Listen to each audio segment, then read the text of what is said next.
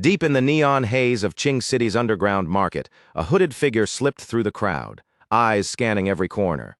He moved carefully, making sure no one was paying attention, before slipping into a dim, shadowed shop tucked away from the chaos. Inside, he leaned close to the shop owner and quietly said he was selling a kidney and a cornea, putting the total at 27,500 yuan.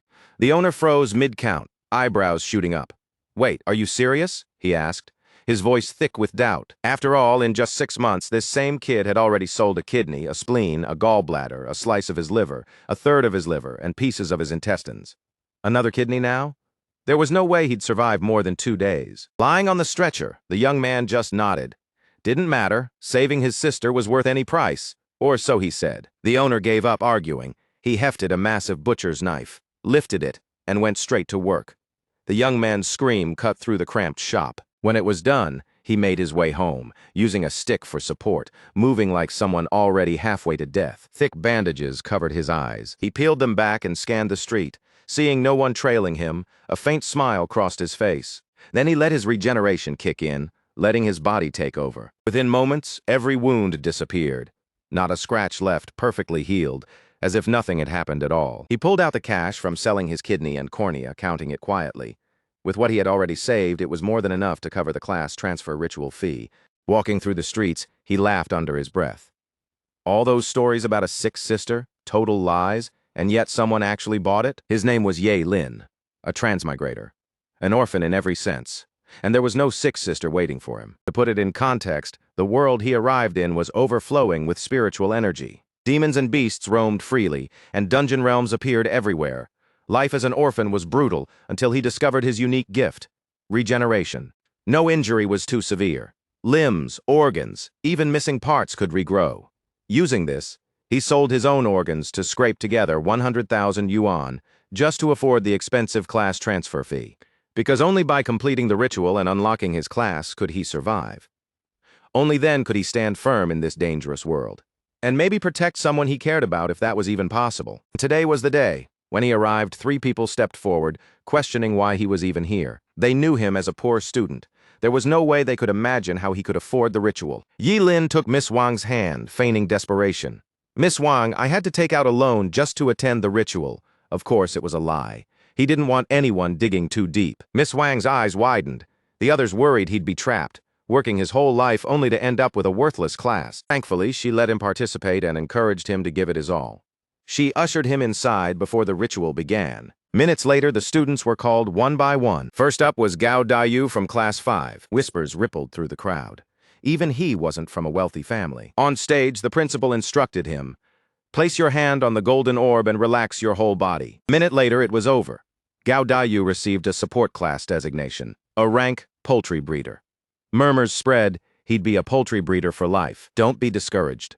There's no such thing as a useless class. Only useless people, the principal added calmly, trying to reassure him. Next, a striking girl in a sharp red dress stepped forward. Zhuganini. Everyone was watching her. The principal wished her luck. She nodded, placing her hand on the golden orb without hesitation. A phoenix erupted in blazing flames. The principal blinked. An SSS rank fire mage? Finally, Arching City Academy could hold its head high. The students were stunned, Yi Lin included. He knew an SSS-level fire mage could take on an entire army. Afterward, the principal told Zhuganini they'd discuss her training plan later. Her class rank was a huge deal for the academy. Then she stepped down, and Ye Lin's name was called. As he walked up, he caught whispers about his loan just to attend the ritual. Yi Lin glanced at Zhuganini and reminded himself he wasn't anyone's side character. He took his place, hands on the golden orb, waiting. This moment would decide whether he'd keep struggling or finally rewrite his fate. Excitement surged through him. He was ready to claim his new class. Suddenly, a massive azure dragon appeared. Yi Lin froze as brilliant blue light wrapped around him, encasing him in a radiant glow. The students couldn't believe it. A student on a loan getting such a powerful class. Zhuganini's eyes widened. Another SSS rank? Even the principal smiled, watching an anomaly unfold. Yi Lin asked the principal about his class. The answer came, SSS level combat class, Forbidden Curse Master. The principal beamed, proud to honor Qingcheng Academy. But then it hit him. Ye Lin's profession? Forbidden Curse Master? Shock froze him in place. He couldn't believe the poor student's rotten luck. The other students burst out laughing. No forbidden curse master had ever lived past 25. The profession literally burned through the user's life just to cast skills. Anyone who picked it was doomed to die young. Yi Lin's triumph was seen as a tragedy. A cruel waste of a loan for a class everyone considered useless. Zhuganini shook her head and stepped away, clearly unimpressed with the class Yi Lin had gotten. Yi Lin, always the trickster, slumped forward as if defeated. His act was so convincing that the principal felt a pang of sympathy.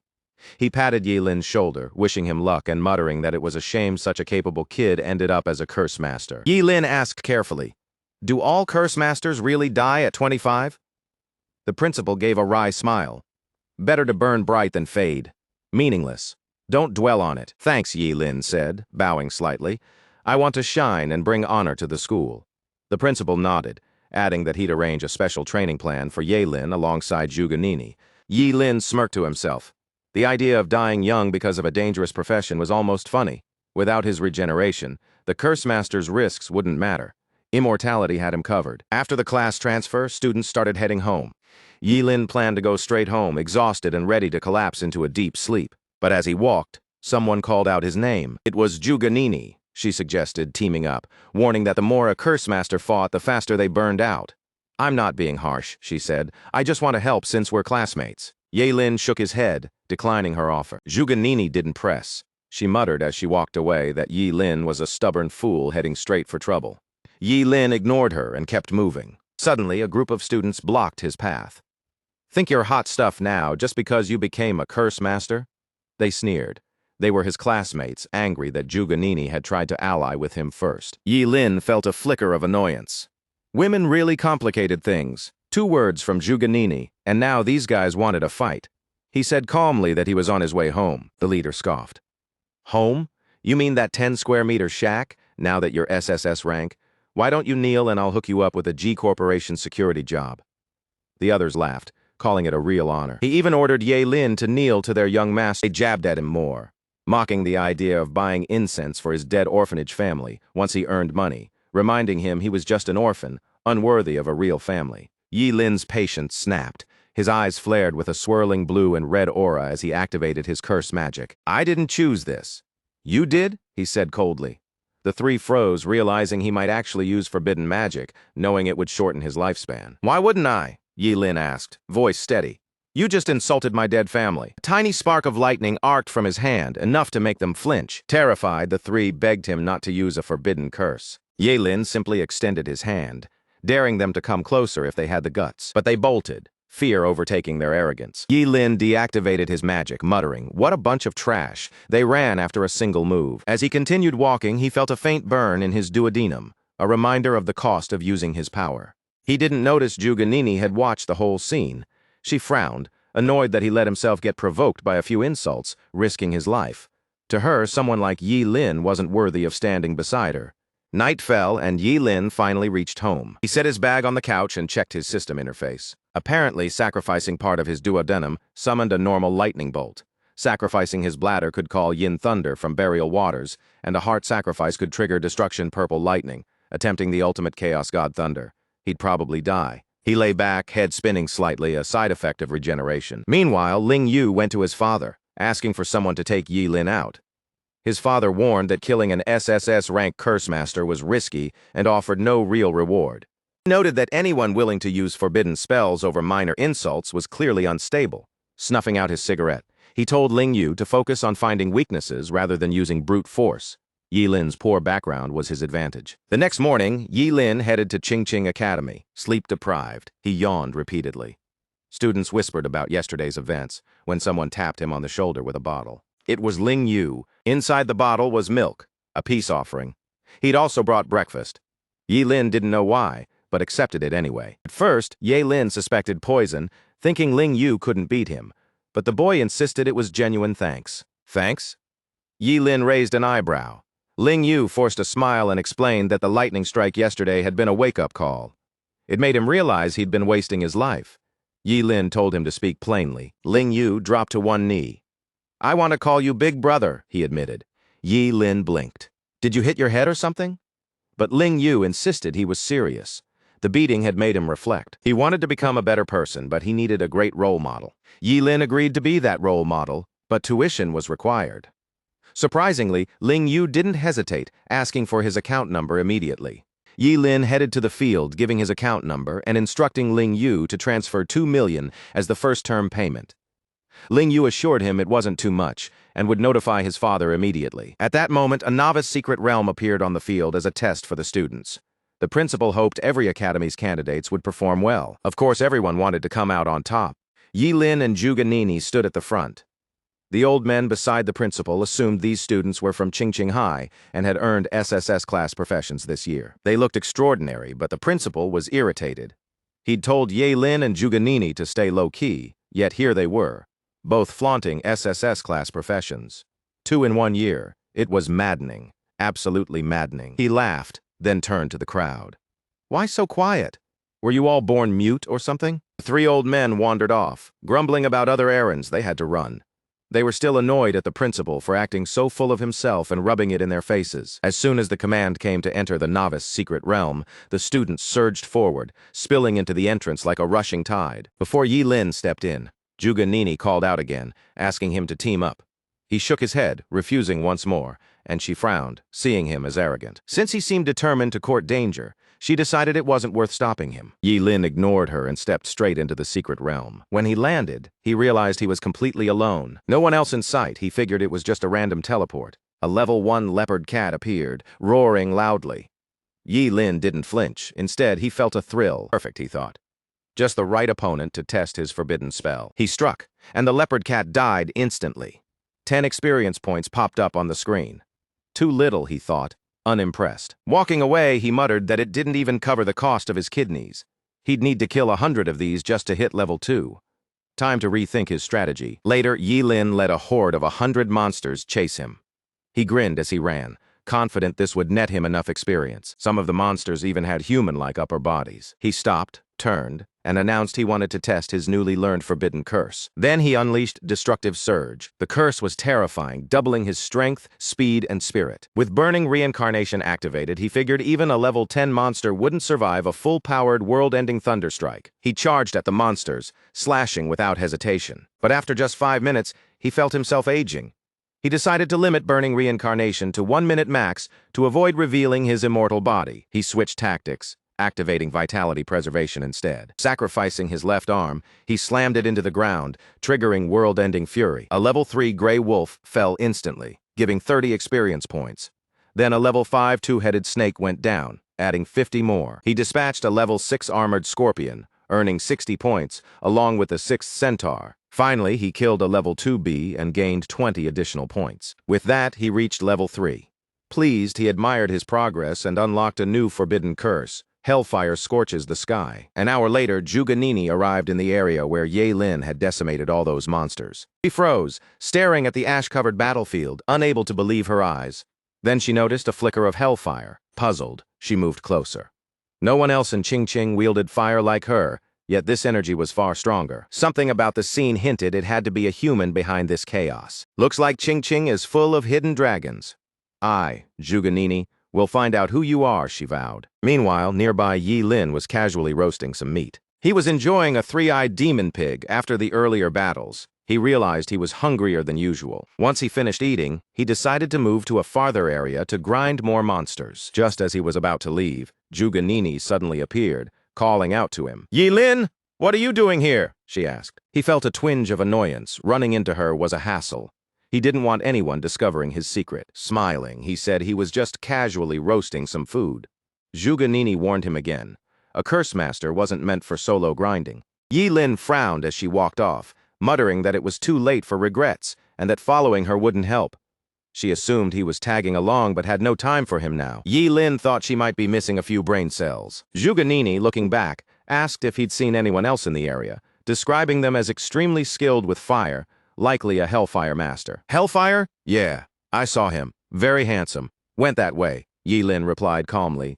He knew he couldn't let her stick to him, so he decided not to use Hellfire anymore. As she continued, she scolded Yi Lin for wasting her time. Otherwise, she would have tracked the Hellfire user by now. A shadow suddenly loomed above her. She looked up, startled. A level 8 dragon-blood behemoth hovered overhead. She dodged as it lunged, puzzled why a monster this strong was even here. Glancing behind her, she guessed Yi Lin had probably fled far away by now. She unleashed a storm of fireballs at the beast, but it barely left a scratch, far from enough to take it down. The monster glared down at her, eyes blazing with pure rage. In a flash, it charged, smashing into her and sending her skidding across the ground.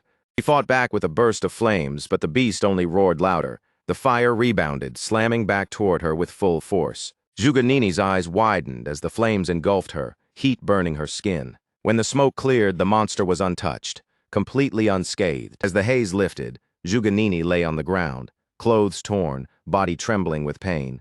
Silently, she admitted she'd been far too arrogant, thinking she could take down a level 8 dragonblood behemoth alone. Fear crept in. If she died here, it would be humiliating and absolute. Then, out of nowhere, someone intervened, hurling a forbidden curse, hellfire, at the beast.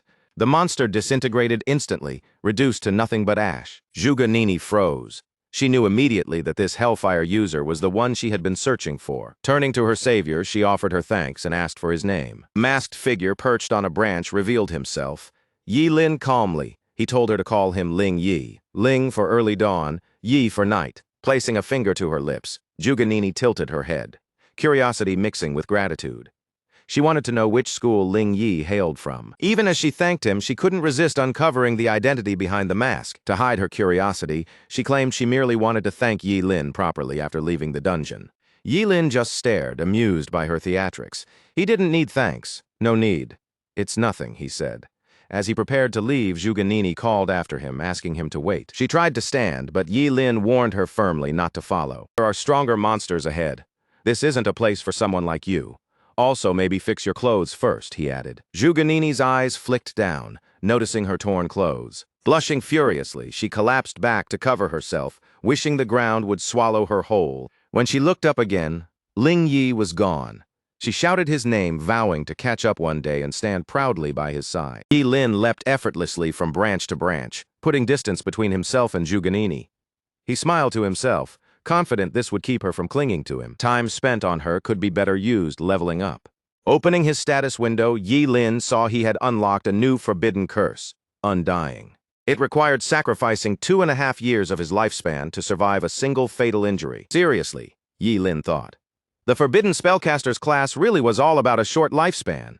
But this was basically a bonus. Negate one fatal blow and keep going. Even if someone stabbed him in the heart, he could survive, and now forbidden curses demanding a heart or head sacrifice could be used once. Too good to pass up. Now he could grind levels without holding back.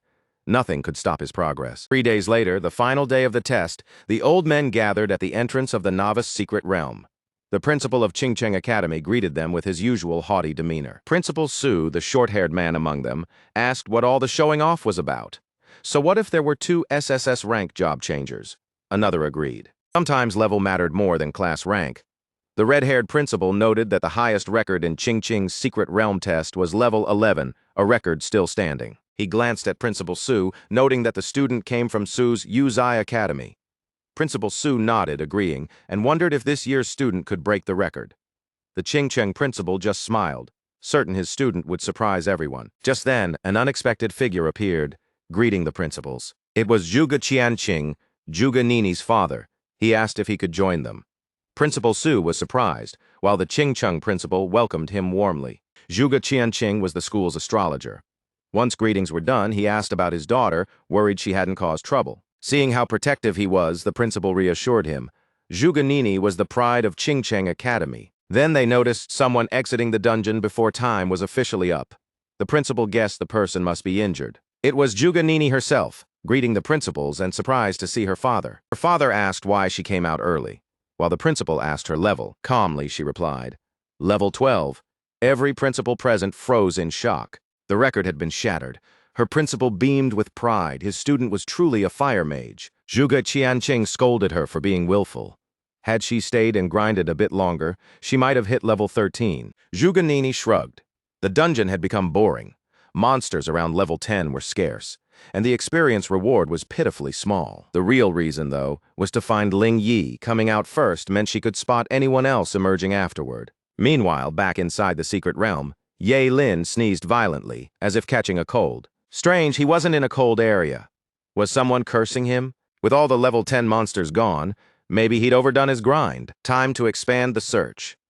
Yi Lin raised his hand, preparing to test another newly learned forbidden curse, instantaneous range. This spell sacrifices an organ based on its importance. Yi Lin could also boost his agility up to 10 times normal for a full hour. Wasting no time, he activated the curse, sacrificing his kidney. The speed hit him like a jolt, pure exhilaration. Not even a level 50 assassin could match his new velocity. He shot forward like a lightning bolt, a sonic boom tearing through the air, obliterating everything in his path.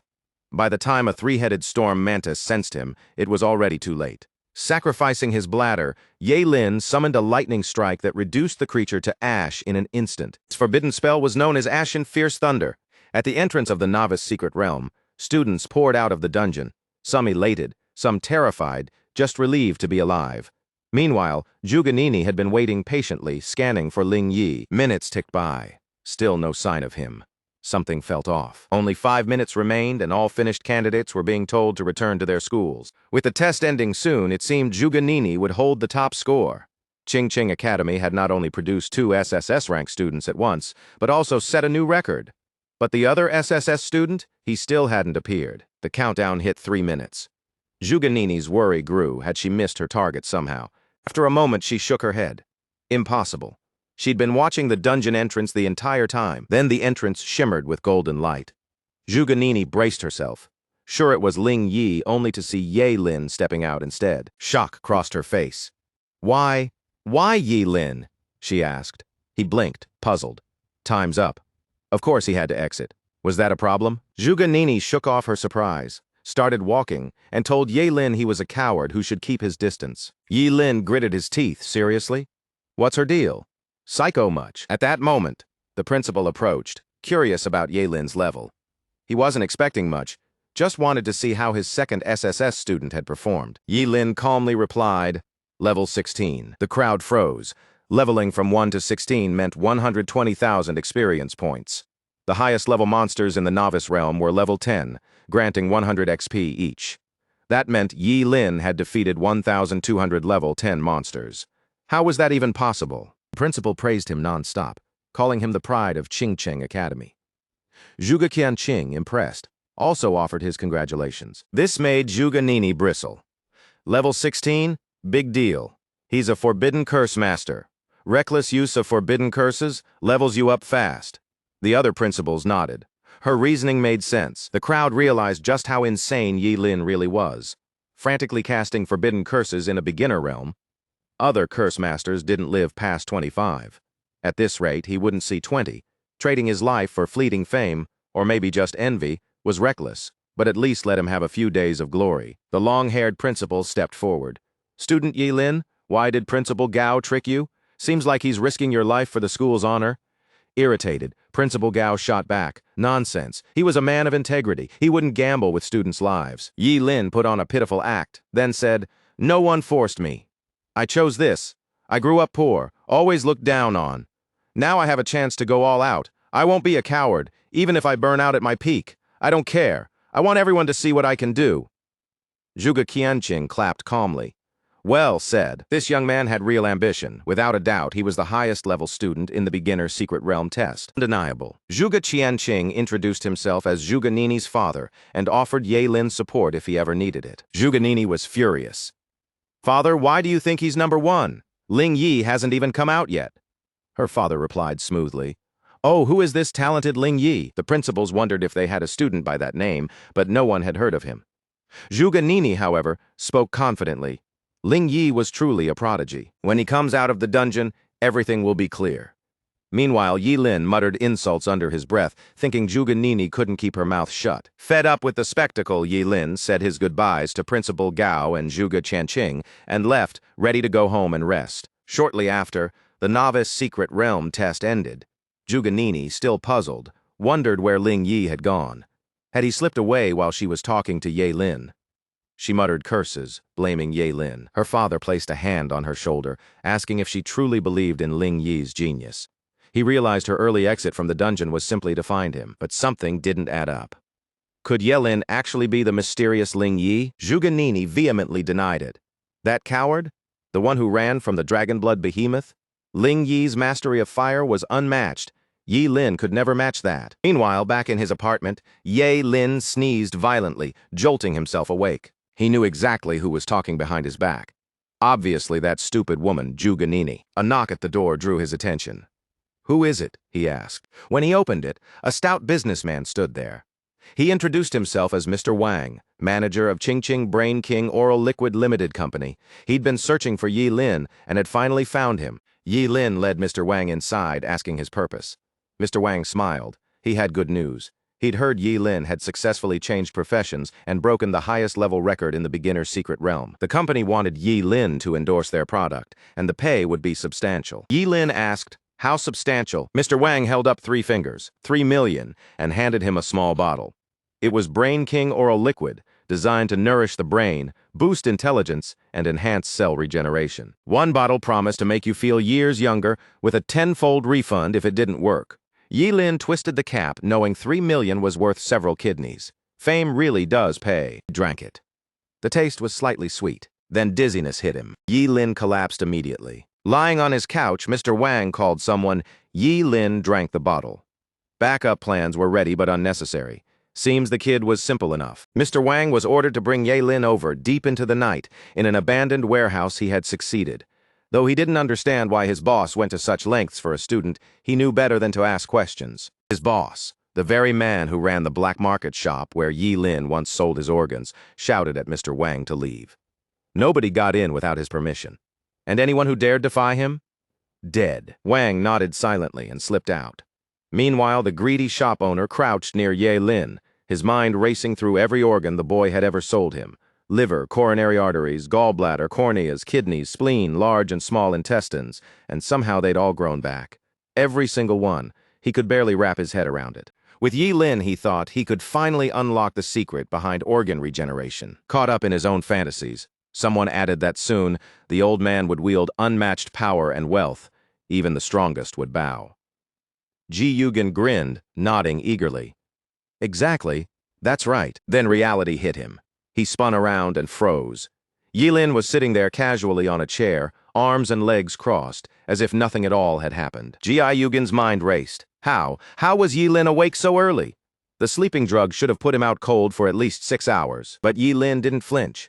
His eyes were sharp, scanning, curious about how Ji Yugen had managed to track him down. Snapping out of his shock, Ji Yugen leveled his blade at Yi Lin. "Since my cash cow's awake, I won't be polite anymore. Surrender now, and I'll make sure you don't lose any limbs."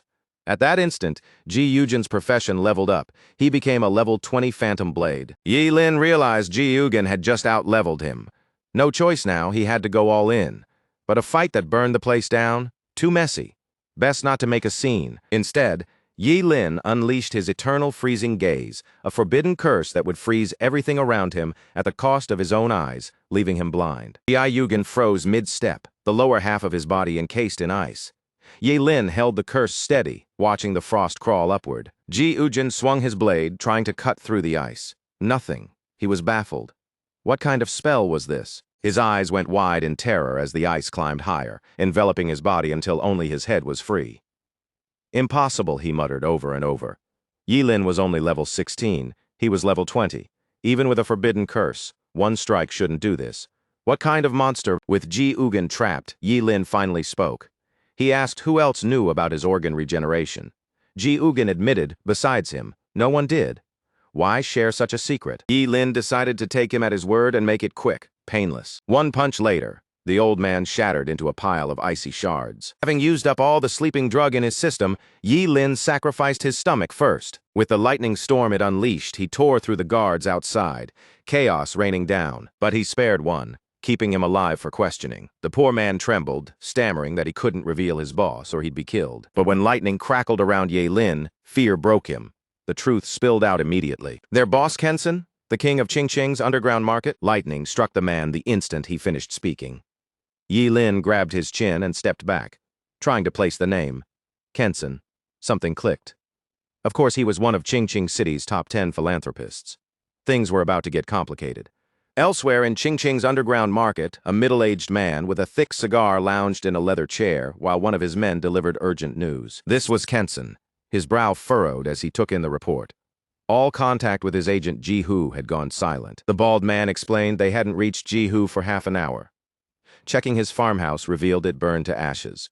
Judging by the scale, it had to be the work of a job holder. Hansen slammed his fist onto the table, sending papers flying. Furious, he barked orders for his men to track down the culprit immediately. No excuses, no delays. The next day, Yi Lin arrived at the Ji family's grand residence. Ling Yu, now a loyal follower, greeted him warmly. He'd sent someone ahead as soon as he heard Yi Lin was coming. Ling Yu awkwardly brought up the 2 million yuan Yi Lin had requested earlier. Noting he'd already spoken with his father, Yi Lin cut him off, asking if he was trying to be disrespectful by bringing up money now. Since Ling Yu had accepted him as a subordinate, money was trivial. Hearing that, Ling Yu draped an arm around Yi Lin's shoulders and welcomed him wholeheartedly. "From now on," he said, "consider this home yours too." Ling Yu thought to himself, his father was right. Yi Lin might seem simple, but his pride was easy to manipulate. That would be key to achieving his goals. Yi Lin, however, had planned to use the Ji family as a shield against Kensen and his men. He knew Kensen wouldn't dare strike inside the Ji estate. Yi Lin stepped inside and froze for a moment. Lined up before him were a row of maids, waiting. They greeted him politely, their respect making him pause, taking in the scene. He looked at them and thought about how different life felt when wealth came into play. Ling Yu offered to assign one maid as Yi Lin's personal attendant. Yi Lin agreed. But then he laughed, a little embarrassed, and refused. He was only joking. Ling Yu insisted, saying Yi Lin should at least change clothes for something important. Curious, Yi Lin asked what the important matter was. Ling Yu just told him to wait until they reached their destination. Finally, they arrived at the annual Qingqing auction. Ling Yu explained that this was the grand event Yi Lin had never seen before. At the auction, Ling Yu promised to introduce Yi Lin to some of the city's top figures. Yi Lin, however, was more interested in food. He told Ling Yu to handle his business and not worry about him. Ling Yu smirked inwardly at Yi Lin's simplicity, noting that his rough upbringing still showed. As Yi Lin dug in, especially after having sacrificed his stomach earlier, someone beside him asked why he was here. Turning, he saw Zhuge Ni and her friend Lu Yanwei standing there. Lu Yanwei asked Zhuge Ni who Yi Lin was. Yi Lin rolled his eyes, annoyed. Why did this woman always appear out of nowhere? Zhuge Ni scowled at her friend, calling Yi Lin the coward who ran from the monster in the novice secret realm. She was clearly frustrated to see him again. To her, he was nothing but bad luck. Yi Lin smirked inwardly, imagining how Zhuge Ni would react if she ever realized he was actually Ling Yi, the very person she admired. At that moment, Ling Yu arrived with a group of friends, proudly introducing them to Yi Lin as his superior. The group blinked in surprise, some even mocking, saying Ling Yu should be the one in charge. Ling Yu didn't hesitate for even a second. He made it clear that Yi Lin wasn't just any ordinary fighter. His level had already shot up to incredible heights. The room went silent when they heard Yi Lin had reached level 16 in the novice secret realm. The difference between him and everyone else felt enormous. Still, Yi Lin just smiled, telling them not to be too shocked, and offered to help them level up along the way. He explained that if they could just get out of the city, they'd actually stand a chance to perform well in the upcoming major exam. The idea lit up the group with excitement, but Ling Yu frowned. Leaving the city before the exam wasn't allowed. The rules were strict, designed to prevent students from relying on stronger outsiders. Yi Lin gave a sly smile, hinting that the journey itself could be the perfect chance to gain experience. He admitted, though, that without proper equipment, they could run into trouble. Ling Yu shook his head and quickly reassured him. Equipment wouldn't be a problem. He promised Yi Lin that anything he needed from the current auction would be provided. Yi Lin blinked in surprise, but Ling Yu quickly added that his father wouldn't hesitate to spend whatever it took to boost Yi Lin's exam performance. The auction kicked off with a striking hostess stepping forward. She smiled warmly at the crowd and introduced herself as Qingqing from the auction house. Wishing everyone luck, she drew a ripple of polite applause from the audience. Without skipping a beat, Qingqing revealed the first item, an epic fire-type skill scroll for mages, starting at 500,000 yuan. Bids shot up immediately, racing higher and higher until someone suddenly jumped to 3 million yuan. The bidder behind that massive jump? None other than Zhuge Qianqing, father of Zhuge Ni. Yi Lin leaned back slightly, a calm smile on his face. He knew Zhuge Qianqing was sparing no expense for his daughter, but deep down, he felt quietly satisfied. After all, as a master of forbidden curses, he didn't even need those scrolls. His own abilities were more than enough. He leaned toward Ling Yu and whispered, "You're an A-rank Shadow Blade, right? If anything comes up that fits your class, bid immediately. The right skill could save your life later." The auctioneer's voice rang out, clear and crisp. Next, we have a rare item. The Royal Dragon Wish Ring. Boosts spirit by 30% and grants the passive skill. Dragon's Aura. Starting bid, 2 million yuan. Minimum raise, 100,000. Place your bids, ladies and gentlemen. Crowd erupted. The first bid jumped to 2.5 million, then 3, then 3.1. Bids flew in rapidly. Yi Lin's eyes glinted. A 30% spirit boost? That's massive. Any awakened fighter would jump at this. He nudged Ling Yu, signaling him to go for it. Ling Yu leaned toward his father and quietly requested the ring. His father didn't hesitate for a second. 8 million, he said. For him, spending that much to secure his son's success in the national exam and a top university was more than worth it. As for Yi Lin, a forbidden caster, any gear bought for him would eventually come back to the Ji family. The auctioneer's voice rang out, checking if anyone would top that. For a moment, it seemed like 8 million would hold. Then, bam, a 10 million bid came from the back. Silence fell as Kenson's tall, imposing figure appeared. He called out to President Ji, casually asking how he was doing. Clearly, these two knew each other very well. Gasps rippled through the crowd. Everyone wondered why the underground king would show up at an event like this. Yi Lin instinctively melted back into the crowd, careful to stay unseen, even after seeing Kenson up close. Being noticed here would be dangerous. President Ji looked curious, asking what could have brought Kenson here. The underground king smirked, pointing at Ji. "You had my men killed," he said, "and now I expect you to be polite about it." President Ji stayed composed. "I don't know what you mean," he said. "But if you want to fight, our Ji group isn't easy to push around." Then he bid 12 million. Kenson's lips twisted into a smile. Message received. Let's see who lasts to the very end. As he walked out, he muttered to his assistant, asking if the car from the warehouse had been checked. The assistant nodded. "No doubt. It's from the Ji group that evening. They tracked it straight to the Ji family villa." Kenson's face darkened. Coldly, he said, "President Ji shouldn't blame me for what comes next." Moments later, the Royal Dragon Wish Ring sold for 12 million. President Ji handed the ring to Ye Lin. "Do you like it?" he asked. Ye Lin nodded, grateful. Ling Yu leaned over, asking who Kenson was.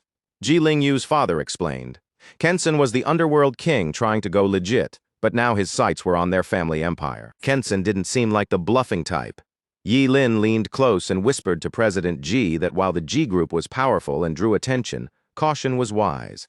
President Ji nodded. The Emperor Dragon Rui ring boosted spirit by 30% and granted dragon energy, raising luck by 10.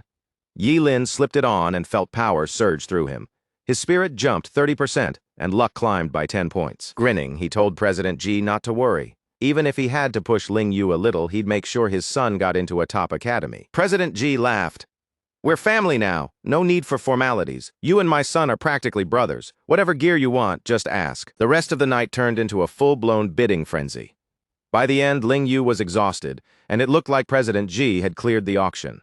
Anything that caught Yi Lin's eye, they bought, stacking up several rare items. There was the Azure Thunder Ring, boosting spirit by 15% and increasing all lightning skills by 20%. Molten Moon Necklace added 200 spirit for mental-based casters, while the Twin Inyong Bracelet gave 40 spirit and unlocked the cycle of duality, plus a passive healing effect, mending injuries over time. Yi Lin's eyes sparkled. Even if someone caught him regenerating, now he had a solid excuse. Finally, he picked up the knight's ultimate prize, the Falling Star Warblade. Strength plus 300, and under starlight, its power stacked an extra 100.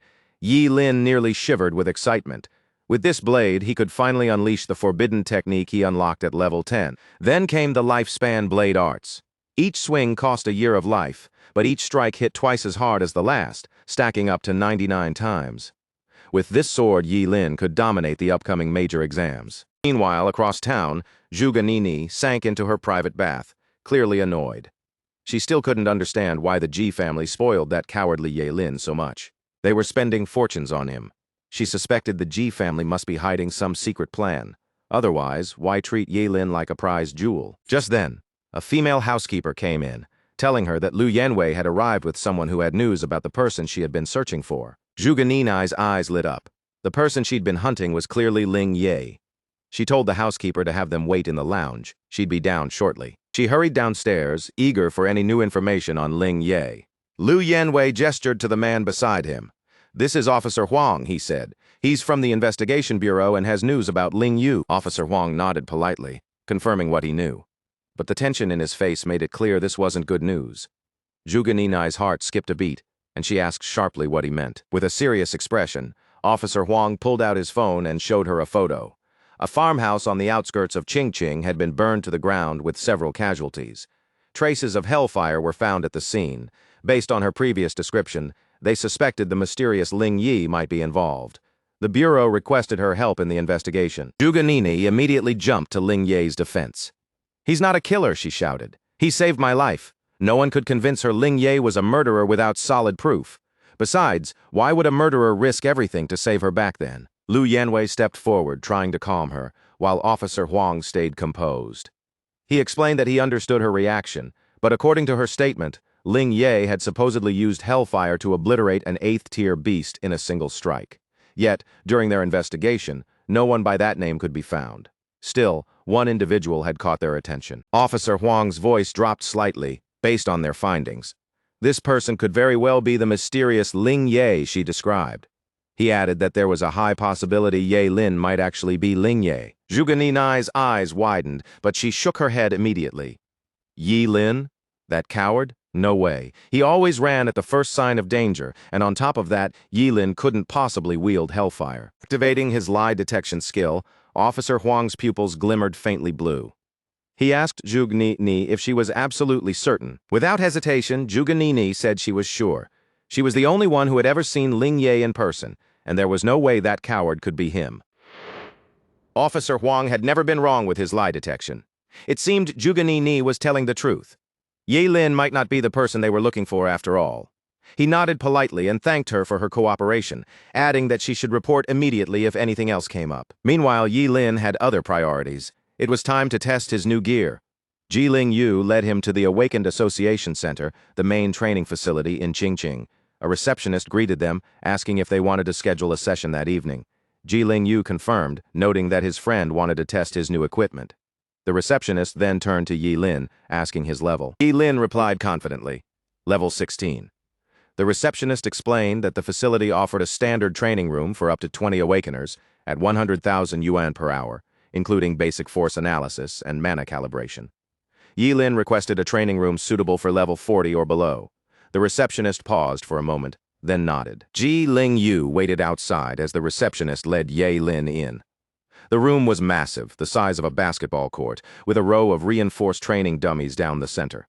According to the receptionist, the room was built from special materials by an SS-level craftsman, capable of withstanding the full-strength attacks of job changers below level 40. The dummies themselves were reinforced as well. For anyone under level 40, leaving a mark on them was nearly impossible. Once the door clicked shut, Yi Lin walked the room, inspecting carefully. After confirming no hidden cameras, he visibly relaxed and drew the falling star warblade. He lunged forward, ready to test the Yang Shuo sword technique, a move that cost him a year of life with every strike. Yi Lin leaped high, gripping the warblade tightly, entering a focused, almost otherworldly state. The first swing hardened his eyes with determination. The sword crashed through the air, tearing invisible barriers, a bright light glimmering along the blade, his life burning with each strike. Each cut after that grew sharper, more violent. The third, fourth, fifth waves of invisible sword energy rippled through the room. His speed increased steadily, each swing packing more force than the last. By the 99th strike, the entire room shook. Energy surged, and the falling star warblade erupted in blinding light, illuminating every corner. An invisible wave of blade energy blasted outward, obliterating the dummies before him. Stacking 99 layers of the Yang Shuo sword technique, each strike became devastating beyond belief. At this moment, Yi Lin looked like a true god of war. Hundreds of strikes later, the reinforced dummies, built to withstand level 40 attacks, lay in ruins. Even the outer walls trembled as he continued testing his equipment and forbidden spells. Ji Ling Yu explained to the receptionist that the major exams were coming up, so Yi Lin liked to push himself to extremes during training. They were interrupted as Yi Lin finally emerged, satisfied. With his 2 forbidden spells, Burning Reincarnation and the Longevity Sword technique, combined with the Warblade and his other gear, he had a clear sense of his current strength. Ji Ling Yu wondered why Yi Lin had finished so quickly. Yi Lin explained he was exhausted and needed rest. He also asked if he'd have to pay for breaking anything. The receptionist initially thought he was joking. After all, The room was meant for job changers below level 40. If a level 16 could destroy it, the materials clearly weren't up to standard. There was no way she could charge him. Feeling relieved, Ye Lin quickly led Ji-Ling Yu out as she went back to inspect the destruction. When she saw the room, her hand flew to her mouth in shock. Dummies were slashed, charred, completely destroyed. Meanwhile, back at the Ji family residence, the two guards at the entrance were suddenly attacked by an unknown assailant. One guard screamed as a thin, poison-coated needle pierced his neck. He clutched his throat in pain, and the other guard rushed over, alarmed. But before he could react, shadowy hands emerged from behind, snapping his neck in a single, horrifying motion. Screams echoed through the estate. The camera pans to President Ji in his study, who froze at the commotion outside. Wondered aloud what was happening.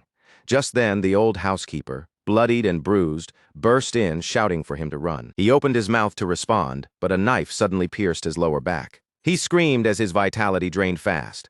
The source of the massacre stepped into view. It was Kenson. "We meet again." Kenson sneered, mocking President Ji. Furious, President Ji pulled his gun.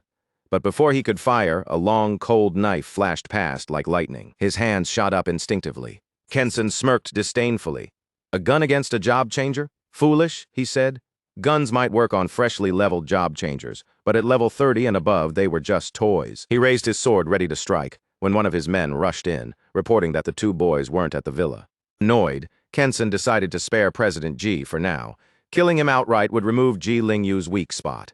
His plan was to use President Ji to lure the two boys out and eliminate them together. In less than 30 minutes, everyone in the Ji family villa, except Ji-Ling Yu's father, lay dead. When Ji-Ling Yu and Ye Lin returned, something felt immediately off. The guards were gone. The villa was eerily silent. Lights off, as if there had been a blackout. Ye Lin sniffed the air and immediately caught the sharp metallic scent of blood. A sense of dread surged through him and he bolted inside. "Brace yourself," he told Ji-Ling Yu as he flipped the lights on. Ji-Ling Yu froze. The bodies of the Ji family's hired job changers and servants were scattered everywhere, limbs broken and mangled. Horrified expressions were frozen on their faces, as if they had seen the most terrifying spirit before death claimed them. Ji-Ling Yu stepped back, pale and shaking, trying to deny the reality. "This can't be.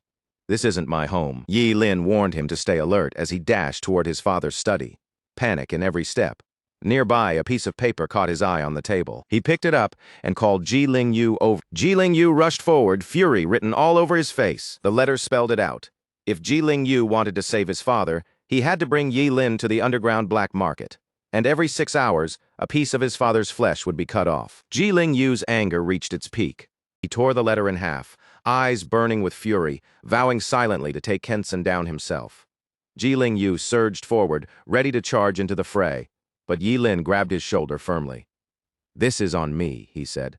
"I'll save your father. You go find somewhere safe." Ji-Ling Yu protested, but Ye Lin moved with fluid precision, knocking him out cleanly. He murmured an apology, promising that he'd bring Ji-Ling Yu's father back unharmed. Gently, Ye Lin laid the unconscious Ji-Ling Yu on the sofa, then slipped silently out of the villa. In his mind, he swore silently. Kenson was about to discover just how terrifying a cursed master could be when he didn't care about his own life. Meanwhile, deep in the heart of Qingcheng's underground black market, Kenson's men were spread out, armed and on high alert. A shadow cut across the night sky, moving like a ghost, landing silently without drawing a single alarm from the guards. Ye Lin was cloaked in black from head to toe, his face wrapped in a dark cloth. He melted into the darkness seamlessly. With so many guards, a quiet approach might let him strike Kenson by surprise, or even eliminate him cleanly. But just as he calculated his next move, a guard spun around, locking eyes with him. Ye Lin froze. He had hidden perfectly. How had he been spotted so quickly? The lead guard raised his gun arrogantly, pointing toward a hidden camera above Ye Lin's head. He sneered, mocking. "What era do you think you're in? Hiding in the shadows like that?" Apparently, the area was under infrared night vision surveillance. Ye Lin had been a bit careless, but it didn't matter. As long as he took out all the guards, it wouldn't count. The guard warned that Kenson had been expecting him. 3 guards moved in, but Ye Lin, seeing no point in sneaking further, decided to strike head-on. Since Ling Ye had already taken the blame for much, Ye Lin wasn't worried about being accused of assassinating Kenson too. But this plan worked only if no one survived the night in the underground black market. Otherwise, his immortality could be revealed. Now that he'd been discovered, there was no need for disguise.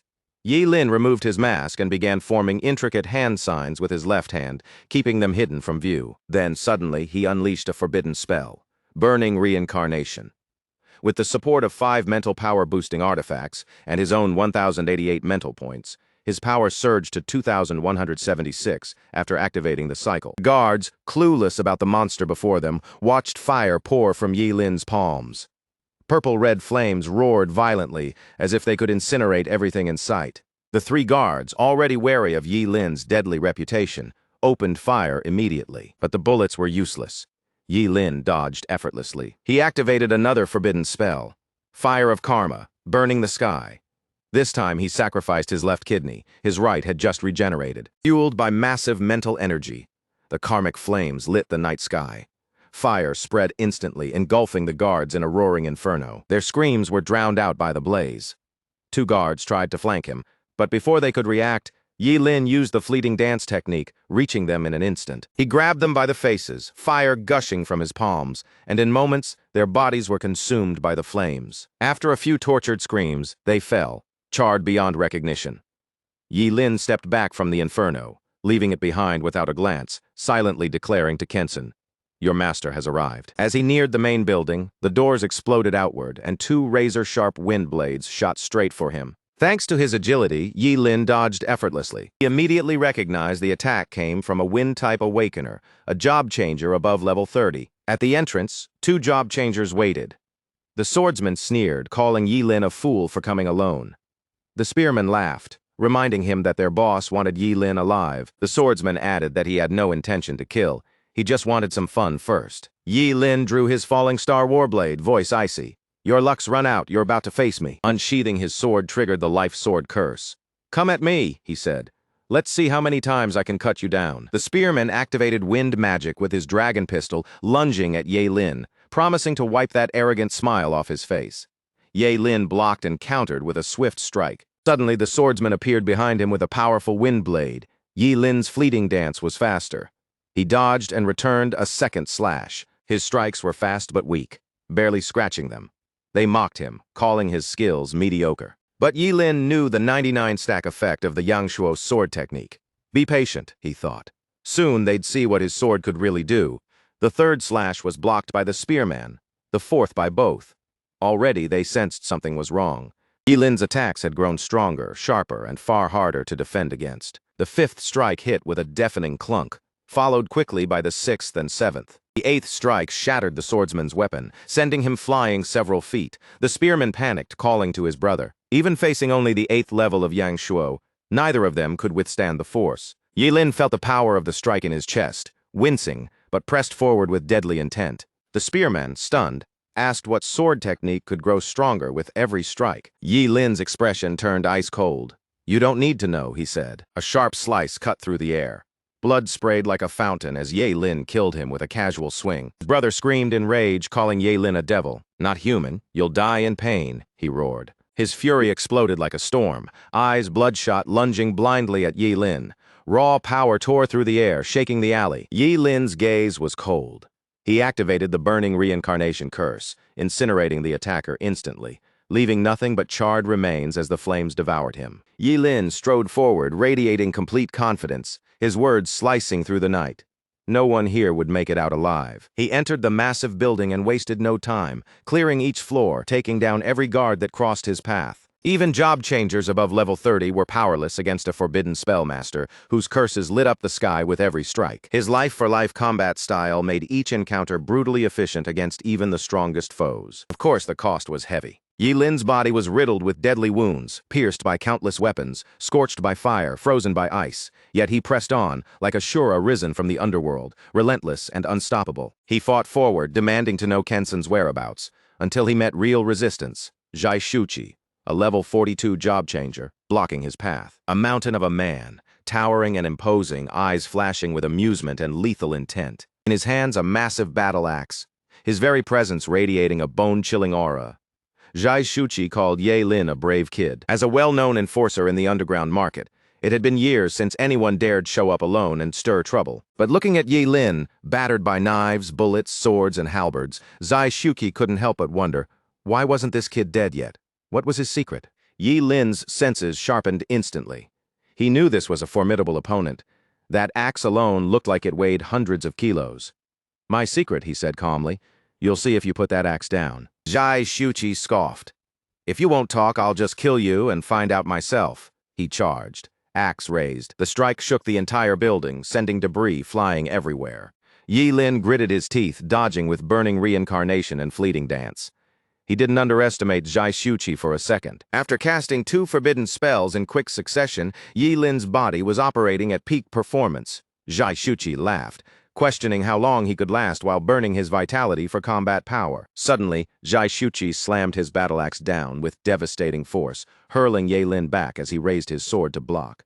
Blood spurted from his mouth, and before he could recover, Zhai Shuqi's knee smashed into his abdomen. Still, Yi Lin surged forward as if nothing had happened, swinging his sword to stack his attacks, but a terrifying force burst from Zhai Shuqi's axe, stopping him cold. The axe struck again, knocking the falling Star War blade from Yi Lin's hands. Yi Lin's expression darkened. A level 42 job changer was no joke. Even with 99 layers of Yangshuo sword technique and his forbidden spells, he couldn't overpower Zhai Shuqi. His edge? Burning immortality. Zhai Shuqi used his momentum, smashing into Yi Lin's shoulder, the crack of bone echoing through the room. Yi Lin spat blood as his shoulder and clavicles shattered, and his body slammed across the room like a cannonball, hitting the wall hard. Zhai Shuqi approached the battered figure, mildly disappointed. This was only a warm-up, and yet Yi Lin was already down. Yi Lin silently agreed in close combat. His sword skills were lacking. Still, he had a trump card, and Zhai Shuqi would soon remember who forced this hand. As Yi Lin slowly rose, his shoulder and all internal injuries healed in moments. What came next would be jaw-dropping, almost excessive. Yi Lin unleashed everything he had, sacrificing every organ: liver, left lung, stomach, right kidney, gallbladder, duodenum, pancreas, spleen, intestines, just to summon the legendary world-destroying thunder. Forbidden spells weren't omnipotent. No matter how strong, the caster needed real power behind it. Yi Lin was only level 16. Normally, a thunder spell wouldn't even scratch someone like Zhai Shuqi.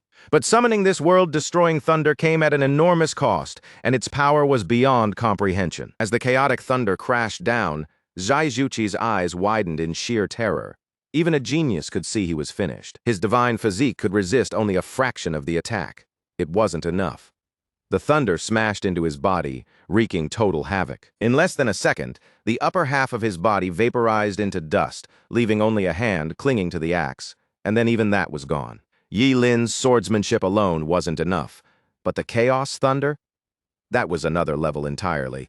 If Zhai Shuqi wanted answers, he could go ask the King of Hell. Groaning from the effort, Yi Lin climbed to the next floor, slightly dizzy. Sacrificing so many organs at once took its toll. Meanwhile, in the presidential suite above, Kenshin lounged, unbothered, enjoying himself with one of his women, despite being told an intruder was inside. He figured Zhai Shuqi, his mini-boss, was more than enough to handle any fool daring to enter his domain, especially after all his men were already taken care of. For Kenshin, the real question was whether his plaything wanted a taste of the surprise he had prepared. Miss Qian caught on instantly, grinning, but before they could get carried away, Yi Lin burst in like a raging bull. Like a human wrecking ball, he demanded to know where President Ji was. Kenshin, furious but oddly amused, got up, shocked that this kid had made it all the way to him. He asked where Zhai Shuqi was, but Yi Lin had no time for talk. Sword in hand, Yi Lin leaped high and swung down, declaring that his beloved little pet was dead and that Kenshin would be next. Kenshin just laughed, catching the sword casually with his bare hands. He wasn't Ching Ching's underground king for show. Many had tried to kill him, but Yi Lin, not even close. Kenshin grabbed Yi Lin by the neck, asserting dominance without hesitation. "You'll learn never to mess with me again," he said, activating the heavy skill breaking gasp, crushing Yi Lin's throat effortlessly. He tossed Yi Lin's body to the floor, uninterested, annoyed at wasting time on such a trivial nuisance. But to his shock, the kid wasn't dead. In fact, he had enough energy to stand again. Even more astonishing, all his injuries seemed fully healed. Kenshin stared, dumbfounded. How was this possible? Yi Lin had been dead. He had made absolutely sure of it. On the other side, Yi Lin let out a quiet, almost amused chuckle as he watched Kenshin start to lose it. Really? Why would he be dead when he hadn't even experienced the thrill of life yet? Without a second thought, Yi Lin sacrificed his left eye and unleashed the Eyes of External Freeze, a deadly curse spell. In an instant, Kenshin's legs were encased in solid ice, locking him in place.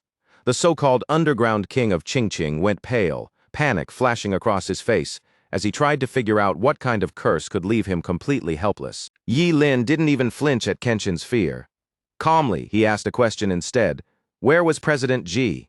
Kenshin snarled, refusing to answer, and that stubborn silence was about to cost him. With his burning reincarnation activated, Yi Lin set Kenshin's arms ablaze, flames crawling across his skin. Kenshin screamed, a sharp, high-pitched cry, as fire consumed his arms. But through all the chaos, a dull thud sounded behind Yi Lin, knees hitting the floor. Miss Chen had appeared, gun aimed straight at the back of the bound President G.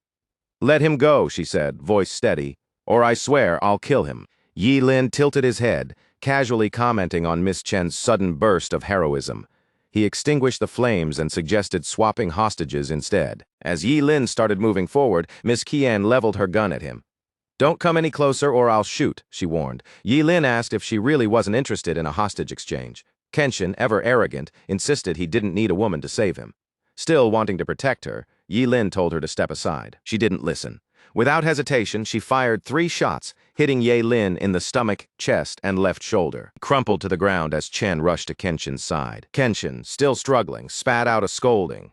You fool, I told you to leave. The kid you just shot isn't even dead. The weight of that realization hit her like a punch to the gut. Meanwhile, Yi Lin had already gotten back on his feet, moving toward President G. Calmly, he cast the eyes of external freeze again, this time freezing both of Miss Chen's hands, along with her gun. Shock flashed across her face. The one thing giving her courage had just been snatched away in a heartbeat. Kenshin begged her, pleading for Yi Lin to leave her alone. Yi Lin's blade glinted with a cold starlight. Kenshin's desperate cries cut off instantly as his head was severed cleanly. The underground king of Qingqing died with his eyes wide open. Miss Qian froze, staring in disbelief, unable to process what she'd just seen. Tears streamed down her face as she screamed, but Yi Lin didn't flinch. Expressionless, he moved straight to President G's side. Defeated, Miss Qian asked if Yi Lin planned to kill her too.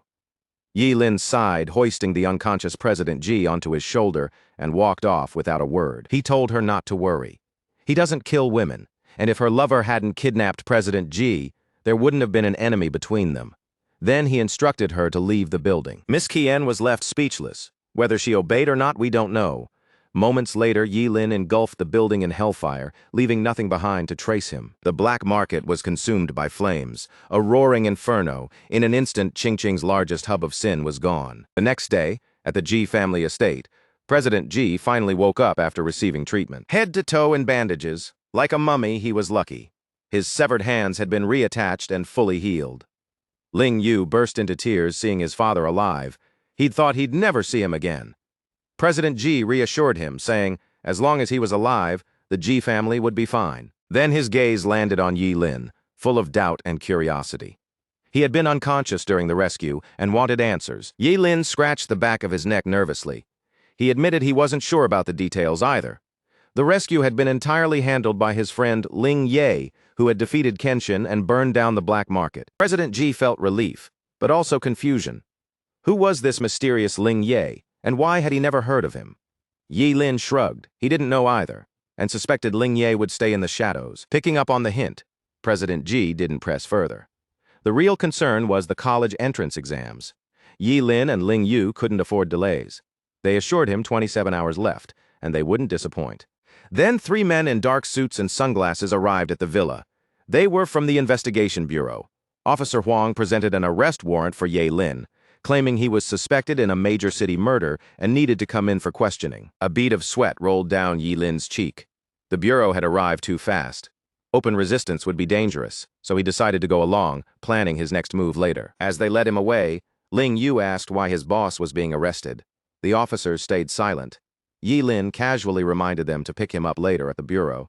President G reassured him, promising to find the best lawyer to get him out. Meanwhile, at the Zhuge family villa, Zhuge Qingqing knocked on her daughter's door with news about Ling Ye, the man Nini was obsessed with. Nini practically jumped out of her skin, as if hearing the best news ever. Her father had to remind her to change before heading downstairs, where Officer Huang from the Investigation Bureau was waiting.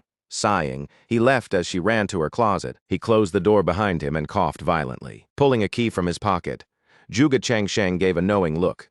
He hadn't expected Yi Lin to take down Kenshin alone, but time was running out, and he wondered when Yi Lin would come to him for help. Apparently, his secret wasn't as secure as he thought. Meanwhile, the Qingcheng Investigation Bureau loomed tall and imposing, designed to intimidate anyone who entered. Inside a high-security cell, meant to be escape-proof, Ye Lin sat on the only chair as the iron door creaked open, revealing a man shrouded in shadow. Ye Lin stayed calm. He decided not to speak until his lawyer arrived, knowing President Ji's influence probably wouldn't matter with so many deaths involved. The man, clearly irritated, stepped in and cut him off mid-thought. Before Ye Lin could speak, the man grabbed his jacket and lifted him into the air, demanding the location of that thing. Ye Lin, panting, played dumb, that only made the man angrier, threatening to gouge his eyes out if he kept up the act. With barely any effort, the man slammed Ye Lin against the wall. It felt like being hit by a truck. Coldly, he explained that since Kenshin had died by Ye Lin's hand, the key must be with him. Ye Lin had taken nothing from the black market to leave no trace. Even if there had been a key, he burned it, but he had to act normal, or this guy would make sure Ye Lin lost his sight, or reveal his immortality. Since the man didn't want the truth, Ye Lin played along. He told the man the key was both with him and not with him. If the man kept pushing, he'd never get it. Ye Lin had planned to stay at the bureau until the exams, but now it felt more like a dragon's den than a safe place. He hadn't realized the deputy director was connected to Kenshin. Realizing this, Ye Lin still had the audacity to demand to be taken out first. The man grabbed his hair and punched him squarely in the left cheek. Blood spattered as Ye Lin silently accepted that this officer had no ethics and no restraint. Coldly, the man warned him, leave now and he'd become a wanted criminal, unable to take the college entrance exams. Ye Lin pressed his lips together. Dead end. The tall, thin man in front of him was scarier than Kenshin. Fighting or running wasn't an option. He raised his hand, signaling surrender, needing to make a call. The officer handed him a phone, scolding that if he'd cooperated from the start, none of this would have happened. Ye Lin took the phone, dialing carefully, silently vowing to settle this score later. 10 minutes later, someone entered the cell. It was Zhuge Nini's father, Zhuge Changsheng. The moment he stepped in, the officer's bluster was silenced, and he held up the very key the man had been desperate to find. Without a word, he handed over the key. As he walked past, the officer glanced at him, curiosity flickering in his eyes. "Why are you helping the kid?" he asked. Zhuge Changsheng just shrugged. "Not your concern," he said. "Deal done." The officer muttered a quiet apology and left. Ye Lin let out a deep breath. The interrogation was finally over, but a question nagged at the back of his mind. How had Kenshin's key ended up in Zhuge Changsheng's hands out of nowhere? Was there a larger plan at work? He masked his curiosity with a small, innocent smile and thanked Zhuge Changsheng. Without his help, things could have gone much worse. But Zhuge Changsheng wasn't fooled. He told Ye Lin straight, his help wasn't kindness, it was selfish. If Ye Lin's immortality were exposed, every powerful figure across Daxia, and probably even overseas, would come hunting him. The words hit Ye Lin like a punch. Zhuge Changsheng knew his secret. Panic flickered in his mind. Should he strike first? He could unleash chaos thunder at full power and seriously harm, or even kill him. But then, what next? What would come after that? Ye Lin tried to feign confusion, but Zhuge Changsheng wasn't buying it. A spark of killing intent had passed through Ye Lin's eyes just moments ago.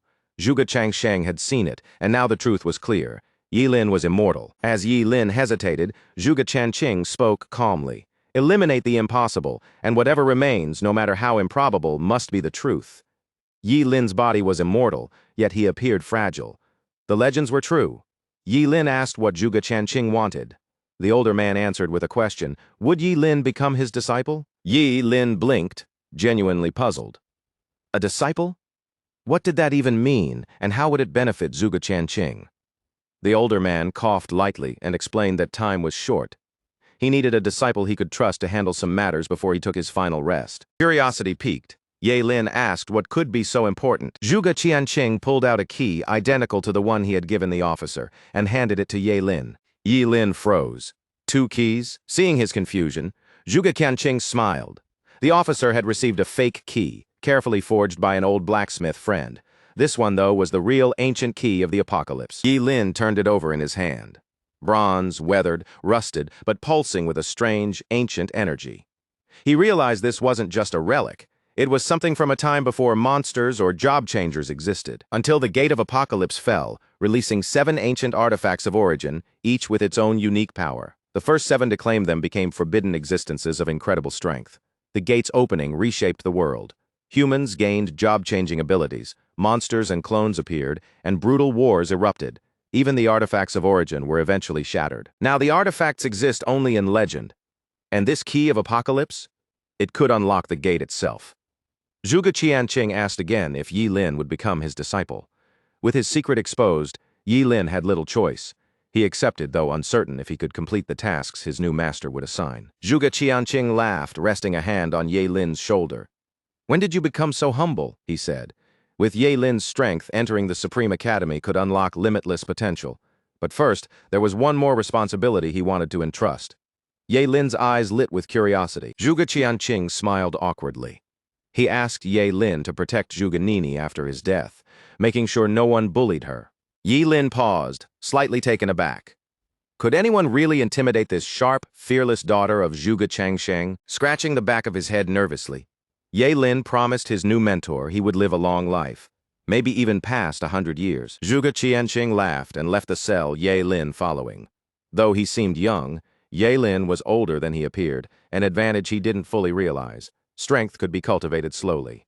For now, the college entrance exams took priority for both him and Nini. Later, back at the Zhuge family villa, Zhuge Nini froze as she spotted the person she hated most inside her home. To make matters worse, she discovered her father had accepted Yi Lin as his disciple. Impossible. Furious, she demanded he leave immediately. To her, he was a coward, a liar, and unworthy of being a disciple. Yi Lin just folded his arms, not bothering to argue with the spoiled princess. If her father wanted him there, he'd stay. Otherwise, she could take it up with him. Zhuge Qianqing came downstairs, wondering why his daughter was throwing a fit. Seeing him, Nini gave a helpless glare. Why was Yi Lin in their home? He's a coward, full of lies, she insisted. Kick him out immediately. Zhuge Qianqing calmly confirmed. Yes, Yi Lin was his disciple. Her classmate had told the truth. Before he could explain further, Nini cut him off. Are you crazy, losing your mind? Why would you take such a person as your apprentice? What about talent? Yi Lin was a forbidden spellcaster, fated to die before 25. What could her father teach him in so little time? Zhuge Qianqing told her to calm down, but added that Yi Lin was powerful. He was, in fact, the very Ling Yi she had been searching for. Hadn't she realized Yi Lin and Ling Yi were the same person? Nini sneered, cold eyes fixed on Yi Lin. Her classmate wasn't just cowardly and dishonest. He was a fraud. He had even fooled her father. She remembered how he had run away when she needed help.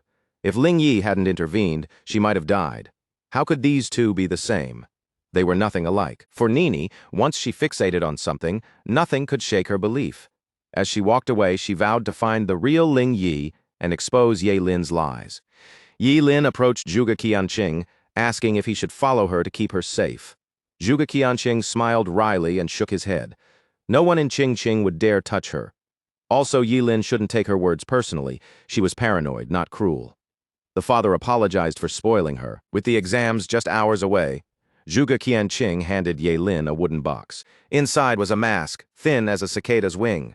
Yi Lin felt a tingle on his scalp. This wasn't any ordinary mask. It was a lifelike human face. Zhuge Qianqing explained it was an illusion face, crafted by an old forger friend. Once worn, Yi Lin could assume an entirely new identity, voice, aura, everything. At critical moments, he could unleash his full power without fear of exposure. Yi Lin's eyes lit up. It didn't boost strength, but its utility was undeniable. He thanked Zhuge Qianqing, finally seeing the perks of being a disciple. The next morning, exam day, Yi Lin arrived at Qingqing Academy. In the open waiting field, all candidates had gathered, ready to be escorted to the city gate. Seeing Yi Lin, Ling Yu ran over, relief flooding him. He had fully accepted Yi Lin as his boss and friend since the rescue of his father and had heard about Yi Lin becoming Zhuge Qianqing's disciple. To the public, Zhuge Qianqing took the blame for Kenshin's death and the destruction of his black market. Nini, watching from a distance, snorted coldly, glaring at Yi Lin. Her father had been fooled. Yi Lin was a fraud. Her words rippled through the crowd. People who had envied him as Zhuge Qianqing's disciple now looked at Yi Lin with doubt. Ling Yu frowned, pointing at Nini. Do you have any proof for your claims? He demanded. You can't slander my boss, and you certainly don't disrespect your own father. For the first time, Nini was on the defensive, yet she stood firm.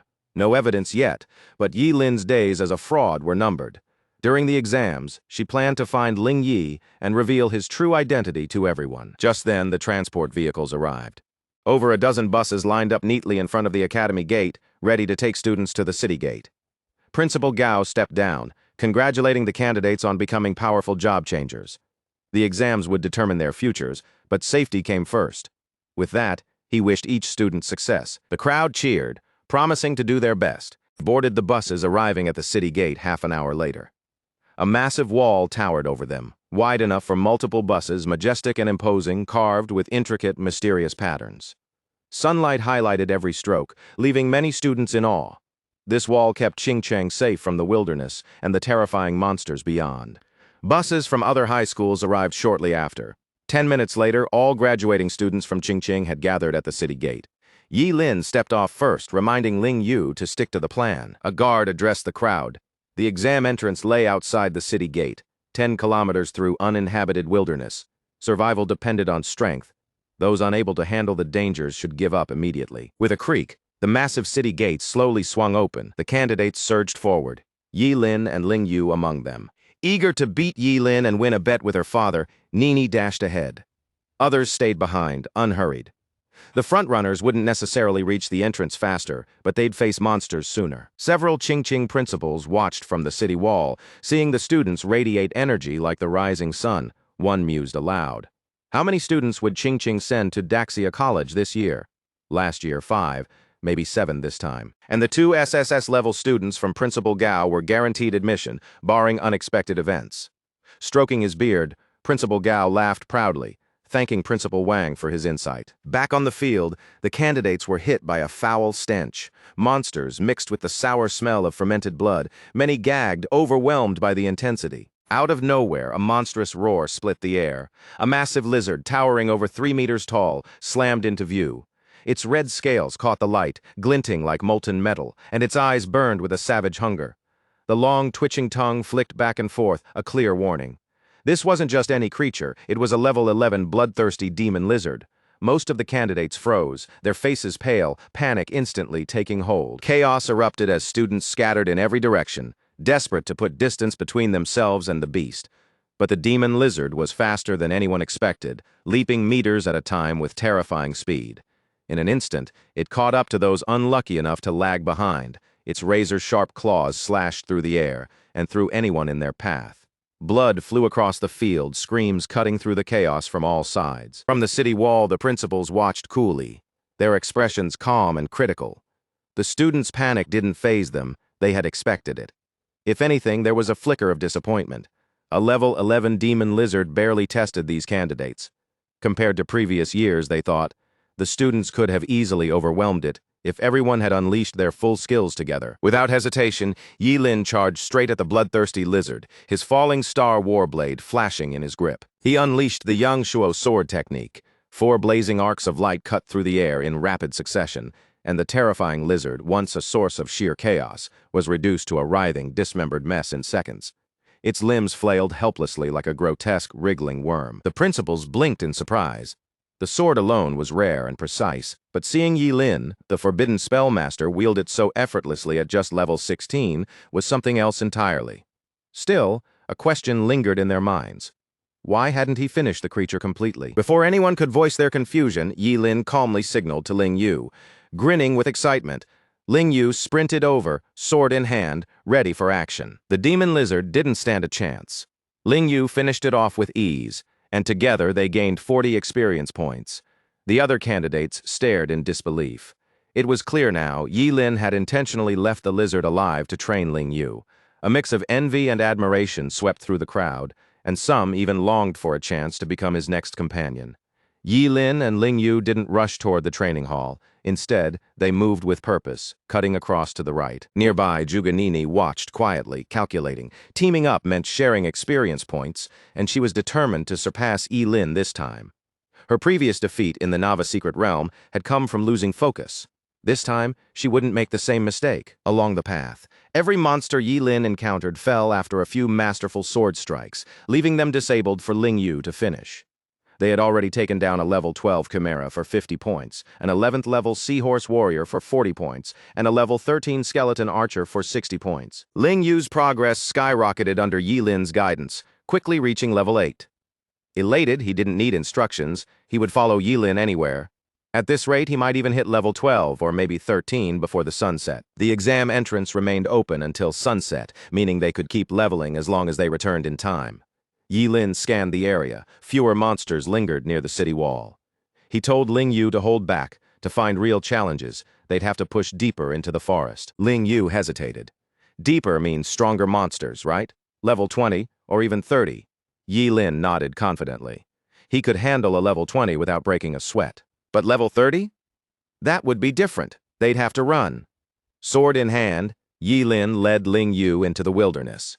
Both were chasing growth, but for Yi Lin, the ultimate prize was the Supreme Academy. Back on the city wall, Principal Gao frowned.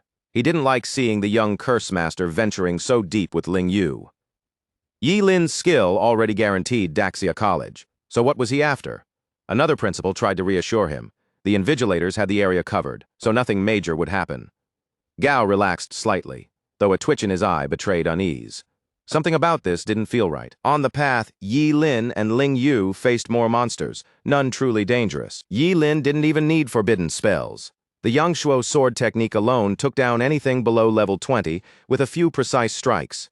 Ling Yu followed close behind, reaching level 9, while Yi Lin stayed at 16. Soon, they stumbled upon two level 20 monsters. Yi Lin warned Ling Yu to stay sharp. One misstep, and either could kill him instantly. Ling Yu nodded, keeping his distance, trusting Yi Lin completely. The Yangshuo technique had its limits, and Yi Lin had already drained too much of his lifespan. He chose to sacrifice an organ to unleash the Chaos Thunder. The Chaos Thunder's power scales with the sacrifice, and one organ was enough to obliterate both level 20 monsters. Ling Yu stared at the charred corpses, stunned. "Is this how you've been killing them?" he asked. "Efficient, lethal, brutal." Yi Lin simply said it was nothing much worse was still ahead. As they prepared to move on, a uniformed invigilator suddenly blocked their path. He warned them they couldn't leave the exam area without permission. It was far too dangerous. Yi Lin frowned but didn't object.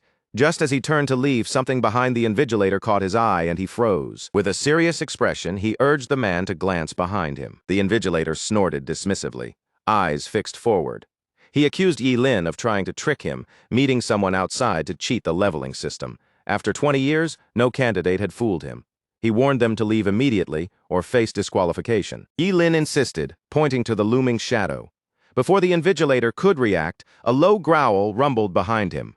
The man's face drained of color, as he finally turned to see a level 33 goblin warrior looming over him. The creature stood 4 meters tall, armored in hardened plates, wielding a massive, deadly mace. It swung at the invigilator, who barely dodged, only to be flung over 10 meters like a ragdoll. Yi Lin and Ling Yu moved effortlessly, but Ling Yu went pale. When Yi Lin suggested drawing it away, Ling Yu shook his head. They couldn't fight this one. They had to run, leaving the injured man behind. Frustration flared in Yi Lin. He had warned the invigilator multiple times, and now Ling Yu hesitated too.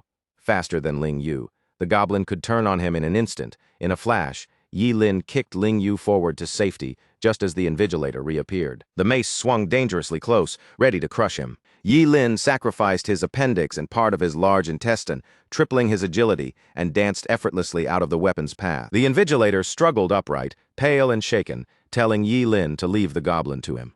He had already sent a distress signal and refused to let any student get hurt, but before he could repeat himself, the goblin's massive mace came crashing down. Yi Lin stepped in once more, saving him, and collapsed from the effort. The invigilator, badly wounded, clung to life. Help arrived just in time. 2 more invigilators dashed in to subdue the monster. Yi Lin watched everything with sharp calculation. They told him to stay back to avoid injury, and he complied without question. He also moved the injured colleague to safety, keeping him out of harm's way.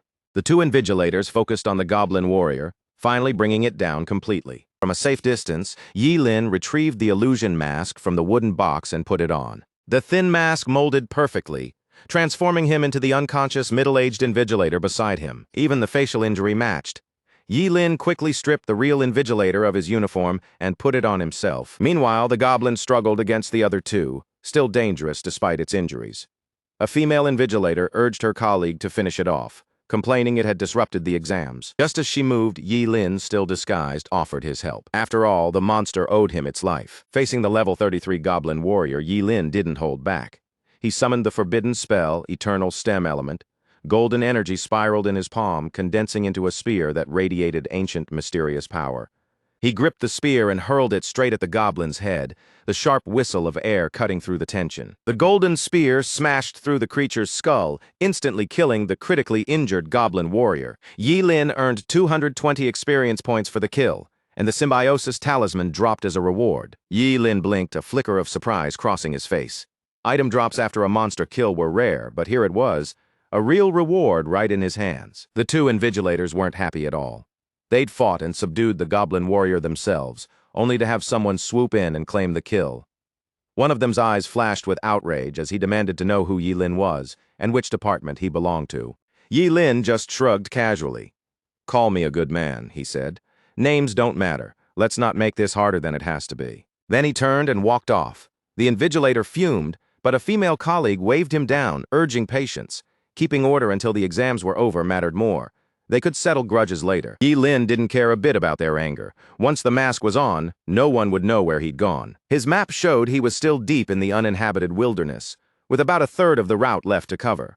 He returned the invigilator's uniform and badge to the unconscious man, changed back into his usual clothes, and marveled at how flawless the illusion mask had been. The item drop was even more useful than it seemed.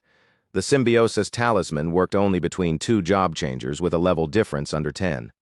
Interlock fingers, and for 6 hours, all experience from monsters would be shared evenly. Single use, bound to one person, but Yi Lin's eyes lit up. Double experience, exactly what he needed.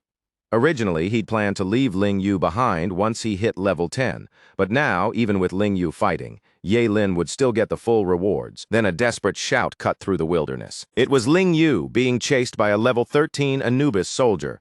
Dark shadows clung to its form, and it swung a massive scythe. The Anubis soldier closed in, its enormous blade swinging toward Ling Yu. Before it could slice him in two, Yi Lin blurred forward. The scythe whistled past as Ling Yu vanished from the strike. Ling Yu's foot sank into the dirt, kicking up dust. His body trembled, pupils narrowing. And when he saw Yi Lin, relief washed over him, mixed with joy that his boss was safe. "Where's the goblin warrior?" he asked. Yi Lin assured him it had been handled by the invigilators, then held out the symbiosis talisman. "Don't let go no matter what." Their fingers interlocked, and Ling Yu froze, a blush creeping across his cheeks. No wonder Yi Lin had no interest in the maids back at the villa, so this was his type. Lost in thought, Ling Yu barely registered Yi Lin, snapping him back.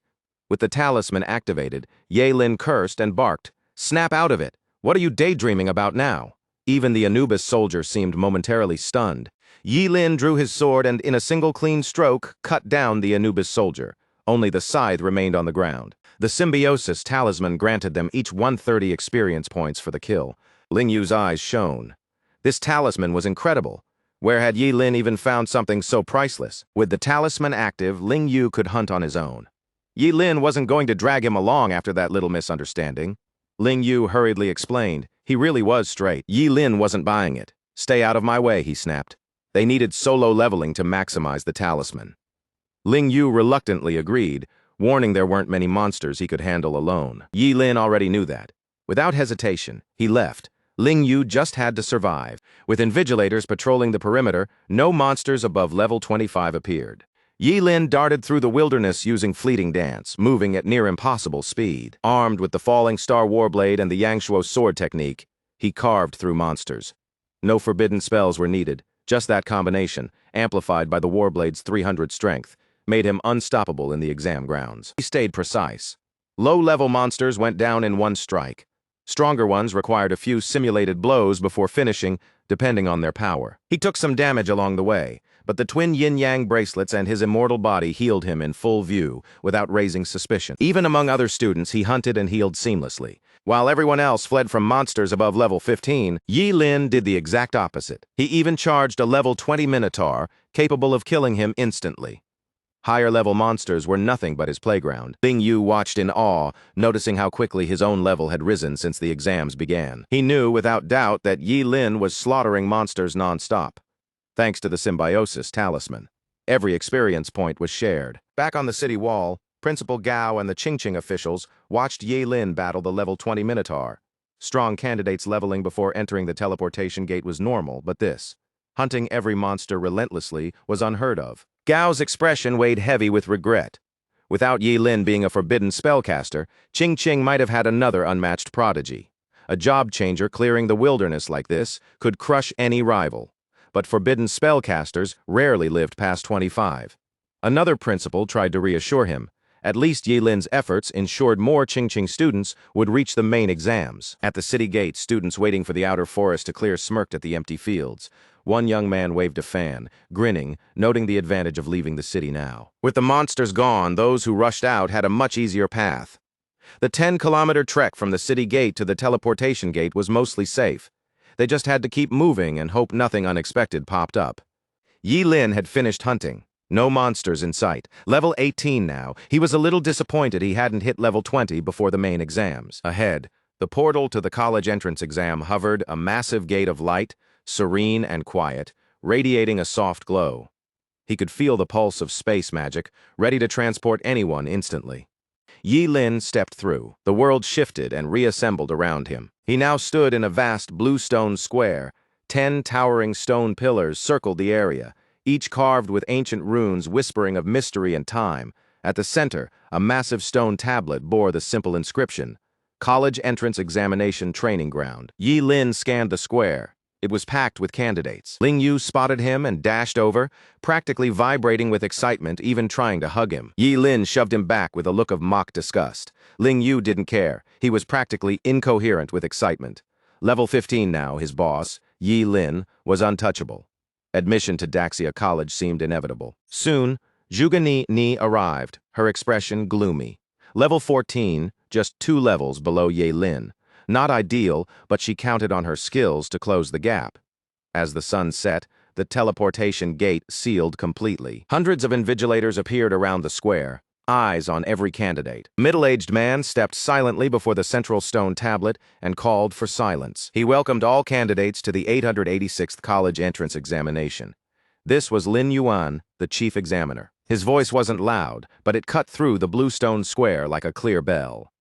Every candidate could hear him, and his words landed hard. The forest outside wasn't the real exam. It was just the first gate. Only those who survived it would even get a shot at the final test. The college entrance exams had 2 parts, the comprehensive ability assessment and the ring battle. Both would stretch across the day. The comprehensive assessment had 10 stages, each worth up to 10 points. Candidates faced tasks matched to their profession and could stop at any stage or push through all 10. Examiners scored them as they went, and only those reaching 85 points or more could move on to the ring battle. Winning the ring battle added 10 extra points, with a maximum of 150 points overall. This determined the top scorer of the year. Candidates could use any equipment, but no special items. Anyone breaking that rule faced immediate disqualification. With that, the rules were clear, and the candidates' expressions turned serious as they lined up in groups of 10 to enter the assessment chambers. The comprehensive assessment was about to start. As Lin Yuan finished speaking, the 10 stone pillars opened portals, and the candidates stepped in one by one. When it was Yi Lin's turn, he stepped forward into a fully enclosed metal chamber. Sparks danced across his body as the test prepared to begin. The main exams had begun. From here, Yi Lin could shape his own fate. Back in Bluestone Square, Lin Yuan stood silently, eyes on the 10 stone pillars. Behind him, several middle-aged men radiated power. They were this year's deputy examiners. Among them, a woman in a long blue dress moved with grace. Though older, her posture and short hair, fluttering in the wind, suggested vitality. She was Su Chengxin, a supervisor from Daxia College, and she approached Lin Yuan, apologizing for being late. Lin Yuan smiled respectfully. "No worries, you're just in time." Su Chengxin asked if any standout candidates had appeared. Lin Yuan nodded. Several had, most notably Yi Lin, already at level 18. Lin Yuan pulled up Yi Lin's record. Su Chengxin raised an impressed brow. Level 18 clearly qualified for Daxia College. But then her gaze fell on Yi Lin's profession, and her expression darkened. A forbidden spell master at level 18 was a double-edged sword. Even at SSS level, everyone knew their lifespan rarely exceeded 25. Skill was high, but the risk was enormous. Lin Yuan agreed with a heavy sigh. If Yi Lin weren't a forbidden spell master, Qingqing might have had another prodigy. As they discussed his score, a mechanized voice announced that Yi Lin had completed the first stage of the comprehensive assessment. He'd scored full marks. Next came the 3-dimensional attribute assessment. Placing his hand on the test sphere, his stats flashed. 480 strength, 270 agility, 1199 mental spirit. An examiner muttered in disbelief. How could a forbidden spellmaster have 480 strength? Did equipment boost it? Even without gear, it surpassed most warriors. Another examiner nodded. 480 was absurd. The third stage would test attack skills at full power. Yi Lin first considered sacrificing all his organs to unleash chaos thunder. Too much, too revealing. He needed to impress, but without giving himself away. Full marks, yes, but subtle enough to survive. Instead, he sacrificed only his tonsils, summoning a basic thunder strike. The bolt hit, obliterating the test dummies. Even at minimal power, his forbidden spell was devastating. Were the dummies just fragile, he wondered? Back at Bluestone Square, the examiners were stunned. These dummies were designed to withstand any attack from candidates below level 25. Yet Yi Lin destroyed them effortlessly. Level 18, using a forbidden spell. No wonder the dummies exploded instantly. Lin Yuan's eyes widened. Risking his life for a forbidden spell in an exam was reckless, but impressive enough to earn full marks. The next 4 stages tested agility, explosive power, sustained damage output, and escapability. None of it slowed Yi Lin down. Under the examiner's watchful eyes, he aced every stage with full marks. Lin Yuan watched with both admiration and concern. Using forbidden spells so casually meant it was almost certain Yi Lin wouldn't live past 20. One examiner suggested raising the final stage's difficulty for Yi Lin. Lin Yuan asked Su Chengxin for her opinion. If Yi Lin aced a harder test, would Daxia College still accept him? She was strict, apologetic, but opposed to making it harder. In her eyes, Luo Jun, Wang Zhengguang, Zhuge Ni, and Jiling Yu were safer bets. Forbidden spellmasters traded life for power, making them risky candidates. Lin Yuan sighed in agreement. It was a real shame. After finishing the last stage, Yi Lin exited the chamber. Around him, candidates emerged, buzzing with excitement, sharing results and reactions. Ling Yu, thrilled to see his 96 points, ran to find Yi Lin. With 3 more wins in the ring, he could be sure of entering Daxia College. Yi Lin, unimpressed, asked why Ling Yu hadn't scored full marks. Nervously, Ling Yu explained he lost points in actual combat. The rapid level up had thrown him off. As chatter filled the square, Lin Yuan announced the comprehensive assessment results. First place, Yi Lin with 100 points. Second, Zhuge Ni, also 100 points. Third, Luo Jun with 98. Fourth, Ling Yu with 96. Fifth, Wang Zhengguang with 95. Candidates below 85 were escorted out. Those scoring 85 or higher could leave, but doing so meant forfeiting the ring battle. Zhuge Ni, defiant, demanded to know why she ranked below Yi Lin, despite both having full marks. Being second to him was unacceptable. Her complaint sparked murmurs. Some cried sexism, insisting it was unfair. But Lin Yuan remained unbothered. He played videos of Yi Lin and Zhuge Ni's final stage performances, urging everyone to watch closely. The final stage required fighting a level 25 demonic flame wolf. Zhuge Ni, highly skilled, struggled significantly before killing it. Yi Lin, by contrast, killed the level 25 wolf with a single skill. It was dead in under a second. Everyone finally understood why Zhuge Ni, despite full marks, came in second. Lin Yuan asked if anyone had further objections. Silence fell. Even Zhuge Ni dared not speak. Seeing the video, she had no argument. Lin Yuan announced the ring battle would start in half an hour. Time to rest and prepare. Outside, the results were shared with other schools. Principal Gao and colleagues were surprised. Yi Lin and Zhuge Ni had full marks, and Ling Yu's 96 points marked him as a dark horse. Gao couldn't hide his excitement, laughing aloud. 3 of his students in the top 5 meant Qingqing Academy would dominate next year's admissions. Principal Su from Yuzai Academy warned him not to get ahead of himself. After all, the real test, the ring tournament, would start in half an hour. Gao wasn't worried. His students had dominated from the start. Did Su really think Luo Jun could handle a level 18 forbidden spellmaster? Su replied simply, "Nothing is certain. Anything could happen." Back in the Bluestone Square, Yi Lin unexpectedly crossed paths with Zhuge Ni. Their encounter was brief, but before walking away, she shot Yi Lin a determined glance. "I'm not going to lose to you in the ring tournament," she said firmly, leaving no room for doubt. Yi Lin didn't reply out loud, but inside, he was already wondering what had gotten into her this time. Half an hour later, all the candidates who had qualified gathered in Bluestone Square. Lin Yuan outlined the rules for the ring tournament, simple and clear.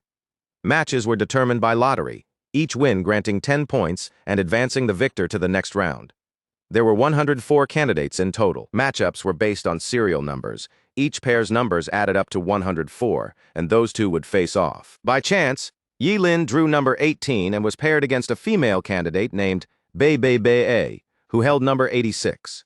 Ji Ling Yu exhaled in relief. He had number 24. As long as he avoided Zhuge Ni and Luo Jun in the early rounds, his level would be enough for solid results. Soon, it was Ye Lin's turn to step into the arena. Ji Ling Yu waved him off with a quick, "Good luck!" Inside the arena, their professions and levels appeared above their heads. Bei Bei Bei was a level 10 water mage, Ye Lin, a level 18 forbidden curse master. Before Lin Yuan could announce the start, Ye Lin suggested she surrender. She refused. Stubborn as ever, she declared she wouldn't give up, no matter his strength. Her small, determined face radiated pure will. Yi Lin just smiled, admiring her courage. After all, scoring over 85 in the comprehensive assessment wasn't easy for anyone. Still, this was a battle she couldn't win. Yi Lin sacrificed his wisdom tooth and summoned the Chaos Thunder. As he raised his hand, his body lifted into the air. Thunderclouds swirled above, lightning arcs flashing like silver-white serpents darting across the sky. A massive thunder dragon, thick as a large python, descended from the clouds and circled Yi Lin like a divine guardian. In that moment, he looked every bit like a god controlling the storm. The sight left the watching candidates sweating and wide-eyed. Casting forbidden spells in the finals? Unheard of. The Invigilator overseeing the match stepped in, horrified, warning Ye Lin that killing anyone was strictly forbidden. Go through with it, and he'd be disqualified from the exams entirely. Yi Lin had no intention of killing Bei Bei Bei, he just wanted her to surrender, and as for forbidden spells, this was the only one he knew. Faced with such a terrifying display, Bei Bei Bei's legs gave out. She collapsed, sobbing like a child. The other candidates, especially the boys, were outraged. They couldn't believe Yi Lin had scared such a young girl to tears. He seemed ruthless. Yi Lin ignored their outrage and calmly asked the crying Bei Bei Bei if she was surrendering. In the end, she yielded. An Invigilator helped her off the stage, and the match ended with Ye Lin victorious. He earned 10 points for winning the first round. Yi Lin gave a small, exasperated look. He hadn't expected her psychological endurance to be so weak. Clearly, he'd need to watch himself in future rounds. Meanwhile, the ring tournament was heating up. Zhuge Ni appeared, a thick book in hand, her powerful equipment. Flames roared from the pages, forcing her opponent to retreat. Every skill was precise, leaving no opening, and she quickly claimed victory in her first-round match. Luo Jun of Yuzai Academy wielded a black spear wrapped with a shadow dragon. Each swing echoed like a roar. His dark eyes locked on his opponent, toying with him before claiming the win. Ji Ling Yu, wielding a long sword against a level 8 foe, felt no pressure. A few swift strikes later, his opponent surrendered on the spot. With his SSS level Rainbow Blade profession, Wang Zhengguang from Experimental Academy moved like a ghost, dispatching his opponent instantly. After a 10-minute break, the second round began.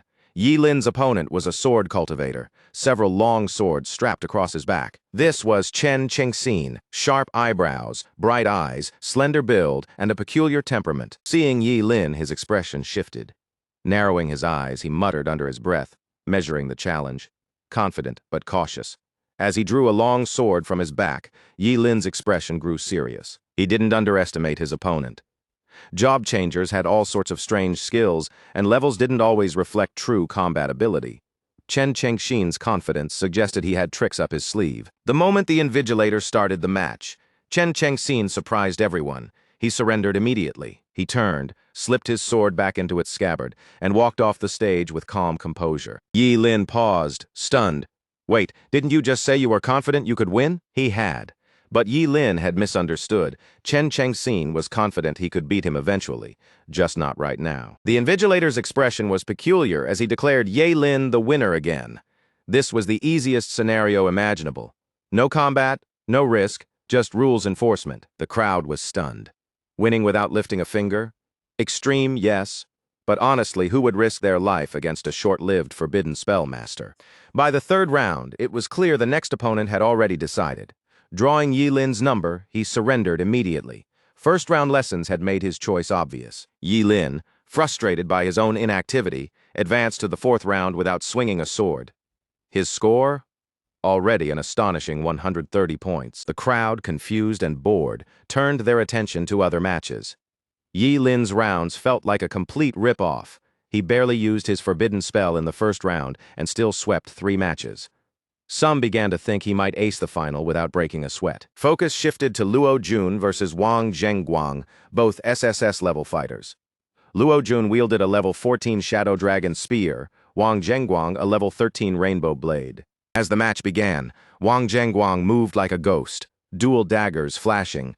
Luo Jun's sharp eyes followed every motion, spear clashing against daggers in resounding clangs, sparks flying with each collision. Wang Zhenguang warned Luo Jun to prepare for a challenge in the loser bracket, but Luo Jun just scoffed. He didn't think Wang Zhenguang could touch him. The crowd watched in awe.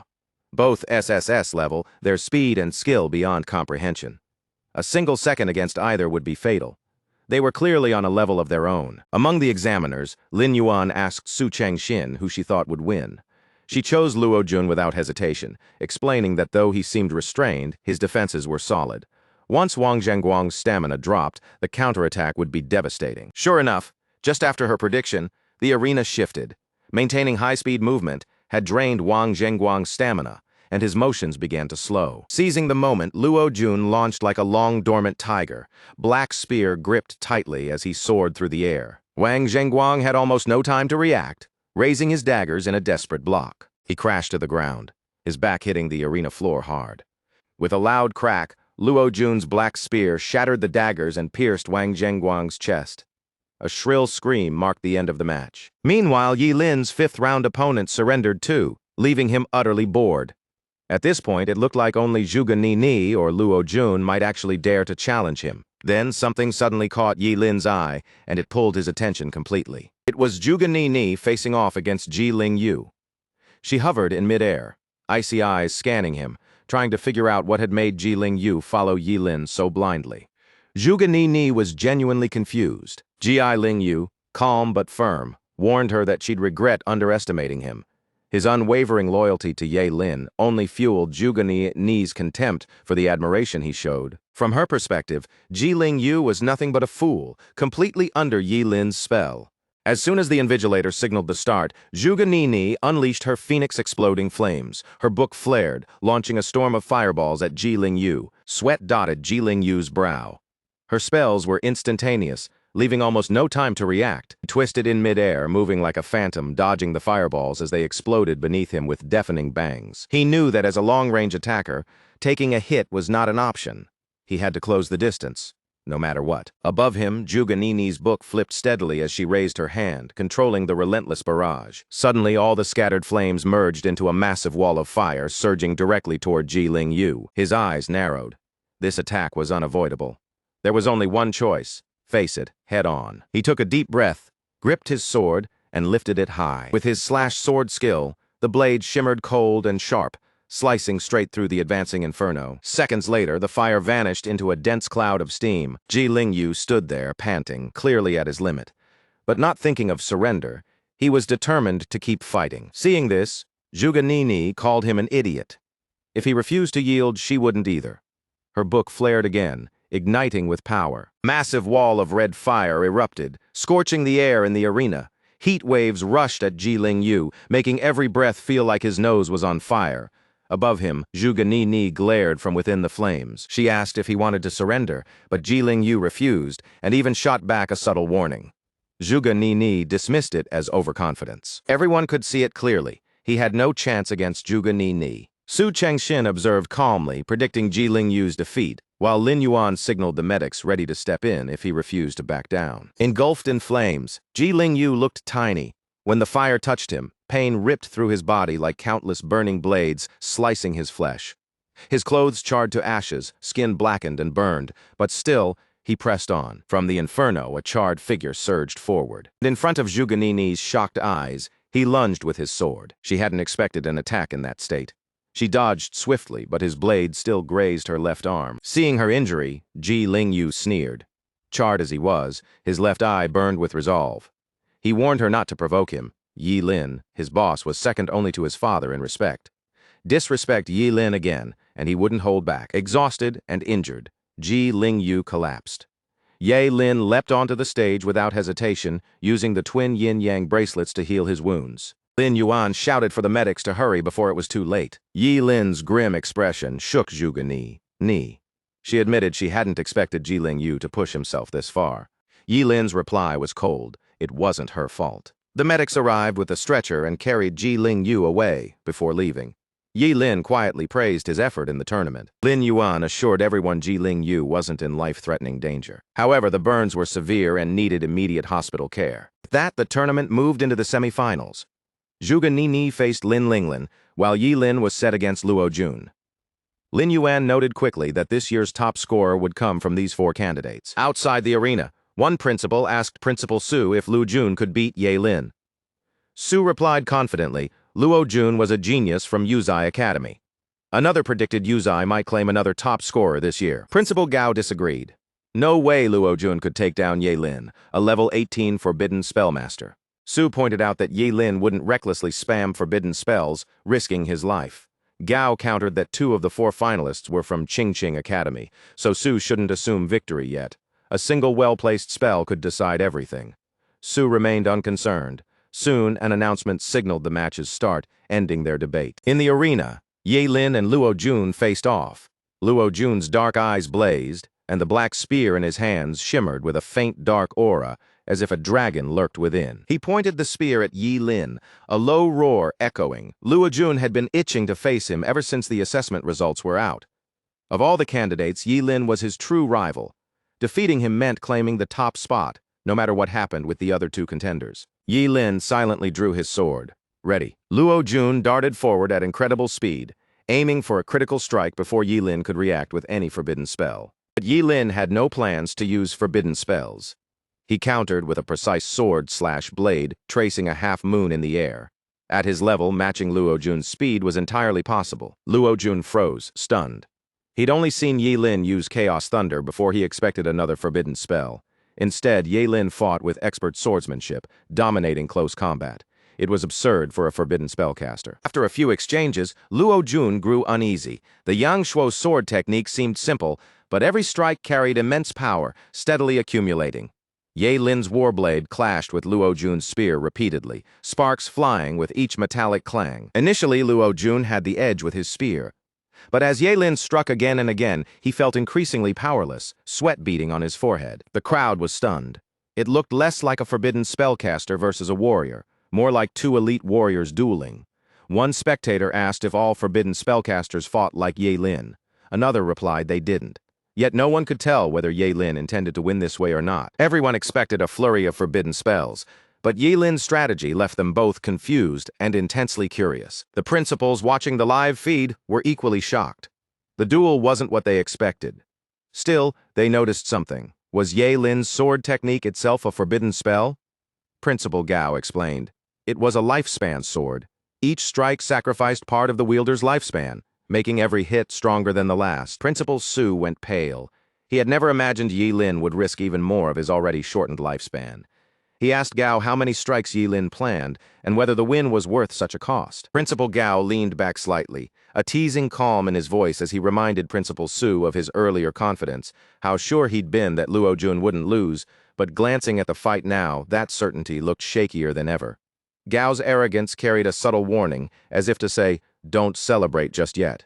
Su, however, just shrugged it off. Back in the arena, Ye Lin's Yang Shuo swordsmanship had reached its 15th level, each strike relentless, each movement packing bone-crushing power. Luo Jun could feel it in his very hands, pressure building until his knuckles cracked and bled. Every slash hit harder than the last, unending in its force. A flicker of panic crossed his eyes. If he didn't act fast, he was done. Gritting his teeth, Luo Jun planted his feet and gripped his black spear tight. With a deep roar, he unleashed the shadow-heavy break, swinging the spear like a towering column of destruction toward Yi Lin. Yi Lin planted himself, sword held horizontally, bracing for impact. The force pushed him back step by step, each one a battle to stay standing. Luo Jun's eyes blazed with triumph as he pressed forward. You really think you're the only one who knows forbidden spells? He snapped, his tone sharp and arrogant, daring Ye Lin to respond. That's when Ye Lin's gaze caught it. Luo Jun activating a forbidden spell talisman, the Dark Dragon Fall. Dark energy swirled at the tip of Luo Jun's spear, shaking the very ground of the arena. The air thickened with a killing intent. When the spear shot forward, the roar of impact shook the square, and Yi Lin felt the world slam into his chest. He tried to block, but each step back was forced, stumbling further under the blow. The collision erupted into a cloud of smoke and dust, swallowing the arena. When it cleared, Ye Lin was on his knees, sword lying beside him. A deep, bloody hole marked his chest. Luo Jun's black spear had pierced through, leaving his clothes soaked in red. Yi Lin's eyes dropped to the spear, buried deep in his heart, his body impaled completely. Luo Jun stepped forward, pride and mockery in his gaze. "You're not going to last much longer. Might as well finish this," he sneered. For a heartbeat, Bluestone Square went utterly silent. Time felt frozen. Shock ran through everyone. No one had expected Luo Jun to pull a forbidden spell, let alone pierce Yi Lin right through the chest. One examiner muttered disbelief heavy in his voice, noting that Principal Su had let Luo Jun use a forbidden talisman just to claim first place. Lin Yuan agreed harsh yes, but the win separated the exceptional from the average. Medics were quickly summoned to aid Yi Lin. Fuming, Principal Gao shot a sharp glare at Su. "Shameless," he barked. Risking a student's life for a victory? Did he even remember how dangerous forbidden spells could be? Especially since Luo Jun was an SSS-level job changer with limitless potential. Yet to grab the top spot, he'd gambled with a future genius. Su stayed calm, pointing out that Luo Jun had agreed. And there were no rules against teaching forbidden spells. Gao could rant all he wanted, but it wouldn't change that fact. Yuganini stared at the arena, frozen. She hadn't imagined Yi Lin losing. But that strike terrifying, even she doubted. She could have dodged it. She'd wanted to see Yi Lin tested, but now he might really die. She let out a shaky sigh. If only Yi Lin had listened to her advice earlier, none of this would have happened. Zhuge Changxing, noticing her worry, gently told her not to fret. The match wasn't over yet. Far from it. In the arena, Luo Jun was drenched in sweat, face pale, gasping for air. The forbidden spell had clearly taken its toll, but looking at the outcome? Worth every drop. Level 18 or not, Yi Lin was defeated. Slowly, Yi Lin lifted his head, eyes locked on the arrogant fool before him. "What makes you think you've won?" His gaze, unyielding and sharp, left Luo Jun frozen, heart pierced, yet standing strong. Yi Lin was something else entirely. Enraged, Yi Lin yanked the black spear from his chest like it weighed nothing. The crowd nearly forgot how terrifying a forbidden spellcaster could be. They weren't easily killed. They fell only by their own forbidden magic. Mysterious energy erupted from him as he cast an undying forbidden spell. The yin-yang bracelet on his wrist glowed and his body healed at lightning speed. The gaping wound sealed itself in front of everyone. The crowd went wild. No one had seen a job changer survive a spear through the heart. Immortal? Only a few, like Lin Yuan and the examiners, understood what was happening. The undying spell had been lost for ages. Watching Yi Lin wield it stunned them all. He'd sacrificed part of his lifespan for immunity to fatal injuries, paired with equipment that healed instantly. Calm and composed, his presence radiated deadly confidence. Yi Lin raised a hand, voice ice cold. "Your turn, Luo Jun loved forbidden spells? Time to show him the price." Dark clouds swirled as Yi Lin summoned thunder, pressing his palm forward. Lightning flashed violently, threatening to consume the entire arena. A massive bolt cracked through the storm, barreling straight for Luo Jun. Same spell, but now terrifyingly amplified. Luo Jun panicked too late. Yi Lin's heart had been pierced, yet he still held monstrous strength after healing. The lightning came too fast. No chance to dodge. It struck, and Luo Jun screamed as his body blackened and burned. The crowd gasped at the raw brutality of it. Everyone stared, struggling to process what just happened. One moment he was winning, then in an instant, he was nothing but charred remains. The invigilator rushed forward, calling for medics as Luo Jun's body fell. Yi Lin stood calm, unshaken. Then, coughing up blood, he collapsed, face pale as death. If he was selling the act, he had to commit fully. After unleashing such a powerful forbidden spell, pretending nothing happened would look suspicious at best. Back with the principals watching the broadcast, panic spread everywhere. Everyone except Su. They feared Yi Lin's organs were damaged. Su, still bitter about Luo Jun's loss despite the talisman, raised his hand to report the incident. He claimed Yi Lin, a level 18 job changer from Qingcheng Academy, had deliberately attacked a level 14 with a deadly forbidden spell. He argued Yi Lin should be disqualified, all scores nullified, basically attempted murder. Gao shot back, calling him shameless. Luo Jun had started it. Under normal circumstances, Luo Jun's charred, near-death state might have convinced the crowd. But considering he had stabbed Yi Lin first, no one bought it. Luo Jun's actions were closer to attempted murder. Yi Lin would have died without his forbidden spells. Teeth gritted, Su turned and left, unwilling to watch further. Gao stared, incredulous. In the arena, medics carried away Luo Jun's charred body. The battle was over. Yi Lin had won, score hitting 140 points. Already bored with the exams, he just wanted it done. more exhausting than facing the underground king of Qingqing. To make matters worse, he now had to face the insufferable Zhugenini in the final. She'd won her match easily and was now up against him. Zhugenini floated toward him, pride in every motion, offering a brief pause before their duel. She wouldn't take advantage of his state. Yi Lin declined politely. No need. What she didn't know was that Yi Lin's challenge wasn't about recovery. He needed a way to defeat her without harming her. He couldn't use his sword, had no fitting forbidden spell, and worst, she wouldn't give up easily, even against reason. 30 minutes passed in a blur. Finally, the main arena hosted the highly anticipated final round of the college exams. Winner would claim the top score for the year.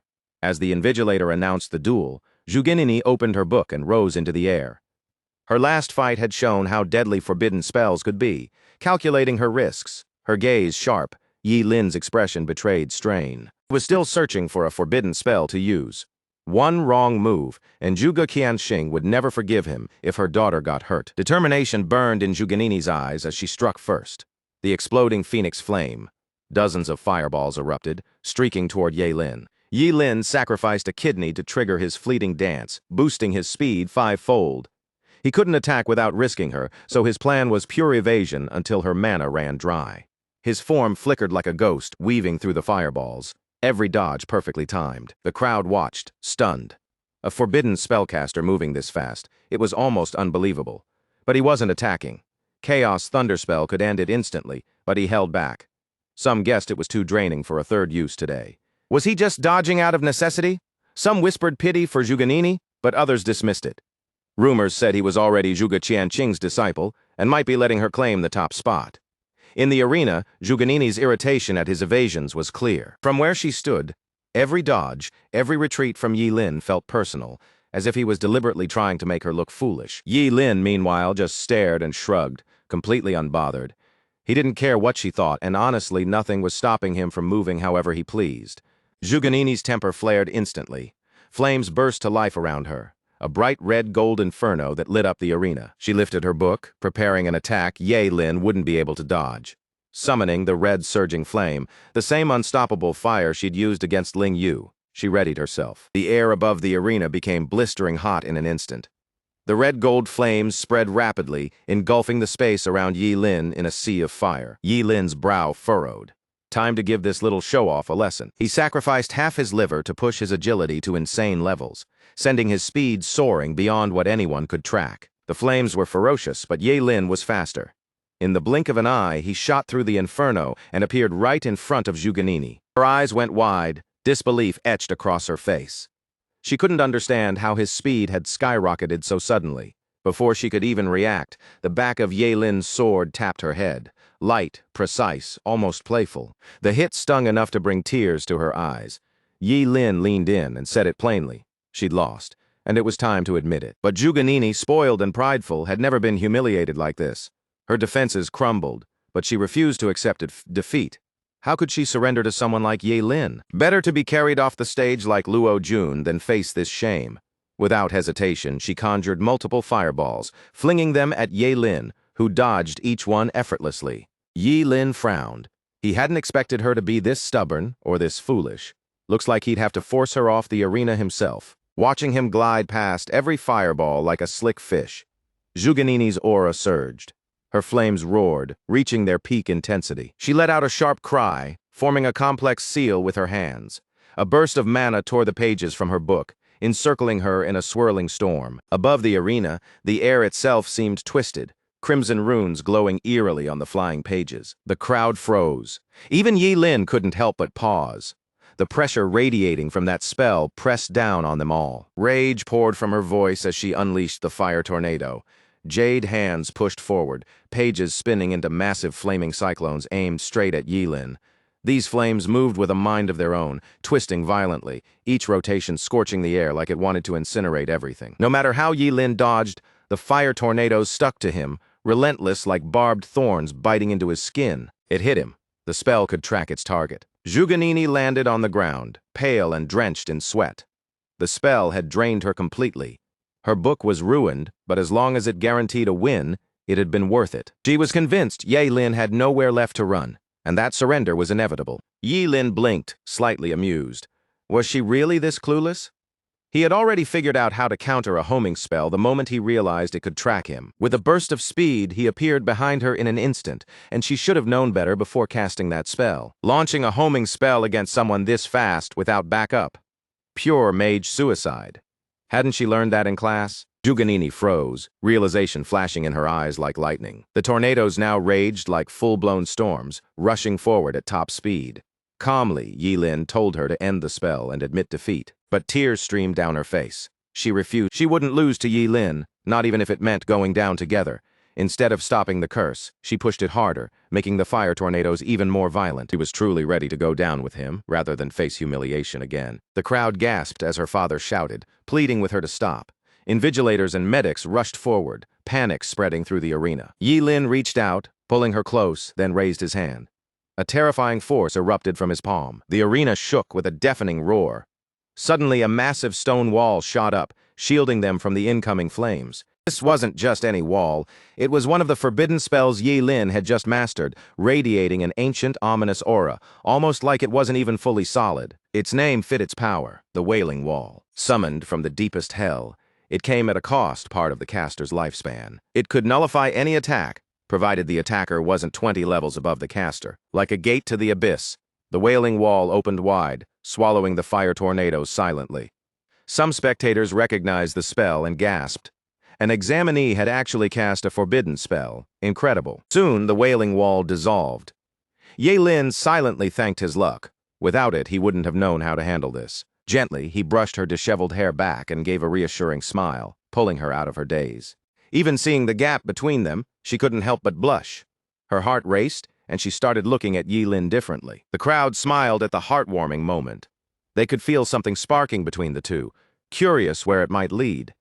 It was clear Yi-Lin hadn't attacked, because he didn't want to hurt her. Then, like a splash of cold water, Yi-Lin abruptly kicked the prideful girl off the arena, making it clear only one top scorer could remain. Juganini, completely off guard, hit the ground headfirst with a dull thud. A large shoe print marked her backside, and the live broadcast zoomed in for a close-up. The crowd froze, mouths agape.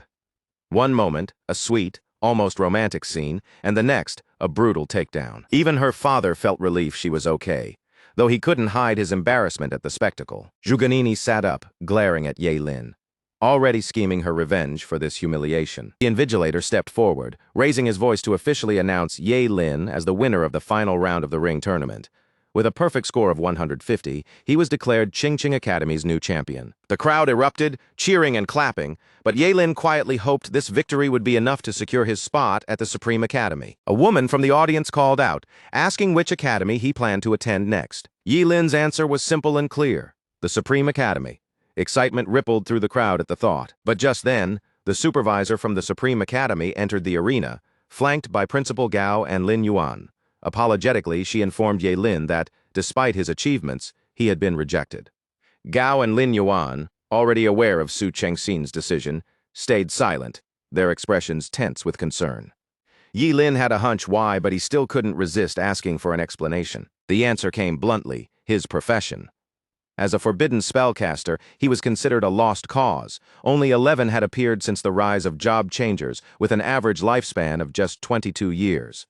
The longest lived had barely made it to 24. Forbidden spellcasters were seen as unworthy of investment. Pouring resources into someone like him was like throwing money into the ocean. Su Chengxin's words were harsh, but the truth was clear. Yi-Lin understood, and the audience did too. Universities train a job changer for 4 years. Yi-Lin was already 18, meaning he'd graduate at 22, the exact average lifespan of a forbidden spellcaster.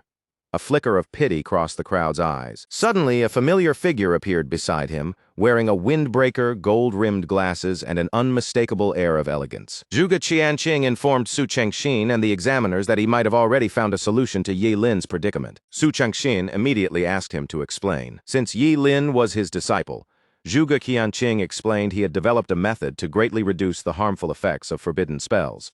Skeptics could conduct a physical examination to confirm. Everyone else, especially Lin Yuan and Principal Gao, was shocked. If Zhuge Qianqing could truly protect a forbidden spellcaster like this, Yi-Lin was destined to rise as a major talent. Su Chengxin remained skeptical. Sure, Zhuge Qianqing was a skilled astrologist, but now he claimed expertise with job changers. Could he really match Supreme Academy professors? And if Ye Lin didn't live past 25, would he compensate for wasted resources? Zhuge Qianqing frowned at her sharp questioning, urging her to set aside personal feelings and simply conduct the checkup. She shouldn't ruin a genius's future. Su Chengxin countered that her decision wasn't personal. It was the Supreme Academy's will. Forbidden spellcasters were unacceptable. Whispers rippled through the audience, curiosity sparking in their eyes. Even the less observant could sense the tension and history between Zhuge Qianqing and Su Chengxin. Yi Lin stepped in, not wanting his teacher to get tangled in the politics. He told him to drop it. Missing out on the Supreme Academy wasn't the end of the world. After all, it was just a school. At that moment, Yi Lin's resolve became clear to Zhuge Qianqing. Suddenly, a teasing voice accused him of arrogance for dismissing the issue so casually. Zhuge Qianqing saw it coming, but it was too close. Yi Lin couldn't dodge in time. He raised his arm just in time to block the incoming strike. A massive aura exploded from the hooded figure, trying to suppress him. Yi Lin could feel the pressure. It rivaled even Kenshin's. Clutching his injured arm, Yi Lin demanded to know who this person was. The scrawny figure scoffed. "I'm Yun Guanlu," he said. "The one who just defeated you and a freshman at the Supreme Academy." Yun Guanlu continued, explaining that the Supreme Academy wasn't just a school, and Yi Lin's casual attitude only proved his arrogance. Su Chengxin warned him not to harm anyone else, or a formal apology would be required. Yun Guanlu waved it off, claiming he was just saying hello, and clearly didn't expect the top scorer from Qingqing to be so weak. Lin Yuan and Principal Gao rushed over, worried about Yi Lin's injury. He reassured them he was fine, though he knew Yun Guanlu was cunning. His expression hardened. This encounter wouldn't be forgotten. Seeing Yi Lin remain calm and meet his gaze with a cold stare, Yun Guanlu smirked. If the top scorer wanted a real challenge, he was ready any time. Ye Lin could have gone all out and likely defeated or even killed Yun Guanlu, but too many witnesses were present. For now, he let it slide. Still, he made it clear, revenge would come one way or another. Yun Guanlu let out a disdainful laugh. Did Yi Lin seriously think he was threatening him? Yun Guanlu barely noticed, and honestly, he thought Yi Lin was a loser. Talking or attacking him didn't mean anything. Yi Lin should drop the empty threats. He'd never win. Then Yun Guanlu crossed the line, mocking Zhuge Qianqing. That was unacceptable. Yi Lin didn't care about insults aimed at him, but his teacher? Never. Confident that Yun Guanlu couldn't beat him, Yi Lin challenged him to a life-or-death duel in 1 year. The crowd fell silent, stunned. They hadn't expected Yi Lin to boldly accept a death match against Yun Guanlu, already near level 45 and likely to reach 50, maybe even 60, within a year. Zhuge Qianqing wasn't worried about Yi Lin losing. He feared the secret of Yi Lin's immortality might be exposed. He warned him not to act recklessly. Yi Lin assured him he wouldn't. He knew Yun Guanlu was strong and infuriating, but in the long run, it wouldn't matter. Yun Guanlu accepted the challenge, though his tone remained dismissive. With the deal sealed, Yi Lin calmly walked off the stage. To him, the duel was a test of skill and pride. He looked forward to crushing the Supreme Academy's ego and felt a thrill just thinking about it. Principal Gao personally congratulated Yi Lin for becoming the top scorer, thanking him before the cheering crowd for raising Qingqing Academy's reputation to new heights. That afternoon, back at the Zhuge family villa, Yi Lin asked about Zhuge Nini, making sure she was okay. Zhuge Qianqing reassured him. She was just a bit down from losing, but she'd bounce back quickly. Yi Lin then asked a more curious and slightly intrusive question. The nature of the relationship between Zhuge Qianqing and Su Chengxin. Zhuge Qianqing wasn't surprised. It was an open secret. He explained that Su Chengxin had been his first love. Coincidentally, Zhuge Nini was coming downstairs and overheard. She froze, so did Yi Lin. The idea that they'd had a romantic past was unexpectedly odd. Zhuge Qianqing sighed, recounting the story. Back in his academy days, he had fallen for Su Chengxin, and they dated. Eventually, they broke up. Clashing personalities, her mind games, always insisting she was right. 5 years later, she returned, hoping to reconcile. Everyone, especially Zhuge Nini, asked if they got back together. Zhuge Qianqing calmly said no. He already had Zhuge Nini. That shut them up immediately. Yi Lin, ever rational, accepted it, even if he felt a small pang of disappointment. Zhuge Qianqing, slightly regretful, hadn't expected his love life to impact his disciples' futures. Yi Lin's next best option was Daxia Academy. As for Zhuge Nini, her talent would easily secure her place at the Supreme Academy. She just needed to focus. Yi Lin agreed Daxia Academy wasn't a bad backup. It was just his next best choice. With that settled, Zhuge Qianqing told them to rest. Admission officers would likely arrive early the next morning. They followed his advice, getting much-needed sleep, because the next day, Qingqing Academy buzzed with excitement, and Principal Gao proudly showed off his two geniuses to the press. Unexpectedly, the City Lord and the Supreme Academy's supervisor were present. After exchanging pleasantries, Su Qingxin officially invited Zhuge to join the Supreme Academy. Zhuge thanked her, then turned to Ye Lin with a smug, triumphant look. Inside, Zhuge was quietly thrilled. She'd finally managed to get one over Yi Lin. She didn't care in the slightest that her little victory might have been a bit unfair. Meanwhile, Principal Gao, still beaming, clapped Ye Lin on the shoulder and guided him toward the city lord, Huang. It was time to claim his 5 million yuan prize. Ye Lin's eyes practically widened at the sight, and he hurried over to shake Huang's hand. Huang complimented Ye Lin on his remarkable composure and demeanor as a top scorer. The press devoured every moment, cameras flashing, reporters scribbling furiously. True to his slightly greedy nature, Yi Lin couldn't resist asking when he'd actually get the 5 million. Huang reassured him that not a penny would be missing, but Yi Lin made sure the media heard joking about how life in the slums had left him poor, and everyone should witness his reward firsthand. But the cash was just the beginning. There were skill scrolls as well.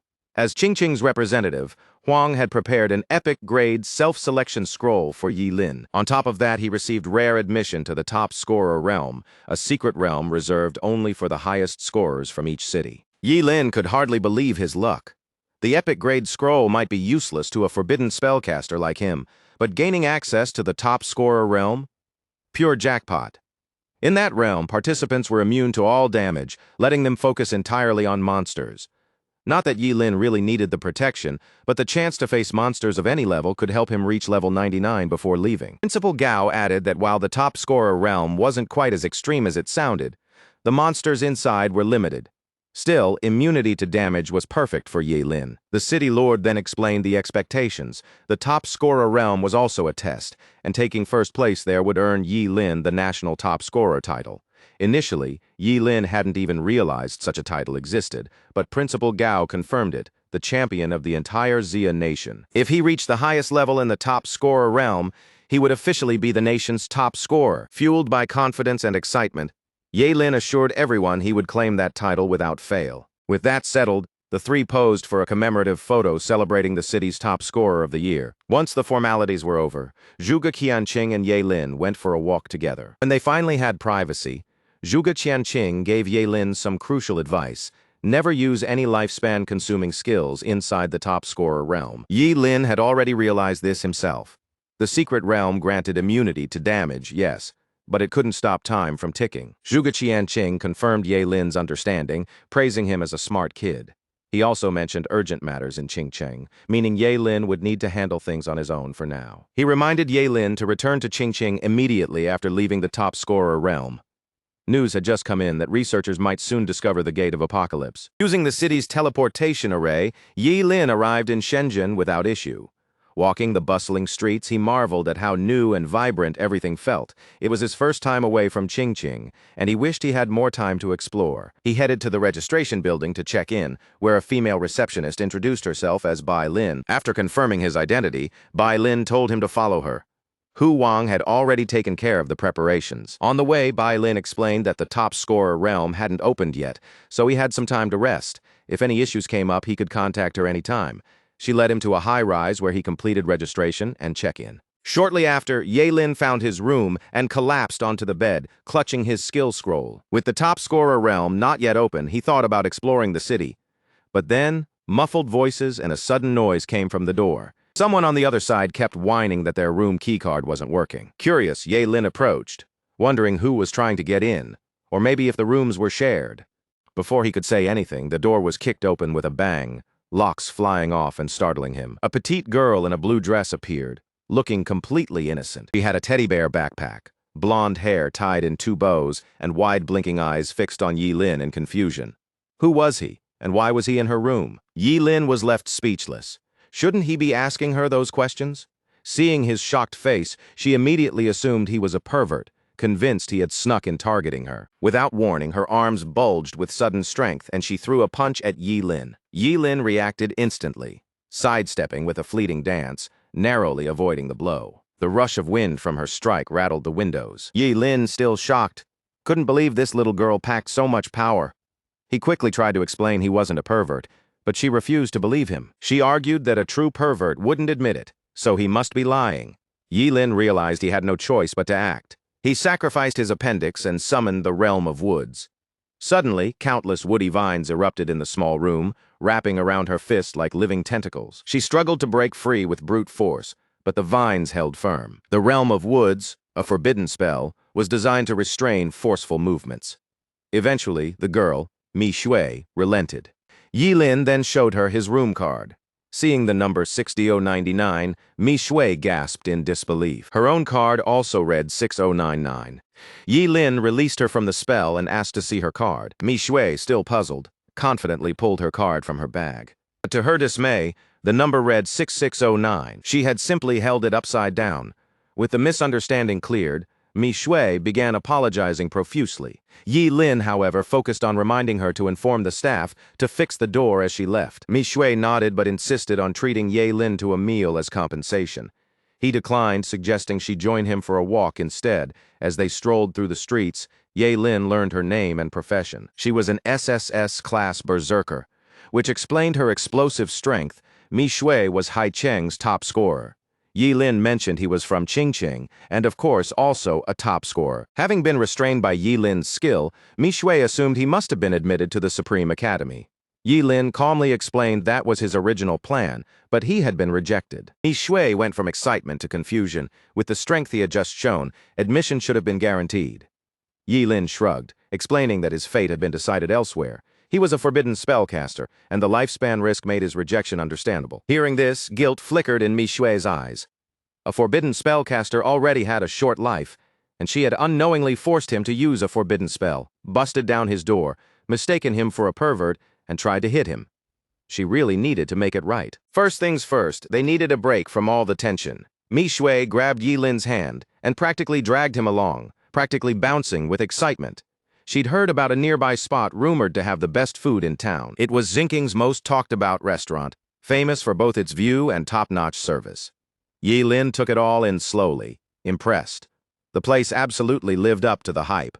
But just as they were about to grab a table, a sharp voice cut through the chatter, sneering at Mi Shui for even having the audacity to eat with a brute like him. Mi Shui's expression darkened the moment she turned and saw Yi Ningning, her half-sister. Yi Ningning was dressed in a sleek black strap dress, heels clacking as she strode forward with confidence. Beside her, Wu Shaoqi followed. Yi Ningning mocked Mi Shui, ridiculing her for finally trying to find someone, yet bringing nothing impressive to the table. She couldn't fathom why Yi Lin would even notice her sister. Trying to stay calm, Mi Shui warned Yi Ningning she wasn't looking for a fight. But Yi Ningning brushed it off, offering Yi Lin a glimpse of her so-called beautiful friends on the condition he follow her right now. Yi Lin didn't flinch. He told the nosy girl to back off his personal space and didn't hold back pointing out her terrible breath. Mi Shui bit back a laugh, while Yi Ningning muttered in stunned disbelief at what she'd just heard. Fuming, Yi Ningning couldn't process the audacity of someone she considered a nobody putting her in her place. Sliding past Yi Ningning, Yi Lin suggested they just find another place to eat, somewhere free of trouble. Mi Shui couldn't hide her relief. But before they could move, Wu Shaoqi stepped in, radiating anger. He claimed they hadn't asked permission to leave and demanded an apology to his woman, adding a jab about how much he despised poor losers from small towns. Yi Lin might be special somewhere else, but in Shenzhen he was just dirt. Mi Shui, worried, quietly admitted that Wu Shaoqi was out of their league. Yi Lin just shrugged, amused by the coincidence. He happened to despise arrogant, rich punks like Wu Shaoqi too. Suddenly, Wu Shaoqi's aura thickened, filling the restaurant with heavy pressure. Behind him, a radiant, angelic figure slowly materialized, bathing the space in holy light. Yi Lin raised a hand, electricity crackling around him, signaling he was ready to take on Wu Shaoqi. The crowd immediately sensed the tension and gathered, eyes locked on the two. Just as things were about to blow, an investigator shouted a warning. Job changers weren't allowed to fight in the city. Violators faced a 30,000 yuan fine and 30 days in detention. With the top scorer realm opening in just a few hours, Mi Shui tried to reason with Yi Lin. Fighting Wu Shaoqi now wasn't worth it. Yi Lin agreed, and Wu Shaoqi, walking away, issued a warning. He told Yi Lin to stay out of his path in the top scorer realm. Even if he couldn't kill him there, he could make him suffer far worse. Yi Ningning smirked in satisfaction as Wu Shaoqi took her hand and led her away. Once out of earshot, Mi Shui let out a heavy sigh and apologized for the trouble. Yi Lin finally asked who Yi Ningning was and why she hated Mi Shui so much. He learned she was Mi Shui's half-sister from her stepmother, obsessed with outdoing Mi Shui in everything. Career, skills, gear, looks, even her body. She'd feared being outclassed in the final test and demanded a transfer to a smaller city. That's where she met Wu Shaoqi and had been acting high and mighty ever since. Feeling a bit down, Mi Shui apologized again. She just wanted to treat Yi Lin to a meal, not drag him into chaos. Yi Lin waved it off, admitting he was hungry too. They should just find a table and eat. Mi Shui hesitated, surprised they weren't leaving after the incident.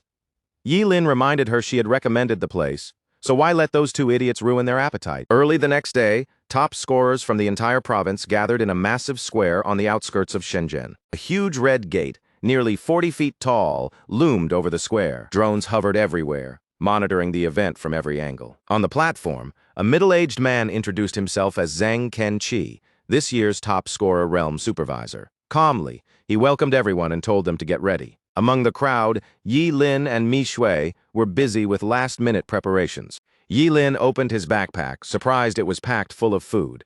When he asked, Mi Shui explained that since they'd be in the secret realm for a few days, it was best to pack plenty in case of emergencies. Back on the platform, Zhang Kenqi calmly went over the rules before the secret realm officially opened. First, while test takers were immune to damage inside the realm, that protection only applied within its boundaries. Anyone taking continuous or lethal damage had better not leave until fully healed. Priests above level 50 were stationed at the entrance to heal anyone unlucky enough to need it. Exit without healing? The consequences would be severe. Second, if someone lost a limb, they had to bring it with them.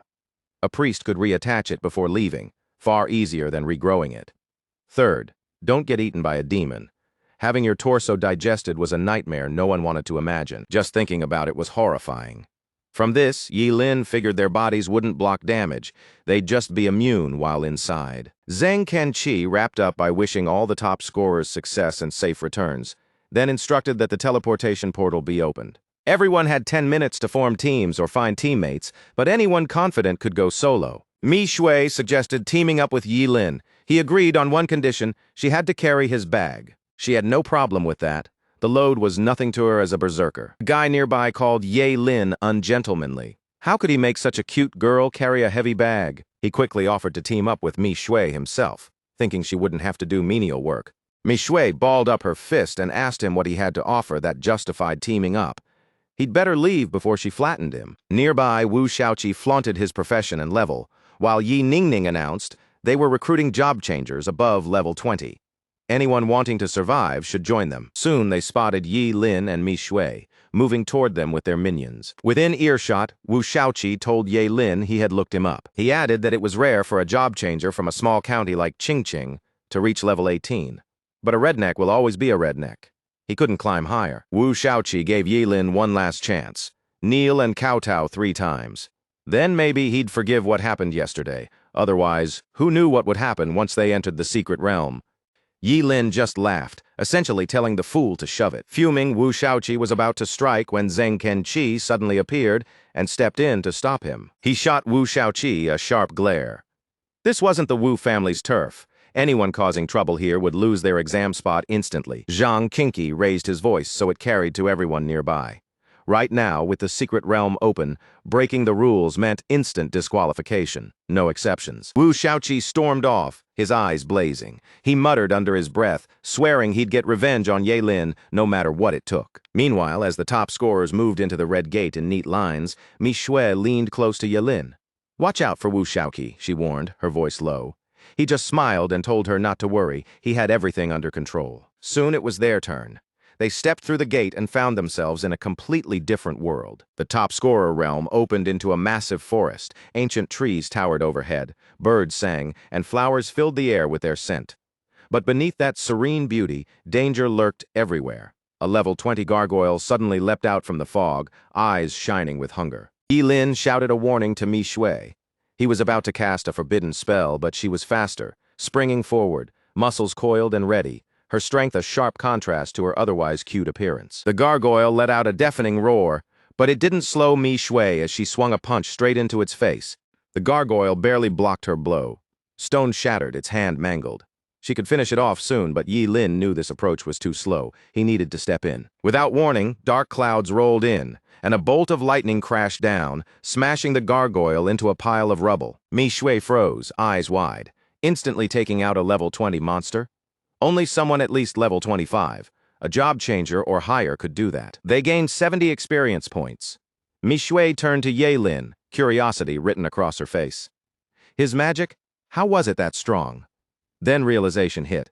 He was a forbidden spellcaster. Yi Lin pretended to wince, joking about how lucky it was that he was damage immune in the top scorer realm. Otherwise, his kidneys wouldn't have survived that strike. Mi Shui nodded, fully buying the act, reminded of just how deadly forbidden spells were when fueled by sacrifice. Time was short, so Yi Lin suggested they move deeper into the realm.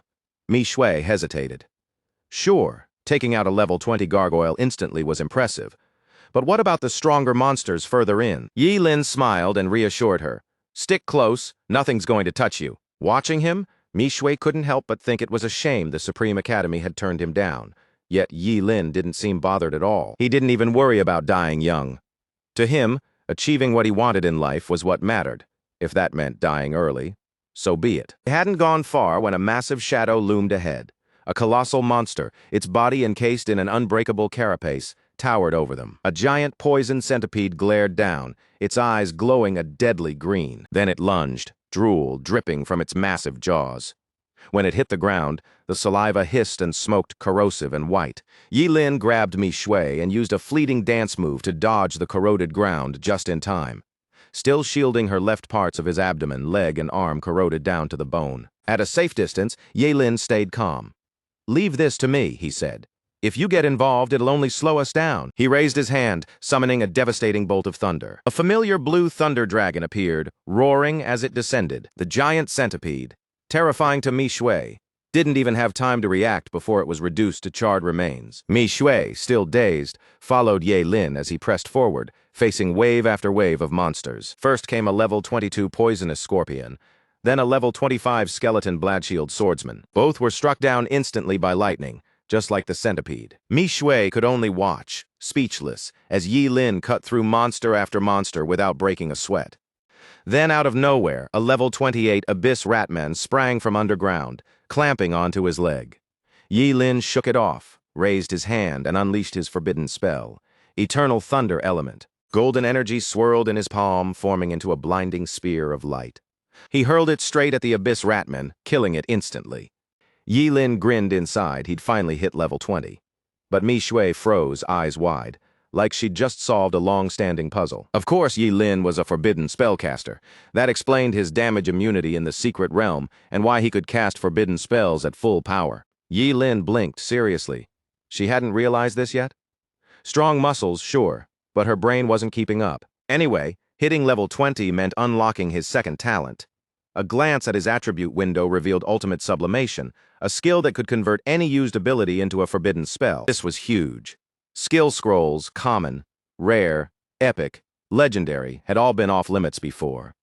Yi Lin asked Mi Shui to hand him a dropped fireball scroll. Even though it was just a basic spell, he grabbed it immediately, eager to test his new talent. Ultimate Sublimation triggered automatically, transforming Fireball into Flame God's Breath. The spell burned Yi Lin's life force to summon the god's divine fire, incinerating everything in its path. Golden flames erupted, radiating energy.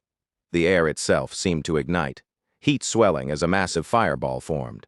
Yi Lin poured all his fire into it, making the fireball grow, golden flames blazing, intense heat radiating outward. Then he launched it into the sky. Boom! The explosion shook everything, lighting up the sky like a supernova. Yi Lin clenched his fist, excitement surging.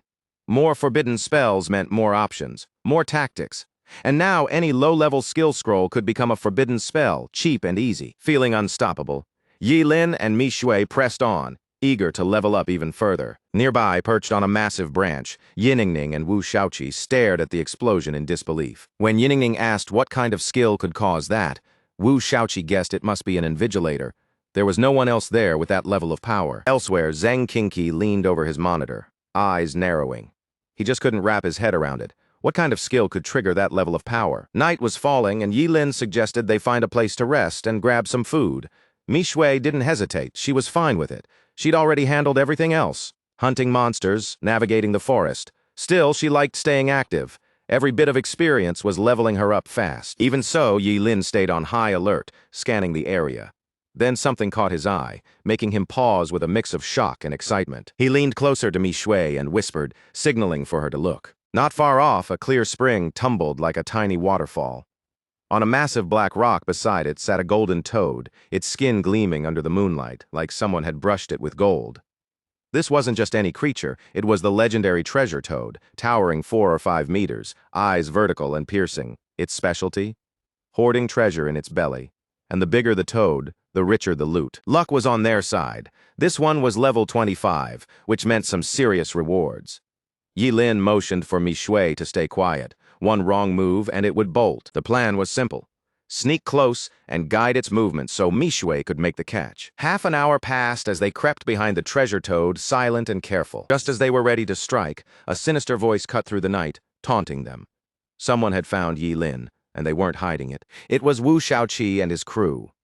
Their sudden arrival spooked the treasure toad. By the time Yi Lin tried to trap it with the realm of woods, it was already gone. The treasure toad had vanished. Yi Lin's face darkened, teeth clenched. That idiot had just ruined everything. And to make matters worse, Wu Shaoqi kept taunting him, threatening a life worse than death.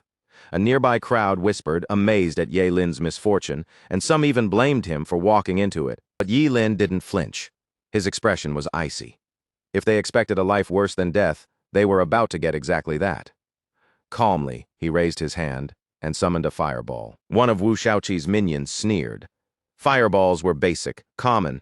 Any job changer could use one. Using it here? Pathetic. Then his smirk froze. Yi Lin's finger twitched, and the fireball suddenly swelled. It grew into a dark golden sun, several meters across. Blazing, Yi Lin hurled it at the minion next to Wu Shaoqi. The man didn't even scream before turning to charred ash. The crowd gawked, mouths wide, stunned. Wu Shaoqi's eyes went wide. The one behind the earlier explosion was right in front of him. Ning, realizing how badly things had escalated, begged Yi Lin to reconsider. They were all future stars of Daxia.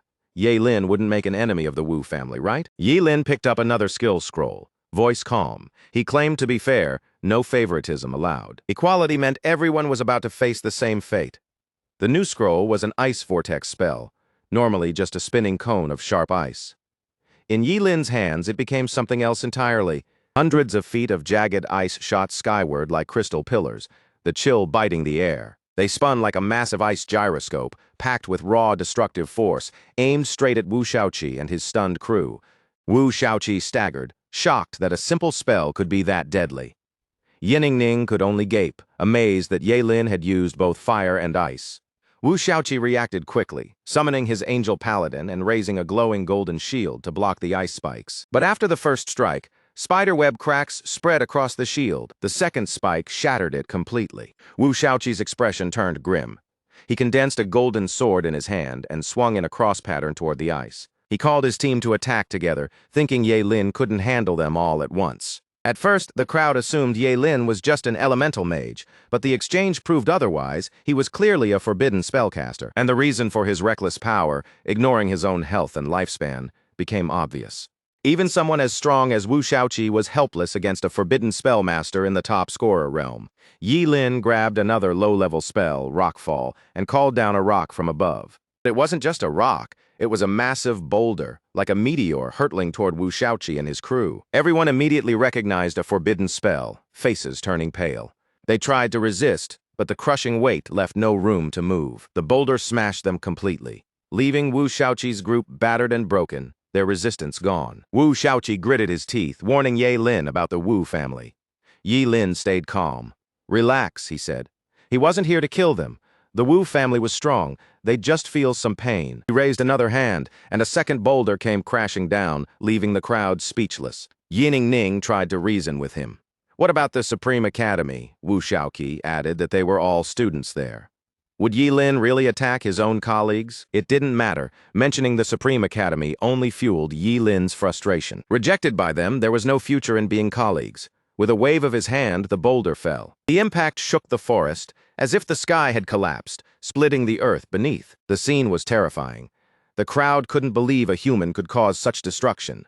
As dust settled, Wu Shaoqi and his crew lay in ruins. Buried deep, yet thanks to the top scorer realm's rules, they were still alive. Silence fell. Observers regretted even coming, holding their breath, fearing Ye Lin might target them next. Yi Lin called them over, ordering them to rescue and heal Wu Shaoqi and his crew. Carefully, they used their abilities to dig the battered bodies from under the rubble. Yi Lin finally felt the secret realm settle into an uneasy quiet after he'd cleared out all those annoying little flies. It looked like the perfect chance to track down the treasure toad at last. Meanwhile, near the exit of the secret realm, the supervisor keeping watch over this year's top scorer students stood alert. Around him, 3 priests and over a dozen medical staff waited patiently, ready for anything. Zheng Kenqi had expected these top scorers to be strong, and so far no one had needed medical attention. One of the priests gave a small nod. Usually by this point, they'd be flooded with injured students. Then, suddenly, a group of students came barreling in, some of them badly hurt. Zheng Kenqi scanned their injuries quickly. He instructed the priests to heal them immediately, then demanded an explanation. "Did you run into a high-level monster?" he asked. One of the students hesitated, then admitted the truth. They hadn't fought monsters. They'd clashed with one of their own. Wu Shaoqi and his entire team had gone up against a forbidden spellcaster. Zheng Kenqi could hardly wrap his head around it. How could a single student wreak that much havoc? Back in the secret realm, Ye Lin and Mi Shui had been chasing the golden treasure toad, but it had vanished. If Wu Shaoqi's group hadn't intervened, they might have caught the multi-treasure toad without any trouble. Ye Lin let out a frustrated sigh and gave up the chase. Night was falling and he hadn't even touched his meal, claiming he was full. All he wanted now was rest. Tomorrow, he planned to push his leveling even further. Mi Shui had never seen anyone level up so fast. Watching Ye Lin, she silently promised herself she'd train even harder. Then she lifted her head and froze. 3 pairs of red eyes glowed from the shadows, locked on her. From the darkness, a massive, dog-shaped figure leapt forward. Its muscular body burned with red flames, eyes blazing a fierce crimson, and foul, corrosive saliva dripped from its gaping fangs. It was a legendary 3-headed hellhound, a high-level monster. The level 36 Cerberus let out a spurt of green, corrosive liquid, warning them of the danger they were in. Mi Shui reacted instantly. She grabbed Yi Lin's arm and yanked him out of the monster's path, dragging his still-sleeping body to safety. Yi Lin blinked, stunned, facing such a powerful creature for the first time. He hadn't expected it to be this terrifying. Taking control, Yi Lin unleashed his Flame God's Breath skill. A massive dark golden flame shot straight toward the 3-headed hellhound. But then the middle head snapped wide open and unbelievably bit down on the dark golden sun Yi Lin had summoned. With a single gulp, it swallowed the entire attack. Both Ye Lin and Mi Shui gasped. The beast had just devoured a forbidden spell in one bite. A flicker of mockery flashed in the hellhound's eyes as its first head spewed a thick, green, corrosive liquid straight at them. Yi Lin and Mi Shui leapt aside just in time, the acid burning through everything it touched. Suddenly, Yi Lin felt an attack from behind. He triggered his fleeting dance skill and leapt sideways. He barely dodged a deadly strike. Mid-air, he raised his hand, summoning golden light that condensed into a blazing spear. The golden spear streaked through the night like a meteor, slamming into the hellhound with unstoppable force. The beast roared, spraying green acid, trying to fight it off, but the spear cut through the corrosive spray and drove straight into the hellhound's mouth, severing one of its heads. A shrill scream echoed as the hellhound's body shook violently, racked with unimaginable pain. Furious, the first head of the now 2-headed beast hurled another torrent of thick green acid. This time, the corrosive spray covered a huge area. Yi Lin raised his hand and quickly summoned the Wailing Wall. Since the level difference between him and the beast was under 20, the wall effortlessly blocked the acid. He then threw another brilliant spear, piercing the first head of the Cerberus. With only one head left, the monster let out a pained roar before Yi Lin summoned his world-destroying thunder. A deafening boom shook the forest as lightning struck the hellhound, leaving it charred and battered. But it wasn't dead. When Mi Shui looked at Yi Lin, he realized something was wrong.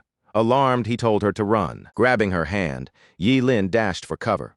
The Cerberus was moments from self-destructing. If they got caught in that explosion of corrosive fluids, the damage would be catastrophic. The blast soon engulfed a wide section of the forest. Luckily, they were fast enough to escape. Taking down a level 36 high-grade Cerberus earned Ye Lin 720 experience points. And they weren't the only ones who had narrowly avoided disaster. The elusive treasure toad they'd been chasing all day had crossed their path again. This time, there would be no escape.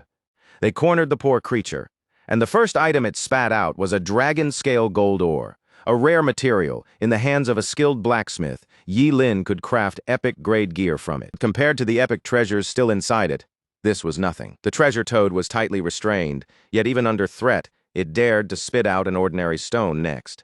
Ye Lin's patience snapped. He slammed the hilt of his sword down onto its head. Back at the medical center near the Secret Realm's exit, Zheng Kenqi waited calmly. Soon the three priests emerged, smiling. Surgery had been a success. Wu Shaoqi and his team were almost fully healed. Grateful, Zheng Kenqi promised to report their efforts to the higher-ups for proper recognition. Wu Shaoqi stepped out of the tent, but Zheng Kenqi immediately told him to rest until fully recovered. Wu Shaoqi wasn't having any of it. He ground his teeth, muttering curses, then shouted, vowing revenge in a way Ye Lin would never recover from. Back with Ye Lin and Mi Shui, the treasure toad was tied to a tree, still refusing to spit out any epic items. Its belly bruised from Mi Shui's attack, yet the golden toad remained stubborn. Since it wouldn't cooperate, Ye Lin readied himself to end it quickly. The toad shrieked in terror at the threat, but Ye Lin didn't flinch. Lightning crackled in his palm, ready to strike. The treasure toad let out another terrified shriek, and with obvious reluctance, it spat out a staff that glimmered faintly with golden light. The staff was carved with intricate symbols and patterns, each line radiating a sense of hidden power and mystery. Ye Lin blinked, stunned. He hadn't expected the treasure toad to be holding something like this. He quickly ran through the staff's stats, an epic-grade magic staff, boosting psychic strength by 50% and enhancing fire spells while making them more energy efficient. Ye Lin's expression shifted, a grin spreading across his face. Finally, the treasure toad had cooperated. If it had done this earlier, all the pain it endured could have been avoided. Activating his ultimate sublimation, Ye Lin infused the staff with his flame god's fury. The confident swing, the red-flamed staff blazed to life. Flames gathered at the tip, forming massive roaring blades that cut through everything in their path. The sheer destruction left both Ye Lin and Mi Shui momentarily speechless.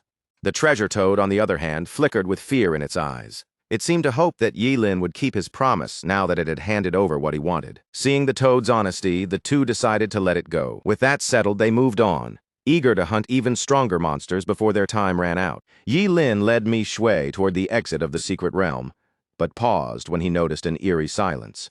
No monsters were left. Mi Shui, ever blunt, asked if he was implying they'd cleared everything themselves.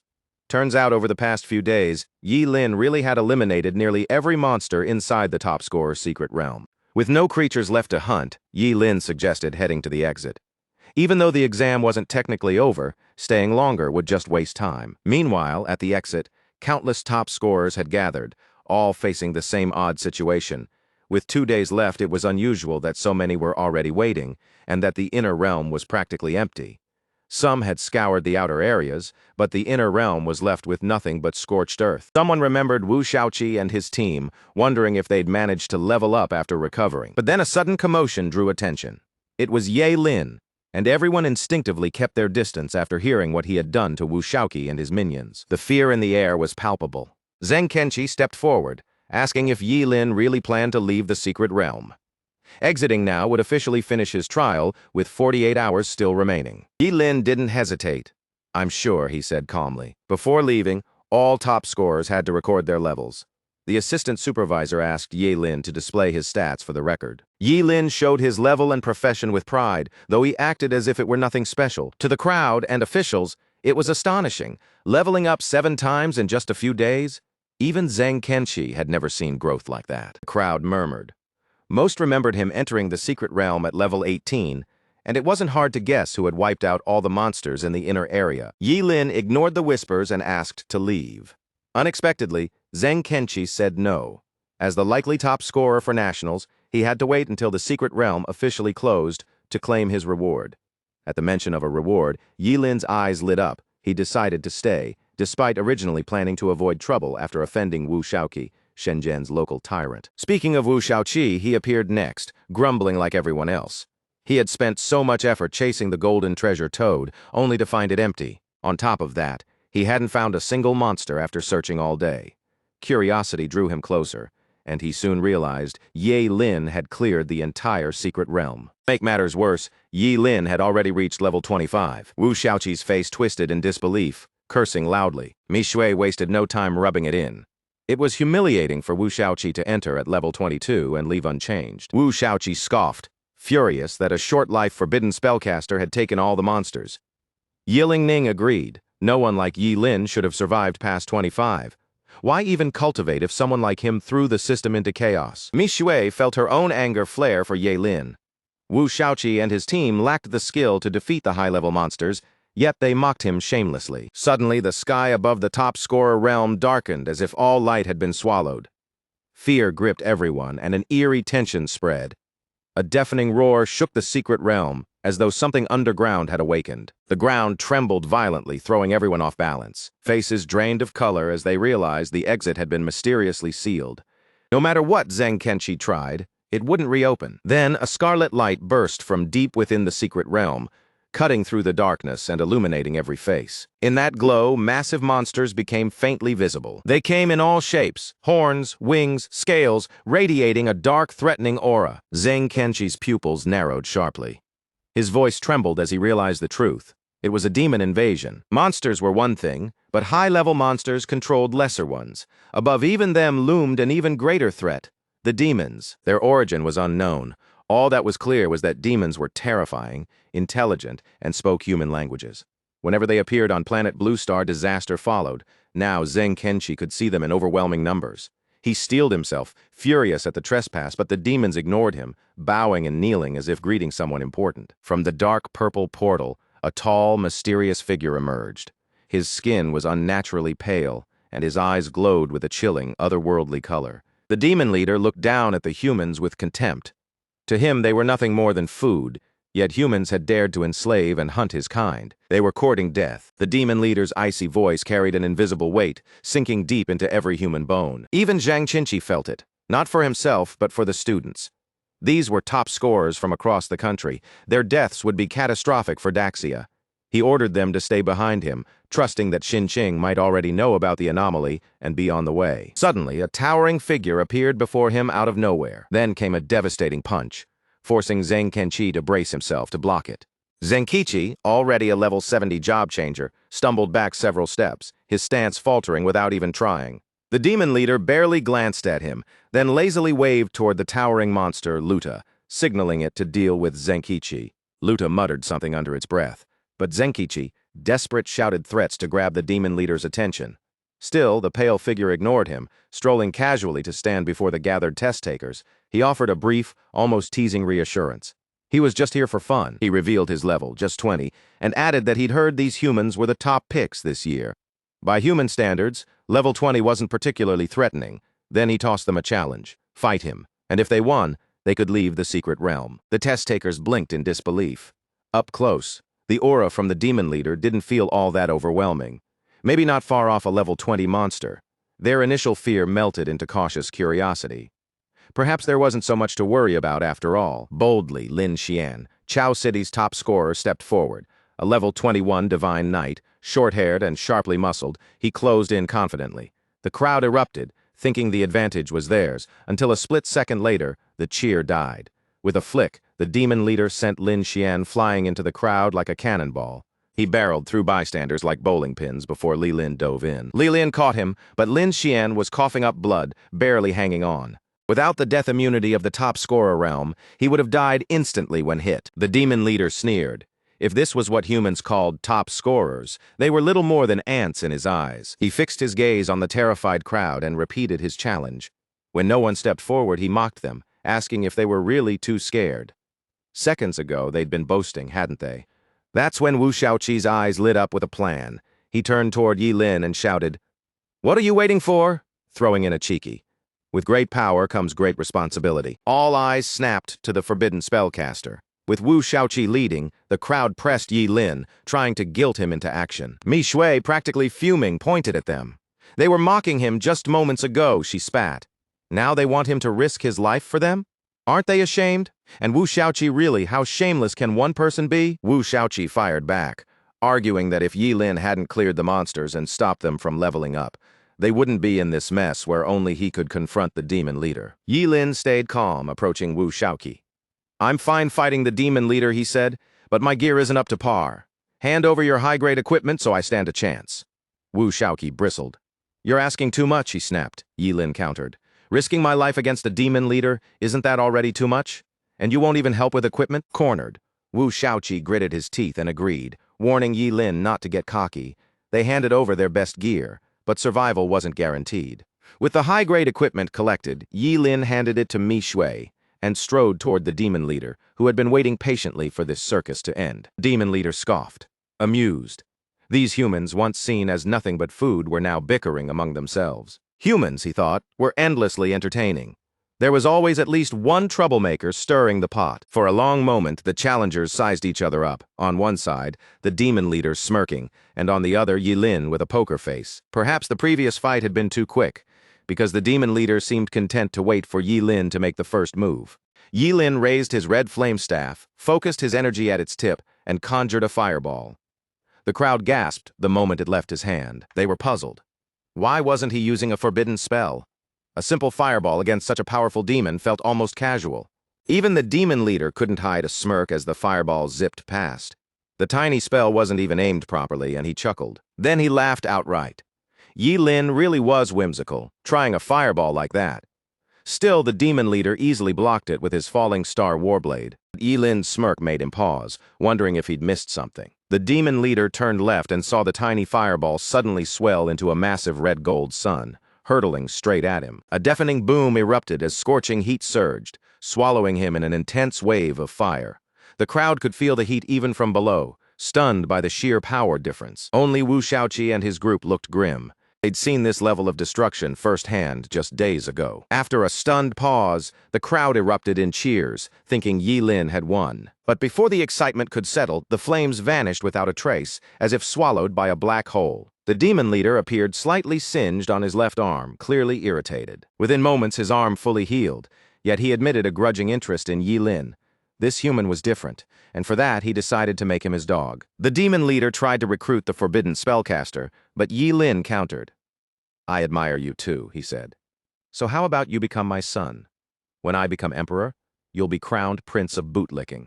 Seeing no point in talking, the demon leader lunged to kill Yi Lin. Just as Yi Lin started casting illumination, the strike hit, interrupting him instantly. Stunned, Yi Lin sacrificed his left kidney and used fleeting dance to dodge, leaving a massive crater behind. The second Yi Lin tried illumination. The demon leader was already at his side with another devastating punch. Yi Lin, mid-dodge, spat out blood as he forced himself to block the blow. He tried again, only to be interrupted once more. This cycle repeated, leaving the crowd bewildered. They thought Yi Lin insane for trying the same move without a forbidden spell. Wave after wave, defeat seemed inevitable, and with him, their lives were at risk too. Then, out of nowhere, someone complained of being thirsty, and suddenly everyone felt it. The heat was unbearable, lips cracking in the sweltering air. Back in the duel, the demon leader laughed, mocking Yi Lin. "As long as I interrupt your spell, you can only run like a cornered rat. You're no stronger than the rest of your kind." Yi Lin, panting, just told him to look around. He hadn't noticed what was already happening. The demon leader froze, all around him. Countless illumination spells hovered mid-air, turning the entire space into a ticking landmine. He spun, baffled, trying to figure out when and how this had happened. Yi Lin wasted no time, detonating the ordinary illumination spells. Illumination was simple, a tiny fireball. But under the horrified stares of the crowd, each burst flared violently, igniting the air around the demon leader and forming a raging vortex of heat, all converging on him. Caught off guard again, the demon leader quickly summoned a massive dark magic shield, drawing in the ambient energy around him to block the inferno. The clash of fire and magic whipped up a violent wind, warping the air around them as the energy surged with uncontrollable force. The demon leader sneered, mocking Yi Lin, assuming his attack had failed. But before he could taunt further, a blinding golden spear, the eternal thunder, shot across the space between them, piercing straight through his chest. Dark blood spattered along the golden shaft as the demon leader, head bowed in shock, coughed violently. He couldn't fathom how a level 25 human could wound him. He gripped the spear with such force it shattered into pieces. A roar of pure fury tore from him. He wanted Yi Lin ripped apart. With restraint gone, he lunged at Yi Lin like a frenzied beast. In an instant, his shadowy claws slammed into Yi Lin's red flame staff, used to block the preemptive strike. The block held, but the impact was brutal, sending Yi Lin crashing into a massive rock below. The demon leader grinned, dark satisfaction twisting his features as he imagined Yi Lin's head as a trophy. Amidst the rubble, Yi Lin sacrificed his duodenum and activated the burning reincarnation forbidden spell. With the red flame staff boosting fire by 50% and the burning karma status enhancing him further, Yi Lin unleashed everything, daring the bastard to endure it like before. Once more he cast an elemental fire spell, Illumination, but this time he summoned countless flames at once. In the next heartbeat, they all erupted with terrifying power. A flicker of fear crossed the demon leader's eyes as he scrambled to condense his magic into an indestructible shield. But the flames exceeded his expectations. With the dual boosts from burning reincarnation and the red flame staff, this forbidden spell now threatened even a level 50 job changer. Cracks spidered across the shield, shaking violently under the inferno. Another strike shattered the massive shield, slamming the flames into the demon leader like a sledgehammer and sending him crashing to the ground like a meteor. The crowd froze, stunned into silence. The attack was brutal, terrifying, and for the first time it seemed Yi Lin had truly won.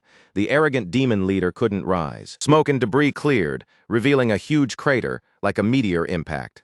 At its center, a charred figure shivered in defeat. Even with his regeneration, the demon leader had limits, barely conscious. He knew he had lost, though he refused to fully accept it. A mere level 25 human had wielded such overwhelming power. Meanwhile, Luta, seeing his master in that state, cursed violently and charged at Yi Lin, ignoring his fight with Zhang Qinqi, who panted heavily nearby. He shouted a warning, but it was pointless. Everyone, including Yi Lin, could see the beast barreling forward like an unstoppable train. Yi Lin guessed Luta was well over level 100 and knew he couldn't face him head-on. Then, out of nowhere, something unexpected intervened, slicing through Luta midair and cleaving him cleanly in two. The crowd, especially Zenkichi, exhaled in relief and amazement as they saw the attacker. He Yunfeng, the city lord of Shunqing. They were saved. He Yunfeng's strength, as lord of a top-tier city, ranked among the best in all of Daxia. And for the demons daring to invade human lands? Well, they just bought themselves a one-way ticket to hell. He Yunfeng raised his hand calmly, firing a bright golden beam from his fingertips, raining down on the monsters like a meteor shower. The crowd was dazzled, witnessing the sheer power of the city lord of Shunqing. The demon leader no longer carried his arrogant swagger. A subordinate helped him to his feet, urging retreat against He Yunfeng. They were outmatched. Finally, the demon leader, revealing his name as Gallagher, acknowledged Yi Lin. He vowed revenge, promising one day to cut Yi Lin's head off and reclaim his honor. And with that, he fled toward the shimmering rift back to the demon realm. Yi Lin watched, choosing not to pursue. He Yunfeng, spotting Gallagher fleeing, scowled, clearly irritated. A massive golden beam shot from his hand, streaking across the night sky like a bullet. Gallagher realized too late. The beam was closing in fast. Horror widened his eyes. There was no time to dodge. He summoned a gigantic demonic hand from the earth to intercept, warning He Yunfeng not to get too cocky. The collision erupted with a thunderous bang, sending a massive smoke cloud skyward. As the smoke cleared, Gallagher seized the chance to slip into the rift. But before vanishing, he taunted He Yunfeng, daring him to follow into the demon realm. He Yunfeng replied calmly, stating that the day would come when Daxia's warriors would invade the demon realm and wipe out the entire clan. With the immediate threat gone, he landed and apologized to everyone, especially the top scorers. As Shenzheng's city lord, he bore some responsibility for the invasion. Zhang Qinqi reassured him it wasn't his fault, and He Yunfeng agreed. One day, they'd eliminate all demons from Daxia and take the fight to the demon realm itself. Turning to the top scorers, He Yunfeng announced the teleportation portal was restored and reassured them their test results would be published soon. Those seriously injured by Gallagher and his minions stayed behind for treatment, while the rest returned to their hotel. Outside, Yi Lin exhaled quietly, relief washing over him now that the ordeal was finally over. Back at the hotel, he replayed the demon encounter in his mind until a knock at the door snapped him out of it.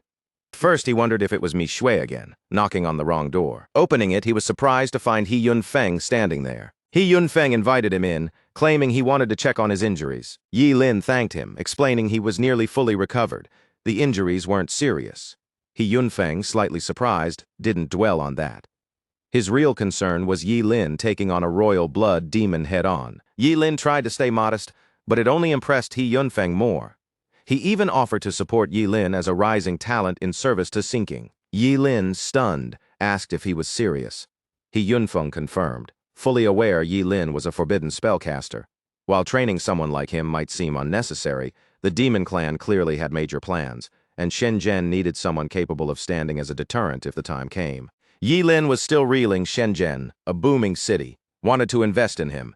It was an insane opportunity, no matter how you looked at it. He wanted to accept immediately, but first, he had to consult his mentor, Zhuge Qianxing. He Yunfeng agreed and even offered to personally travel to Qinchang to speak with Zhuge Qianxing himself.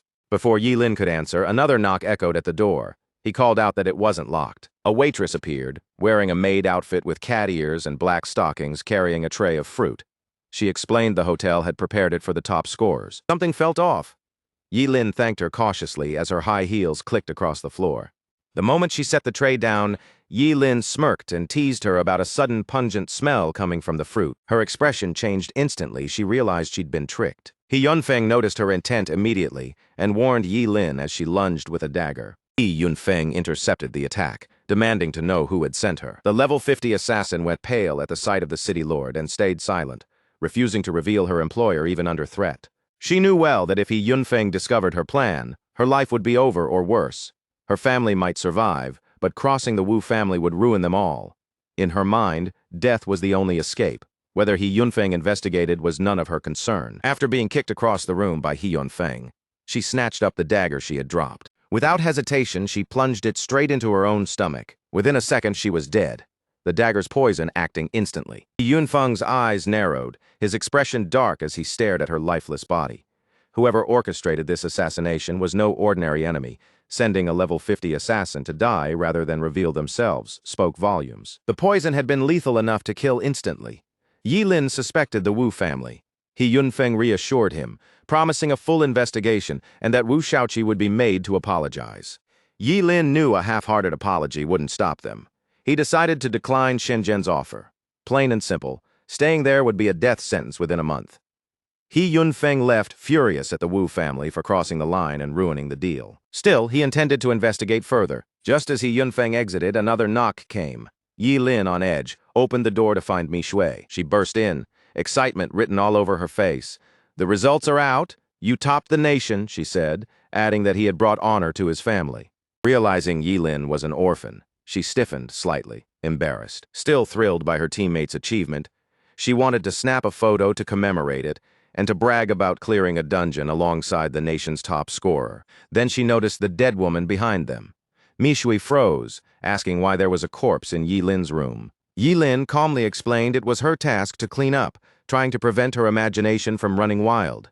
The assassin had been sent by Wu Shaoqi. Mi Shui's anger flared. She was ready to teach that spoiled brat a lesson. Meanwhile, Wu Shaoqi erupted in rage upon learning the assassination had failed, questioning what kind of incompetent fool carried it out. Couldn't comprehend how a level 50 assassin had failed to kill a mere level 25 human, regardless of profession. Before he could dwell on it, a dignified, middle-aged man entered. Wu Shaoqi paled instantly. His father had arrived. The man sneered, disappointment etched across his face, scolding Wu Shaoqi for showing no respect to him as his father. He didn't care that his son had sent someone after Yi Lin, but doing it in front of the city lord. That was sheer stupidity. Unease washed over Wu Shaoqi. He stammered that he hadn't known He Yunfeng would be there, but his father wasn't listening. Since Wu Shaoqi was the direct heir, He Yunfeng would likely give only a minor punishment as a warning, avoiding anything severe. His father ordered him to pack. They were going to apologize to the city lord. The young master wilted like a deflated eggplant, silent, though his resentment toward Yi Lin only deepened. The next day, Yi Lin received the National Champions Award, personally presented by He Yunfeng. As the top scorer in the national exam, he would receive 2 legendary grade rewards. Yi Lin had initially expected money, but a legendary skill scroll and equipment were just as welcome, especially since anything above legendary meant forbidden spells or god-tier gear. The legendary equipment was the Great Sumeru Ring, boosting psychic power by 100%, and it could also be refined. Its first skill, Sumeru World, could absorb energy attacks and store them, converting that energy into temporary psychic power. Its second skill, Inside World, allowed access to the storage space inside the ring, sized according to the user's psychic power. Basically, the ring could absorb energy attacks for temporary boosts, while also providing storage space. Yi Lin couldn't help but smile with this ring. Even a group of mages couldn't overwhelm him. He could absorb their attacks and turn them into power. Then he could strike back with forbidden spells, taking them down quickly. The Sumeru ring, combined with his undying body, made him stronger the more he faced attacks. He thanked the city lord and promised to keep improving. Pleased, He Yunfeng mentioned discussing his earlier offer in more detail later. For now, Yi Lin would be sent back to Qingqing via the teleportation array. Soon, the scene shifted back to Qingqing at the teleportation square. The moment Yi Lin stepped through the portal, a chorus of high-pitched cheers filled the air, momentarily startling him. Principal Gao and Hu Wang, beaming, rushed over to congratulate him. Qingqing now had a national top scorer. Yi Lin humbly replied it was nothing. But before he could say more, the crowd surged forward, almost overwhelming him. Principal Gao and Hu Wang tried to control the crowd, but it was a losing battle. They weren't backing down. Some wanted photos, others signatures, hugs, and all sorts of random requests. Yi Lin shivered and stepped back. The crowd's enthusiasm was a little too much for him, especially the group of middle-aged women asking for hugs. Luckily, before it got out of hand, Principal Gao grabbed his arm and whisked him away. Yi Lin let out a weary sigh, telling them he was drained and just wanted to get home and rest. But when he noticed Principal Gao heading in the wrong direction, the older man quickly explained that Zhuge Qianxing wanted to see him first. He followed through a tangle of narrow alleys until he stepped into Zhuge Qianxing's quiet courtyard. There, his teacher was calmly brewing tea, a small smile tugging at his lips at the sight of Yi Lin's disheveled state. Pouring a cup for himself, he remarked that being the top scorer in the nation clearly took its toll. Yi Lin exhaled a tired laugh, agreeing, and added that the rewards were at least worth it.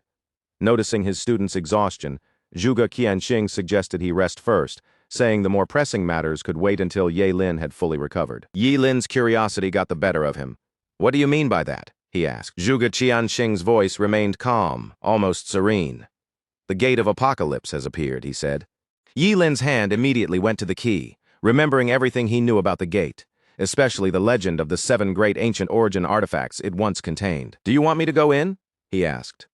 Zhuge Qianxing shook his head, clarifying that he intended to accompany him instead. Taken slightly off guard, Yi Lin stood, leaving the courtyard with a plan to stop by the Job Changer Guild to sort out some equipment first. He'd never fully understood why Zhuge Qianxing had taken him on as a disciple, and he'd always been cautious.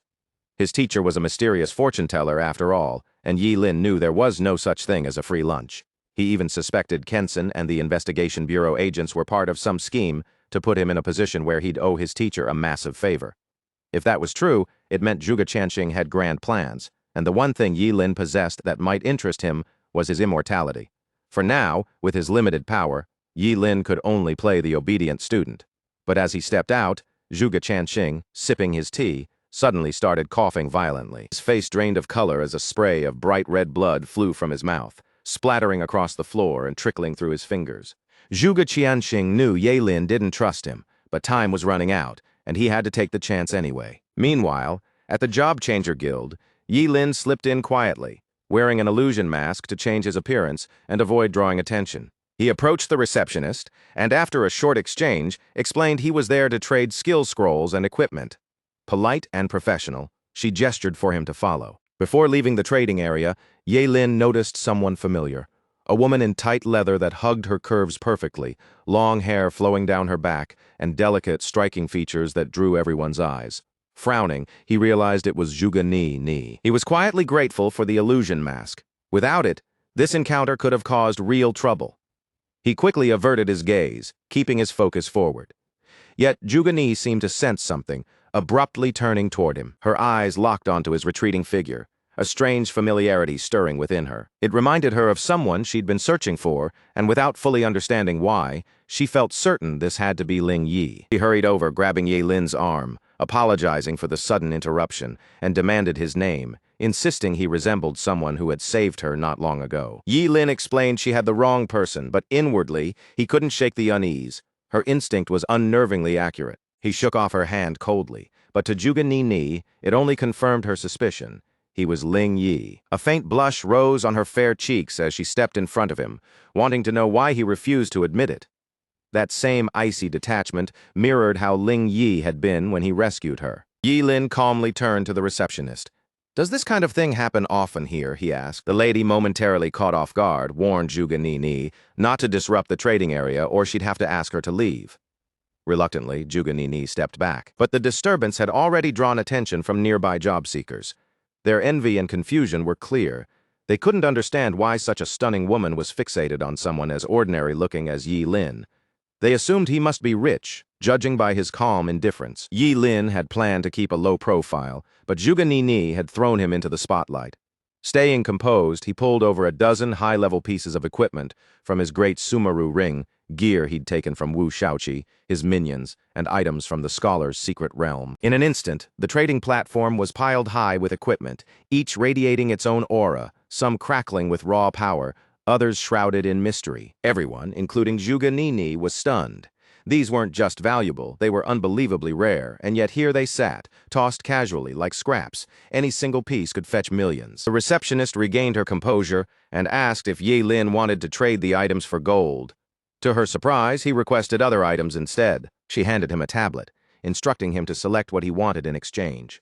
Yi Lin skimmed the options quickly, choosing without hesitation. After tallying the total, she told him he'd need to add 3 million more. His items weren't enough. Yi Lin gave a slight nod, unfazed, but he had one more trick. He pulled out a glowing golden stone etched with dragon-scale patterns, a dragon-scale gold ore from his Sumeru ring. The air around it seemed to chill, thick with a strange, oppressive magic. Dragon-scale gold ore was extremely rare, ideal for forging epic-level equipment. The receptionist and everyone else were blown away. Compared to this, the dozen high-level items suddenly seemed insignificant. Meanwhile, Juganini's eyes sparkled, staring at Yi Lin in awe. By now, she was convinced he had to be Ling Yi. Then a calm, authoritative voice cut through the murmurs, asking the receptionist what all the fuss was about. It was Chen Kai stepping onto the platform. He added that he remembered teaching her the importance of staying calm in situations like this. Chen Kai was apparently the vice president of the Qingqing Job Change Guild, rumored to be around level 60. A flicker of surprise crossed his face when he saw the dragon-scale gold ore. Impressed, he asked Yi Lin what he wanted in return. Yi Lin requested a refining stone. A refining stone could raise equipment star ratings, making them far stronger. 7-star refined gear could rival unrefined epic-level items. Chen Kai had no problem with that, and even offered 800 stones for the gold ore. Yi Lin asked for 1,000 stones instead. The vice president agreed readily, seeing it as a friendly gesture for future dealings. They shook hands. With that deal, a partnership was set. Yi Lin intended to trade only with the Job Changer Guild from now on. Chen Kai, pleased, assured him the guild would always welcome him with any extraordinary items. He instructed the receptionist to fetch 1,000 refining stones from the warehouse and reminded her to stay composed in future situations like this. But before she could move, Yi Lin, in his usual cold, detached tone, announced he had one more item to trade. He pulled out a legendary skill scroll from his ring, shocking everyone, especially Chen Kai, who almost lost his composure at the sight of such a rare item. For a man who claimed to stay calm during trades, Chen Kai was practically shouting, calling for the guild president. Nearby, Juganini, stunned, became certain that Ling Yi was no ordinary person. After all, this legendary scroll had never existed in Qingqing. Chen Kai's urgent call quickly brought an old man in robes onto the stage, appearing instantly before everyone. His calm, ominous aura radiated authority. This was Wang Lichuan, president of the Qingqing Job Change Guild. Chen Kai felt as if a savior had arrived. But seeing the legendary scroll, Wang Lichuan paused for a moment before meeting Yi Lin's gaze. The legendary skill scroll wasn't just rare, it was adaptive, usable by any job class. Wang Lichuan asked Yi Lin calmly what he intended to trade it for. Yi Lin declared he wanted all the normal skill scrolls the guild had. With the ultimate sublimation skill, legendary scrolls were useless to him, so swapping them for thousands of ordinary scrolls made perfect sense for casting forbidden spells. Wang Lichuan, like everyone else, was speechless. They all stared at Yi Lin, wondering if they had heard him right. Juganini quickly stepped forward, warning Yi Lin not to go through with the trade. She insisted it was a huge mistake. Ordinary skill scrolls could be bought for a few thousand each, but legendary ones? Priceless. She even offered to cover any shortfall for him. Yi Lin just shook his head, refusing without hesitation. Wang Lichuan asked if he was really sure. The moment Yi Lin confirmed, the old man nodded and immediately ordered the staff to collect every ordinary skill scroll in the guild. None were to be left behind. Soon enough, the deal was done, and Yi Lin was handed the guild's highest-level membership card. Came with a 30% discount on everything at the Qingqing Job Changer Guild. Yi Lin thanked the president and left without delay. Watching him go, Chun Kai suggested quietly following to offer protection. But the president shook his head. Someone who had once owned a dragon-scale gold ore and legendary skill scrolls couldn't be ordinary. Following him might just annoy him, he said. Still, the moment Yi Lin stepped outside, Zhuge Ni, waiting at the entrance, started trailing him openly. No illusions, no stealth. At a street intersection, she finally confronted him, now completely convinced he was Ling Yi. Even as Yi Lin insisted she had the wrong person, Zhuge Ni ignored him. She wanted him to come home with her. An imposter had tricked her father using Ling Yi's identity, and she wanted proof that the real Ling Yi and the shameless pretender were not the same. Seeing him hesitate, she added it was fine if he didn't want to admit anything yet, but she remembered Ling Yi's silhouette perfectly. If he still refused, she'd involve the investigation bureau. Reluctantly, Yi Lin agreed, but as soon as they reached a quieter street, he planned to use his fleeting dance technique to slip away. Night had fallen by the time Zhuge Ni dragged Yi Lin back to the courtyard to meet her father. Bursting with excitement, she introduced him, disguised as Ling Yi. Zhuge Qianqing tried to correct her, but seeing how convinced she was and that she was practically presenting her guest as better than Yi Lin, he stayed silent, letting her fantasy play out. Both Yi Lin and the real Ling Yi winced at the awkwardness. And to make matters worse, the redhead insisted her father take Ling Yi as an apprentice instead of Yi Lin. Zhuge Qianqing adjusted his glasses, playing along. He complimented his daughter, saying Ling Yi was impressive and he wanted a private word with him. Thrilled by her father's response, Zhuge Ni excused them, saying she needed to change clothes anyway.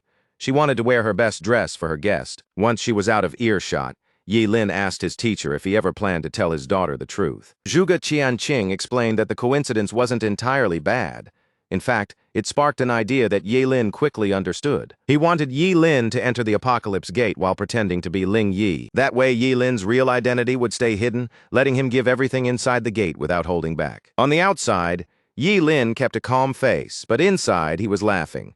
Pretending to be Ling Yi meant his disappearance in the gate didn't matter at all. And for some twisted reason, he was actually excited, curious to see what his teacher had planned. Yi Lin agreed to the plan. Zhuge Qianqing promised to handle Zhuge Ni so they could leave in a few days. Back in his room at the Zhuge family villa, Yi Lin prepared for the Apocalypse Gate, starting with refining his equipment. No matter how strong he got, caution was essential. His first attempt at refining the Sumeru ring worked perfectly. The ring reached 1-star refinement, and his mental amplification hit 120%. Yi Lin couldn't hide his surprise. Just 1 star, and the mental boost jumped 20%. Putting the ring on par with advanced gear. Feeling lucky, he kept refining. But every single attempt after that?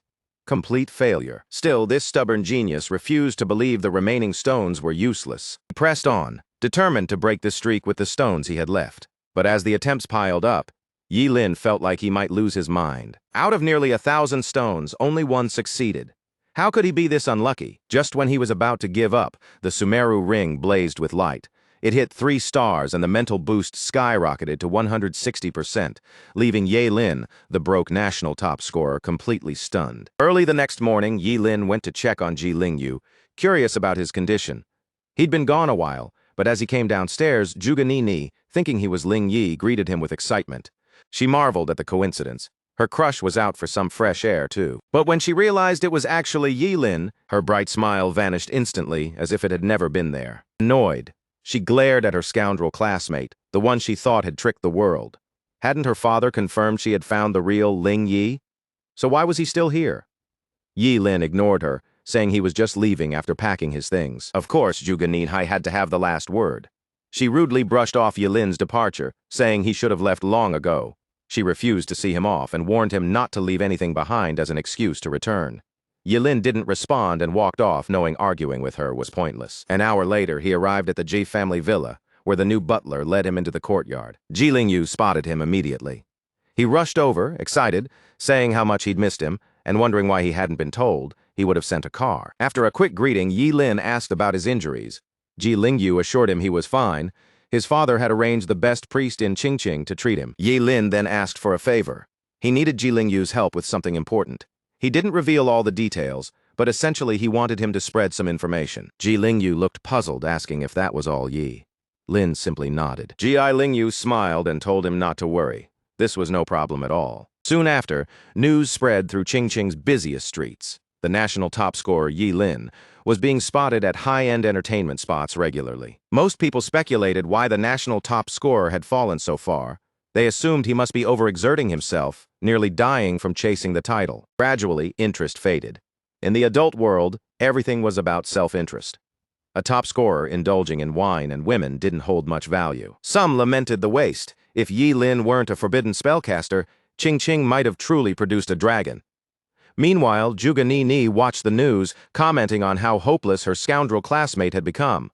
After keeping a low profile for a few days, Ye Lin was fairly certain the spotlight on him as the national top scorer had finally dimmed. Night had fallen when he returned to the Zhuge family villa, still disguised as Ling Yi. Seeing him, Zhuge Qianqing asked if he was ready. Yi Lin nodded firmly. Just as they were about to set off, a voice called out to Ling Yi. It was, of course, Zhuge Ni. Cheeks flushed as she invited her crush to catch a movie when he returned. Yi Lin replied curtly that they'd talk later. She nodded reluctantly, warning him to be careful. With a wave from her father, the two set off in a sleek black car. On the way, Yi Lin asked if they were heading to the teleportation portal. Zhuge Qianqing shook his head. No need. The Gate of Apocalypse lay in the wilderness just outside Qing. One more thing. Ye Lin shouldn't call him teacher. To keep his identity hidden, he was to stick with Mr. Zhuge Qianqing. The ride was short, and soon they arrived. They stepped out and walked toward the Gate of Apocalypse, where others were already gathered. Yi Lin froze for a moment at the sheer scale of the gate. Zhuge Qianqing chuckled, admitting he had felt the same shock the first time he saw it. As they approached, a familiar face appeared, slightly winded but visibly relieved to see Zhuge Qianqing. Had he been delayed, someone else would have been sent to find him. After a firm handshake and polite greetings, Tan Qingjiang was formally introduced as the deputy director of the Qingcheng Investigation Bureau. He handed the key he had back to Zhuge Qianqing, expecting him to unlock the Gate of Apocalypse. Time was tight. Zhuge Qianqing accepted it, reassured Tan Qingjiang, and led Ye Lin toward the massive gate. Yi Lin whispered, a chill running down his spine. Zhuge Qianqing admitted he felt the same. He had tricked Tan Qingjiang with a fake key, and if the deputy director realized it, there would be no hesitation to kill them. Yi Lin asked if he should hand over the real key. Zhuge Qianqing waved him off. No need. All that mattered was getting close. Zhuge Qianqing faked fumbling with the key near the stone gate, while Ye Lin, holding the real key inside him, felt a sudden connection with the ancient door. At the moment, Zhuge Qianqing told him to open it. Ye Lin placed his hand on the stone surface. The gate recognized the real heavenly revelation key. No flashy explosions, no blinding light, just a deep, resonant mechanical sound. Slowly, the massive stone door creaked open, revealing a pitch-black passage that seemed endless. An ancient, mysterious aura drifted from the corridor, leaving everyone in awe. Tan Qingjiang's eyes gleamed with a mix of surprise and greed. This was where the 7 ancient artifacts of origin had once appeared. He immediately asked for the key back. Zhuge Qianqing handed it over, noting it had originally belonged to the deputy director anyway. Then an uninvited voice cut through the tension, commenting that the Gate of Apocalypse had been in Qingqing all along. It was Wang Lichuan, president of the Qingqing Job Change Guild. Tan Qingjiang's expression darkened. Zhuge Qianqing's presence was one thing, but the guild showing up. That wasn't going to fly. He glared at Zhuge Qianqing, asking if he had summoned them. Zhuge Qianqing, looking genuinely puzzled, denied it. Tan Qingjiang quickly pieced it together. Ye Lin was likely behind this. If anyone was going to complicate matters, it would be him. Wang Lichuan feigned surprise and suggested they join the treasure hunt. Tan Qingjiang bristled. Why should these guild people, who hadn't done a thing, get a share of the loot? Wang Lichuan countered. The guild could lead, scout ahead, even serve as cannon fodder if needed. Tan Qingjiang paused, considering it. Having them scout could actually help, and if the Job Change Guild came back empty-handed, that would be worse for everyone. He agreed, and Wang Lichuan and his team immediately took the lead, thanking the deputy director as they went. Passing Ye Lin, Wang Lichuan noticed him and smiled, surprised to see the young man there as well. Ye Lin, appearing calm and collected, followed Zhuge Qianqing as the guild headed straight into the endless darkness of the gate's passage. Deeper inside, a sudden bright light pierced the darkness, illuminating the corridor completely. The light was so intense that everyone blinked and adjusted before they could fully open their eyes. But when they did, the sight left them speechless. Even Ye Lin couldn't hide his disbelief. The world beyond the gate wasn't the bizarre, monster-infested place they'd expected. Instead, it was Qingcheng, though in ruins. The city walls, streets, and trees were all shattered. Rubble lay everywhere. dust swirling in the wind, carrying a sense of deep desolation. Faces reflected shock and confusion. Was this some illusion? They knew the gate of apocalypse was dangerous, but they hadn't imagined this. After a long pause, Tan Qingjiang ordered them to move inside and investigate further. Suppressing their shock, the Job Change Guild members scouted ahead, followed by Zhuge Qianqing and the Investigation Bureau. Signs of massive battles were everywhere. Shattered equipment littered the streets. Oddly, there were no living creatures, and not a single corpse.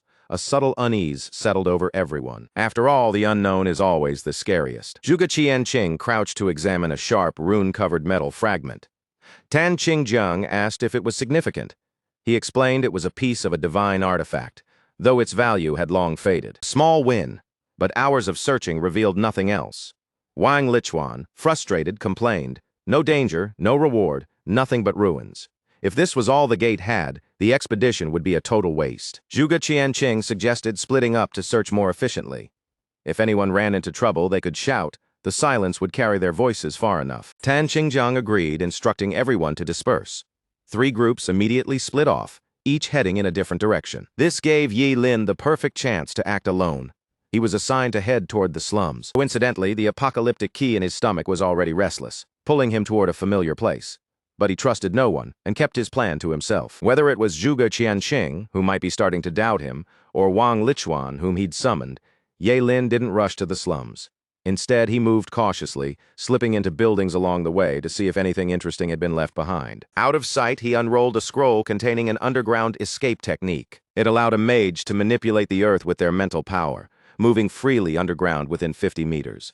Using his ultimate sublimation talent, he upgraded the technique fully to Spatial Leap. Spatial Leap, a forbidden spell, let a caster sacrifice their organs for short-distance space movement, making them immune to physical and most energy attacks during transit. In an instant, the space around Yi Lin tore open, revealing a wavy, infinite void that swallowed him completely. Moments later, he reassembled like a puzzle in the familiar slums, standing before a dilapidated low-rise apartment, draped in withered vines and moss. This had been his home in the real Qingqing. A sharp, musty smell hung in the air, and everything felt even more desolate than he remembered. A deep unease settled over him.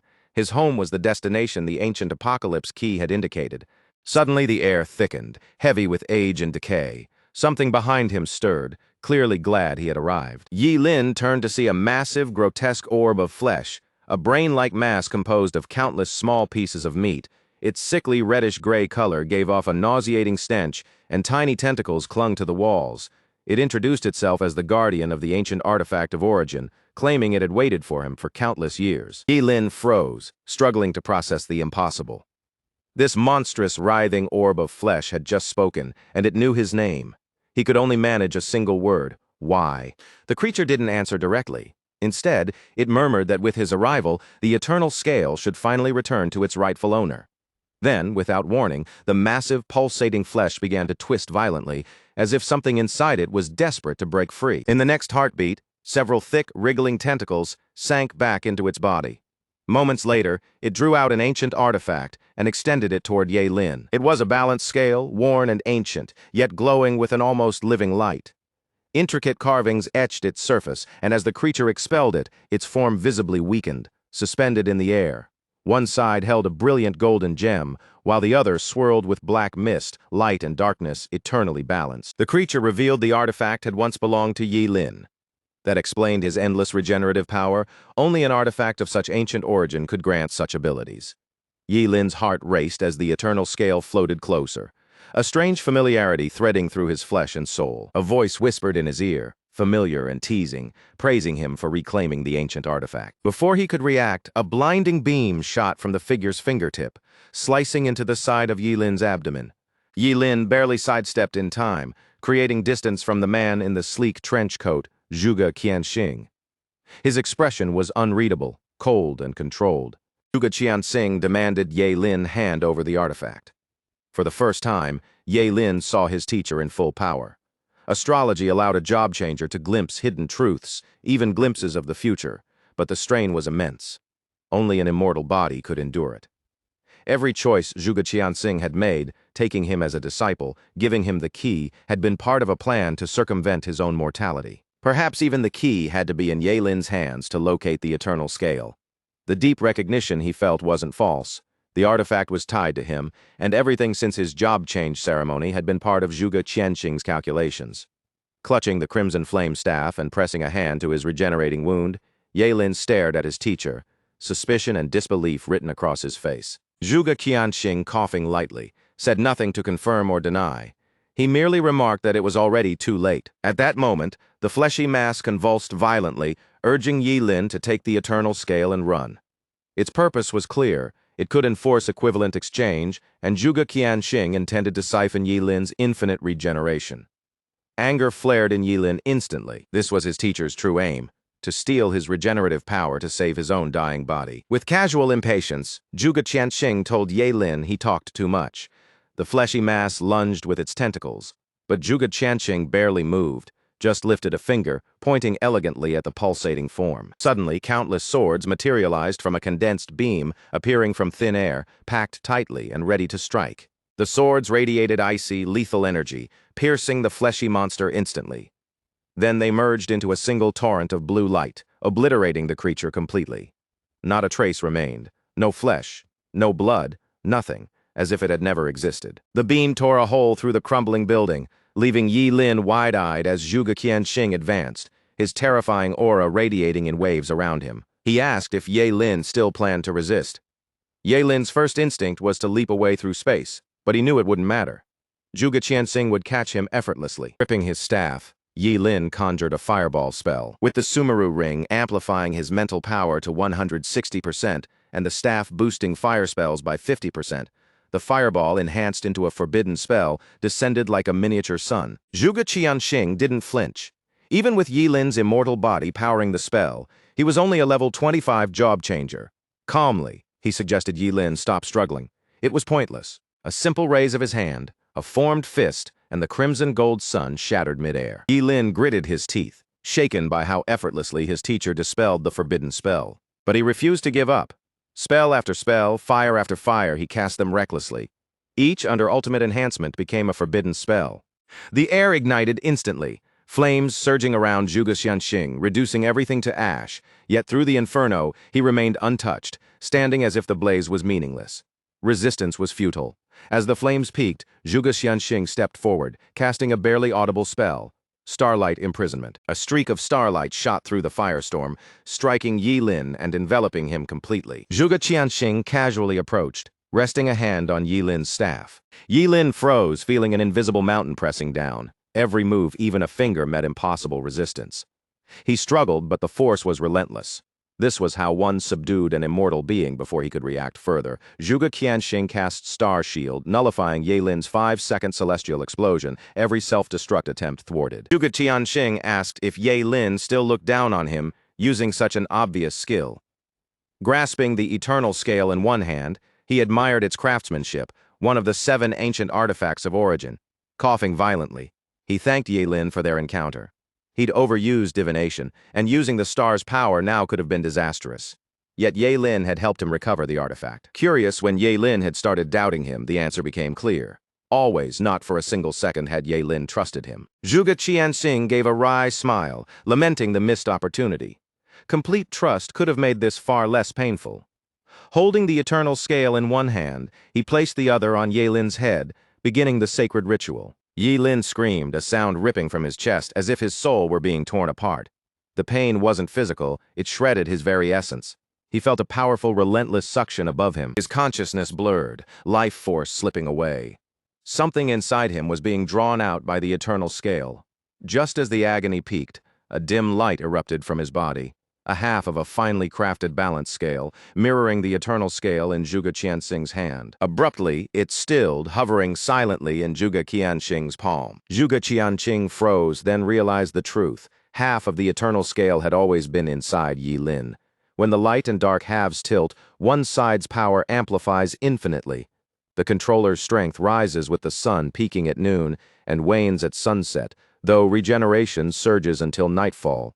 At dawn, true immortality is gained. The eternal scale granted both immortality and invincibility, making it the ultimate ancient artifact. But the complete eternal scale no longer existed, destroyed in wars thousands of years ago. Its power of equivalent exchange was unmatched. Both parties agreed it could swap things of equal value, level, profession, lifespan, even gender. The forbidden spellcaster had been SSS class strongest because of this. A level 90 job changer could be exchanged for a level 90 forbidden spellcaster instantly. Yi Lin asked why Zhuge Qianqing was explaining all this. The teacher didn't answer, only continued, pale and coughing. As he guided his fingers, the half-dark side of the eternal scale began to glow faintly, pulsing with mysterious life. It was repairing itself. Fine cracks on the half-dark scale mended, and a blinding light shot from Yi Lin's forehead, pain searing through him. He realized his immortality was gone. Zhuge Qianqing had succeeded. The aura of death pressed close, undeniable and imminent. Terrified, no longer immortal, Yi Lin begged him to stop. But Zhuge Qianqing showed no hesitation. Instead, he did something unexpected. He placed the now complete eternal scale onto Yi Lin's forehead. Then, darkness. When his vision returned, Yi Lin was panting, wide-eyed, fear still lingering in his gaze. Yet he was alive, and a familiar power throbbed within him. His immortal body had returned, stronger than ever. Looking down, he saw his teacher collapsed on the ground, barely breathing. Zhuge Qianqing smiled wryly. It seemed this had been his goal all along. Yi Lin stared, conflicted and confused. He could have kept the immortality, so why return it? Who could resist eternal life? And why had his teacher done this? He couldn't understand. If the roles were reversed, he wouldn't hesitate to take it by force. Coughing blood but still smiling, Zhuge Qianqing asked what he had done to earn such disrespect. Not even teacher? Hearing his teacher try to lighten the tension, Yi Lin felt a swirl of complex emotions. Clearly, he had never truly understood Zhuge Qianqing. Zhuge Qianqing fixed Yi Lin with a calm, steady gaze, as if he'd already accepted whatever was coming. He spoke slowly, every word deliberate. He admitted he had been plotting against Yi Lin all along, but not for his own immortality. This, he said, was for humanity's future. For years he had watched the stars, tracing countless possible futures for his daughter. In every one, she died at the exact same moment. Even if he took Yi Lin's immortality and later gave it to Zhuge Ni, her fate never changed. He had witnessed her death over 1,000,000 times. Coincidence couldn't explain that. There was only one logical conclusion. At that critical moment, it seemed the entire Great Xia dynasty and maybe all of human civilization would be wiped out. Yi Lin's chest tightened. What kind of catastrophe could annihilate humanity so completely? Even an immortal couldn't survive. Zhuge Qianqing remained calm, pointing at Yi Lin. Apparently he could see the future of everyone except him. There are 50 great Tao, he explained, but only 49 celestial manifestations, and just one human survives. He believed Yi Lin was that one. Yi Lin crouched, trying to digest it. 50 laws governed all things in the universe, he said. The heavens revealed 49, the hidden one. The variable was Yi Lin. In Zhuge Qianqing's vision, 6 people would fight alongside him. He had memorized their traits. They would come willingly, so he shouldn't refuse them. Zhuge Qianqing handed Yi Lin a brocade pouch, then spoke about that grotesque fleshy ball claiming to guard the ancient artifact. It wasn't a guardian, he explained. It was a fragment of the butterfly emperor from the demon race. Its goal, to use a piece of the eternal scale to lure the rest hidden inside Yi Lin. Inside the Apocalypse Gate, ancient artifacts could be forcibly seized. That's why the creature acted so decisively before Yi Lin could touch the false scale, and luckily it also allowed him to repair the broken external half inside Yi Lin's body. Then, with a trace of sorrow, Zhuge Qianqing asked Yi Lin for one last thing: protect his daughter. The moment Yi Lin promised, the light in Zhuge Qianqing's pupils slowly dimmed until it vanished. His final words were a simple, heartfelt thank you for that promise. Yi Lin stared at his teacher's lifeless body, gratitude swelling inside him. He now fully recognized Zhuge Qianqing as his mentor, and for Zhuge Ni, he vowed to keep her safe, no matter what. To Yi Lin, Zhuge Qianqing was like a towering mountain, a figure to revere. His calculations had been flawless, as if the world itself obeyed his will. The solemn farewell was interrupted by hurried footsteps. Tan Qingjiang and Wang Lichuan arrived with their teams. Seeing Zhuge Qianqing's lifeless form, Tan Qingjiang demanded to know if Yi Lin was responsible. Yi Lin stayed silent, head bowed in respect. Tan Qingjiang, clearly losing patience, ordered Yi Lin to explain or face the consequences. When Yi Lin remained silent, he told one of his men to seize the body and check for treasures. The man drew his sword, lunging toward Yi Lin, demanding the corpse be handed over. Yi Lin whirled, annoyance flashing in his eyes. Just to save scum like this bald idiot, his teacher had died. He decided then and there anyone trying to touch Zhuge Qianqing's body would share the same fate. With the ultimate sublimation of his summoned wood technique, Yi Lin invoked a forbidden spell, Descent of the Wood Realm. The ground trembled violently. Massive vines erupted, snaring the man mid-air. He struggled, but the more he fought, the tighter the vines coiled. Yi Lin raised his hand, instinctively devouring the man's lifespan. The man thrashed, screaming as his body decayed at an astonishing rate. Everyone, Tan Qingjiang and Wang Lichuan included, watched in horror, eyes wide. They had never seen anything like this. The wailing continued until the man vanished completely. No body, no trace, as if he had never existed. That moment, Yi Lin's system notifications popped up. He had devoured a level 42 job changer, gaining moisture, fat, protein, carbohydrates, minerals, and trace elements. His lifespan increased by 45 years, experience rose by 420, strength by 4, agility by 2, and spirit by 1. The eternal scale, now repaired, had fully shifted to the dark side. It lost its midday invincibility, but immortality became permanent. The dark-leaning scale transformed his former exchange ability into endless devouring. He could no longer transfer others' levels, but he could now plunder their power. Tan Qingjiang, furious and shocked, assumed Yi Lin had seized the 8th ancient artifact and killed Zhuge Qianqing. He ordered his men to take it by force. The group surged forward, just like the bald idiot before them. But Yi Lin declared boldly, they weren't enough to kill him. Then, before their eyes, he vanished, ghost-like. They were left baffled, guessing he'd used an earth escape technique. But how could it be that fast? Suddenly, a strange, mushroom-shaped cloud appeared above them, and before anyone could react, it exploded. Most barely escaped the blast, but no one could grasp the full extent of their target's abilities. After all, he'd just combined fire, wood, earth, and devouring magic all at once. Wang Lichuan watched in disbelief, thinking Yi Lin was easy to handle, but now realizing just how terrifying he was in actual combat. When Yi Lin reappeared, his first target was the man he had sworn revenge on at the Investigation Bureau's prison. He cast a simple low-tier water spell, immediately upgrading it to the wrath of the sea god. This forbidden spell condensed surrounding water to summon the phantom trident of the sea god, at the cost of 2 kidneys. In areas with abundant water, its power increased by 20%. Water surged from the air, forming the phantom trident, which locked onto its target with a terrifying aura. Before the man could react, it tore through his body, splitting him unevenly. Blood spurted, and his life force drained in an instant. As he fell, a sharp energy arrow streaked toward Yi Lin. He barely tilted his head in time, taking a nick on the cheek. Tan Qingjiang, a level 62 holy bow hunter, cursed loudly. He blamed the man who had just died for not providing cover, then ordered his men to attack in unison. If they couldn't defeat Yi Lin directly, they would at least try to overwhelm him enough to create an opening. Yi Lin didn't block the energy attacks or dodge with spatial leap. Instead, he activated his Sumeru ring, absorbing all the energy spells. Physical strikes? He took them head-on with barely any effort. With all energy attacks converted into psychic power, his 3-star Sumeru ring's mental boost shot from 160% to 220%. With this amplified mind, he raised his hand and cast a fire-type area spell, Rain of Flames. In its ultimate form, Rain of Flames became a forbidden spell, world-devouring heavenly fire.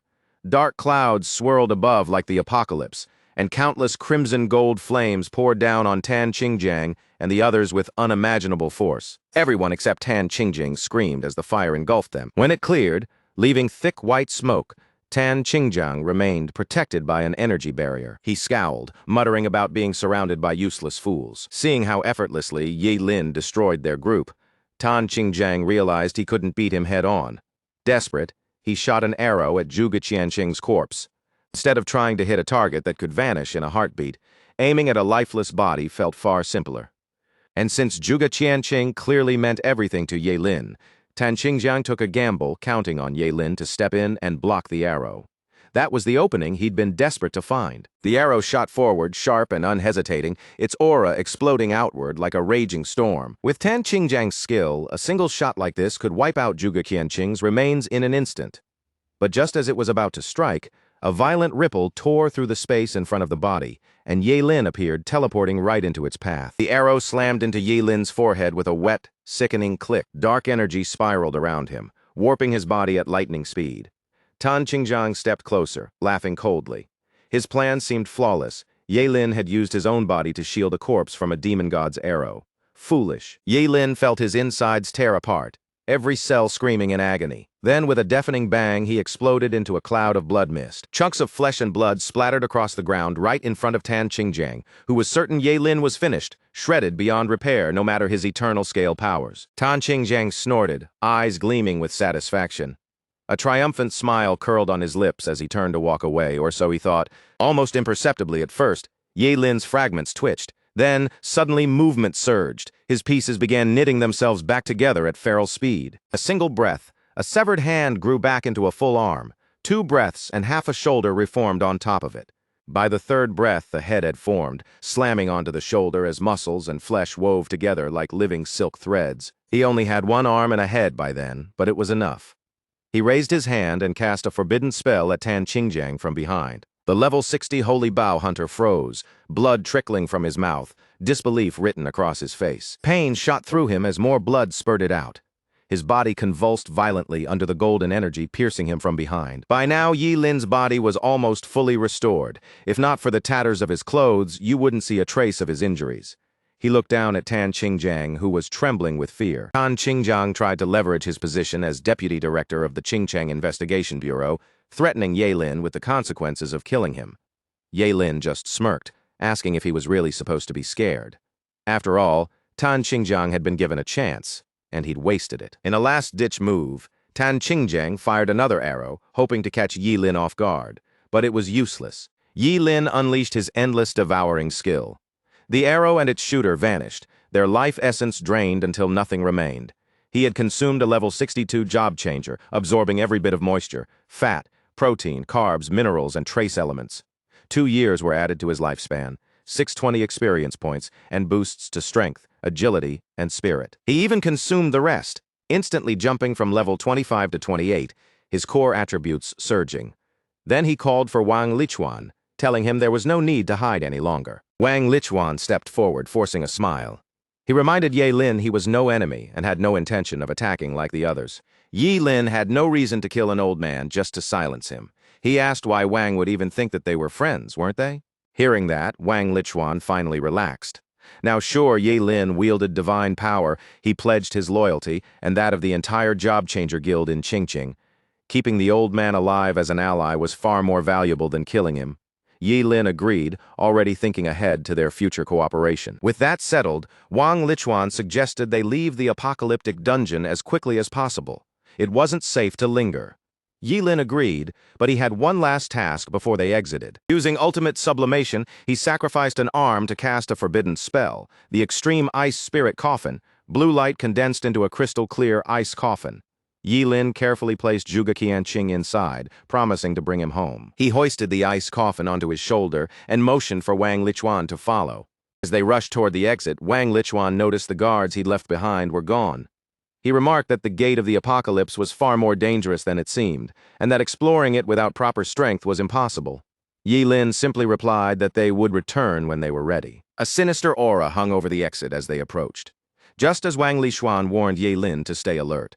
A level 34 dragon-blooded behemoth crashed down in front of them, sending dust and debris flying. It unleashed a torrent of fire, but Ye Lin and Wang Lichuan dodged with ease. Ye Lin told the old man to stay back, assuring him he'd handled the creature, then drew his staff. He cast the forbidden spell, Flame God's Breath, sending a massive fireball straight onto the beast's head.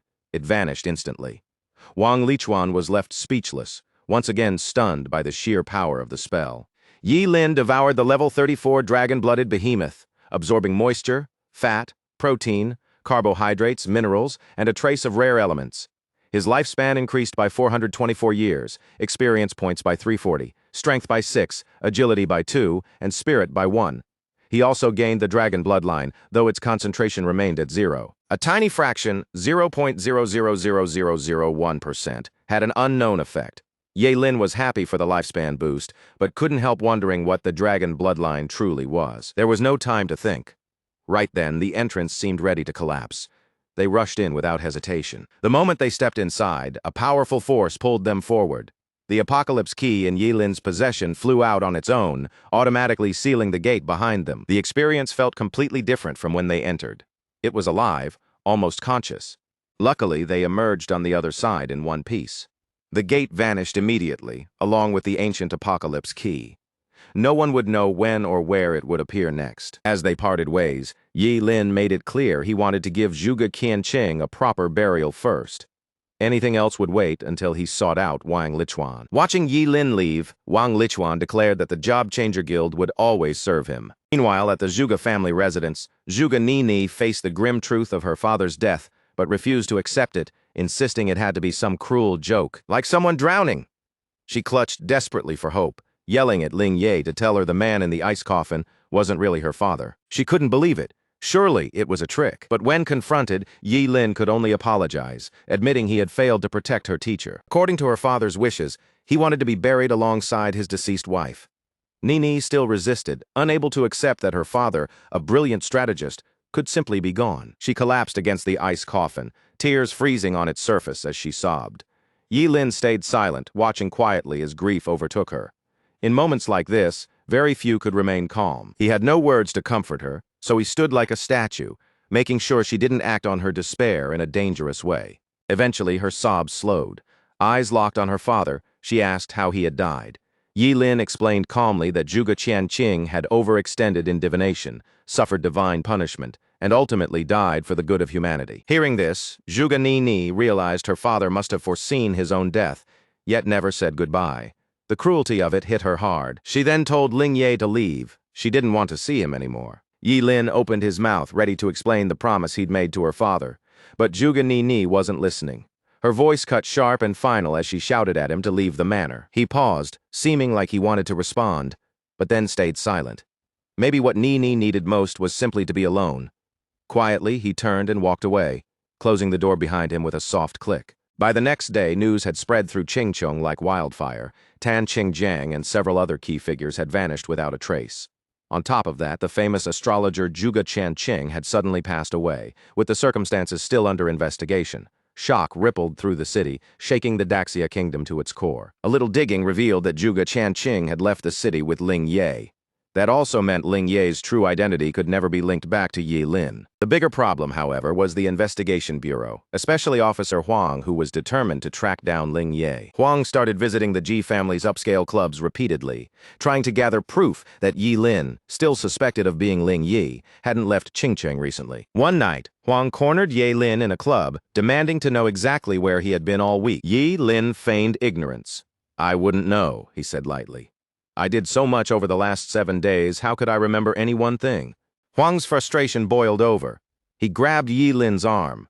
"Did you disguise yourself as Ling Yi to sneak out of the city with Zhuge Qianqing?" he demanded. Calmly, Yi Lin pulled out his phone. "I'm recording this," he said. "Without proof, you're open to a defamation suit." His female junior leaned closer, whispering that there was no evidence showing Yi Lin had left the city. In the past few days, he'd only been seen at the high-end entertainment spots. Huang reluctantly let go, still insisting he'd find evidence to support his claims. Then Yi Lin dropped a piece of information that froze the rigid officer in his tracks. Huang's eyes widened, stunned. Ling Ye had actually been blown to pieces just a few days ago. Yi Lin claimed he had witnessed the whole event himself, which in a twisted way was true, since he'd been blown up. Huang struggled to process it. How could this even be possible?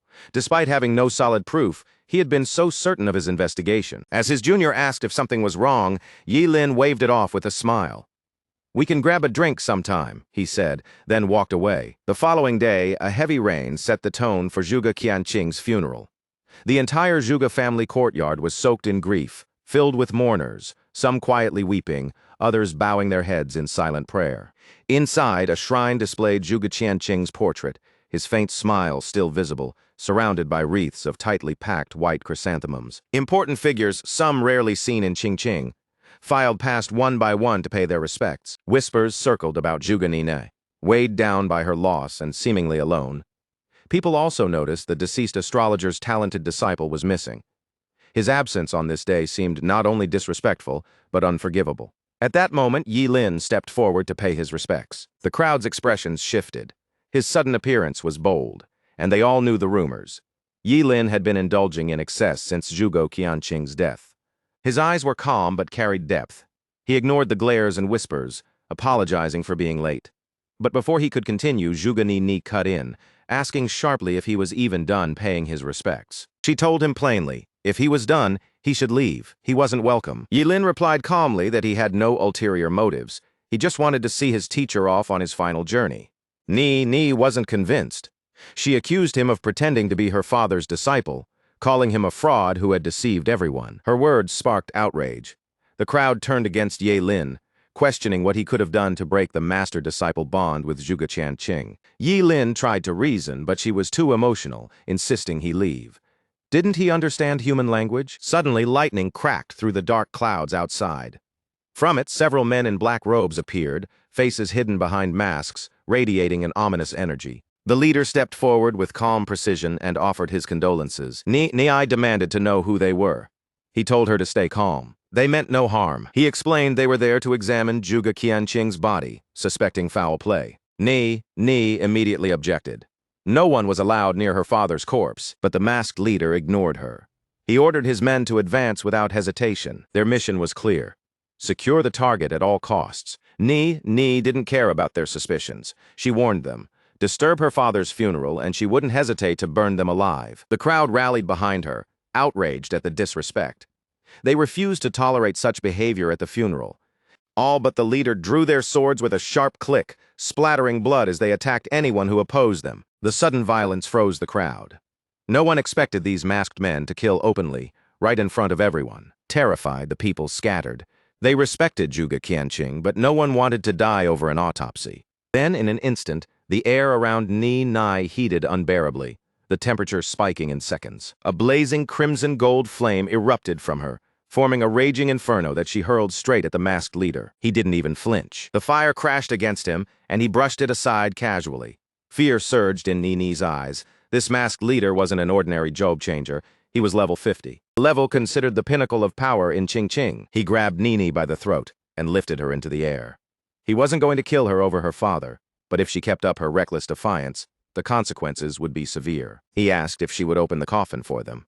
Before she could refuse, Ye Lin's chilling voice cut through the air. Stop. The masked leader, only now noticing Ye Lin, turned and saw him charging, hand crackling with blue lightning. Luckily, Ye Lin's reflexes kicked in just in time. He darted back, narrowly avoiding the worst of Zhuge Ni's lightning strike. Still, a sharp flash scorched across his arm, leaving a burning trail. Since the attack had been aimed only at him, Zhuge Ni stood completely unharmed. Without missing a beat, Ye Lin warned them, anyone trying to touch the ice coffin would pay with their lives. Instead of fear, the masked group seemed thrilled. He was daring them, and they were more than ready to accept. Their leader barked an order, set up a barrier. Now, in a blink, massive pillars of energy crashed from the sky, forming a glowing cage that trapped Ye Lin inside. Through a tiny gap in the barrier, his wild eyes could be seen, and he sacrificed his liver to summon the eternal thunder. A golden spear shot out, tearing through the barrier, piercing one masked man and slamming another straight into a wall. Neither of them even had time to react before their bodies hit the ground with a thud. The leader muttered under his breath, disbelief clear on his face. Ye Lin had just unleashed a forbidden spell, instantly killing one man and fatally wounding another, a power that made the hairs on his neck stand on end. But Ye Lin wasn't done. He lifted his other hand and fired a devastating energy beam that tore through a third masked man, reducing everything in its path to nothing but ash. The others froze, unsure what to do next. Ye Lin panted heavily, his clothes in disarray, his face pale as death, but his gaze never left the masked men. Zhuge Ni watched silently, her expression heavy, wondering if he had completely lost his mind. Seeing his battered state, the masked men assumed he was no longer a threat, despite the chaos he had just caused. It was reckless, sacrificing himself to protect a corpse, but they had no idea.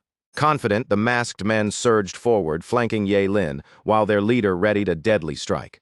As Ye Lin stepped closer, the masked leader suddenly appeared behind him, driving a weapon straight through his throat. Zhuge Ni tried to scream a warning, but it was already too late. Clean, gaping wound opened, blood spouting violently. It was the kind of injury that should have killed him instantly. The masked group let out quiet sighs of relief, realizing just how dangerous forbidden spellcasters could be when they went all in. Zhuge Ni clutched her chest, horror flashing across her face. She had never cared much for Ye Lin, but seeing him struck like that stirred a strange pang of guilt. The masked leader ordered his men to grab Zhuge Qianqing's body, but then they froze, hearing the voice of the one they thought was dead filled them with sudden dread. Despite his gruesome injuries, Ye Lin was alive. He repeated his warning. Anyone trying to take his teacher's corpse would be sent straight to hell. Then he unleashed the undying forbidden spell. The wound in his throat sealed instantly, and his arm healed just as fast, almost unbelievably. 3 remaining masked men could only stare in shock. He should have been dead, but there he was. Devil or not, it made no sense. Zhuge Ni thought the same. Nothing about this scene added up. Yi Lin's eyes shriveled, bloody tears streaming from empty sockets, as he activated the forbidden spell, Eyes of Eternal Freeze. The smiles on the masked men vanished, replaced by sheer terror as an icy aura wrapped around them, holding them fast. They struggled, but their bodies refused to obey. The air around them seemed to freeze solid. Ye Lin blurred from view, leaving only his glowing blue eyes cold and still locked on them. Even their defiant shouts turned to cries of despair as they were encased in crystal-clear ice, their survival snatched away. A few onlookers couldn't hide their shock. Seeing a level 27 forbidden spell take down 4 level 50 job changers wasn't something you saw every day. Their scalps tingled just watching. Even blind and gaunt, Ye Lin calmly walked to the ice coffin and lifted it onto his shoulder. Zhuge Ni opened her mouth to speak, but stopped. Yi Lin didn't even glance her way, walking off with steady, unshakable confidence. Watching him, something about his figure felt strangely familiar. She whispered, asking where he was taking her father. Yi Lin's answer was simple. He would bury Zhuge Qianqing himself, just as his teacher had wanted. Not far away, a middle-aged man in a sharp, dark suit stood by a floor-to-ceiling window, calmly surveying the city below. There was authority in his gaze, the kind that only comes with years in high positions. A black-robed man with a brown trench coat and a rat face mask approached, asking if Tiger and the rabbit had returned. The masked man confirmed it, noting traces in a valley 79 kilometers east of Qingqing that proved the Gate of Apocalypse had appeared. The middle-aged man simply nodded as if he'd expected it. How else could Zhuge Qianqing have died so mysteriously? He wondered what had unfolded inside the gate to cause such a sudden death. The rat-masked man asked if more men should be sent to retrieve Zhuge Qianqing's body. The middle-aged man waved him off. Too much attention had already been drawn. Some men would follow Yi Lin and Zhuge Ni instead, and there was someone specific they needed to find. When asked who, he named Wang Lichuan, president of the Job Changer Guild. Meanwhile, as the last handful of soil was gently scattered, Zhuge Qianqing's funeral concluded, solemn and complete. Sunlight filtered through the leaves, casting a warm, dappled glow over the freshly turned earth, giving the astrologer's final resting place a quiet, peaceful shimmer. As the sun dipped lower, Zhuge Ni quietly thanked Yi Lin for everything he had done. She pulled out a card, offering it as payment. Zhuge Ni explained that the money could cover treatment for Yi Lin's eyes if needed, and then some, enough for him to eat well and dress properly for the rest of his life. Right now, she didn't want the Zhuge family to owe him a thing. Yi Lin just shook his head and walked away. When she asked why, he answered calmly, he didn't need repayment. This wasn't for the Zhuge family. It was for his teacher. But Zhuge Ni's pride ran deep. Without her father, Mr. Zhuge Qianqing, she had no power. Yi Lin's words hit her like a cold gust, leaving her pale and frozen, a rare sight.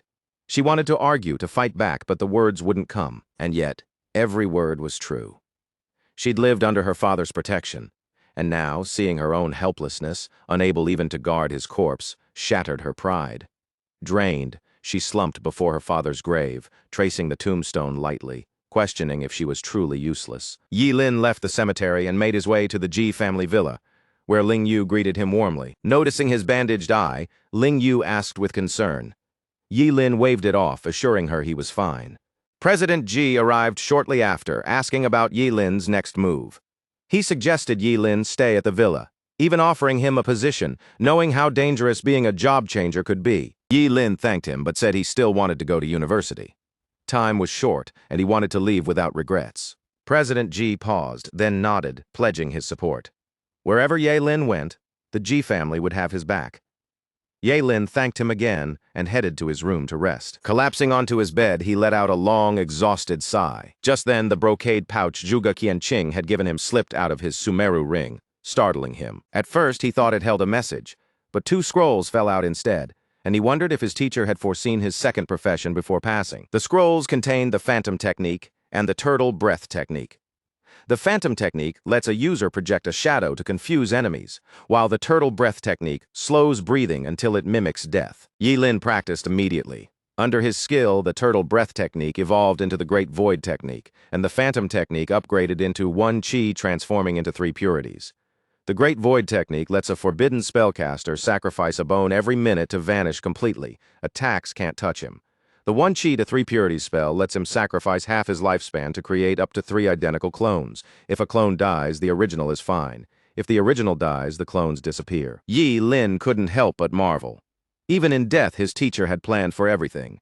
With these scrolls, he could slip past any watcher unseen. He activated the 1 chi to 3 purities spell, grinning as a perfect clone of himself materialized. He placed his eye patch on the clone, smiling at the plan. The clone stays at the G family villa while he moves freely, unseen. His instructions were simple. Stay at the villa, keep appearances, while he investigates who had been watching him. Activating the Great Void technique, Ye Lin leapt out his window. He moved like a shadow, slipping past the job changers stationed to watch him, perched silently in the trees. Grateful to his teacher again, Ye Lin thought. Truly, the #1 astrologer could foresee everything. He headed toward a teleportation gate leading to a monster hunting ground outside the city, under a new face and identity. At the gate, guards asked if he was heading out. Ye Lin nodded. They warned him about increased monster activity, and he thanked them before stepping through. Outside, he leapt branch to branch, enjoying the freedom to hunt monsters without anyone watching. His real journey to level up was finally starting. A canine monster sensed movement behind it, bared its fangs, and growled, eyes glowing with wild fury, saliva dripping. In a playful mood, Yi Lin decided to use only ice skills to hide his identity. Smirking, he flicked his fingers, releasing a chilling aura. With the Ice Blade technique, he pushed it to the forbidden spell, Frostmourne. A massive sword of pure ice formed mid-air, shimmering blue and crystal clear. At his flick, it shot straight at the beast, carrying deadly cold. The ice sword sliced clean through, splitting the monster in two. Shards scattered, freezing the remains into frosty statues. Yi Lin then used his devouring skill, consuming a level 32 monster. He absorbed water, fat, protein, carbs, and minerals, gaining 125 years of lifespan, 320 experience points, 5 strength, and 1 each in agility and spirit. Next, he devoured a level 36 monster, gaining nutrients, 360 years of life, 360 experience points, 7 strength, 2 agility, and 1 spirit. Then a level 37 monster, granting nutrients, 245 years of life, 370 experience points, 5 strength, 1 agility, and 3 spirit. Even after all that, Yi Lin wasn't satisfied. He needed to level up faster. 3 days later, he finally exited the gate at level 30. The pace of hunting had pushed him to his limit, but it still wasn't enough. He considered seeking help. That's when he realized the Job Change Guild could be useful. Arriving at the guild, he was surprised at how busy it was. Wang Lishuan's disappearance hadn't slowed things at all. He approached the receptionist and requested to post a mission. She led him to a male staffer in charge of such tasks. When asked the type of mission, Yi Lin said he wanted to recycle monster corpses. The staffer asked about his budget. Yi Lin replied, just the normal market price. Prices varied by monster type and level. Level 10 monsters sold for 300,000. Special ones like the golden armored demon rhino went for 450,000. Yi Lin instructed them to follow market price for all monsters below level 20. The staffer, surprised, assumed Yi Lin was a new enchanter and might not know about handling fees. Because Yi Lin planned to collect so many at once, fund verification was required. Yi Lin pulled out his top-tier lifetime VIP card. The staffer, stunned, began the process immediately. Within 3 days, Job Changers flooded the guild, submitting monsters non-stop. The sheer volume created a queue that couldn't be ignored. Everyone wondered who this mysterious spender was and why he wanted so many monster corpses. Alchemists and forgers struggled to buy materials because Yi Lin's prices were too high.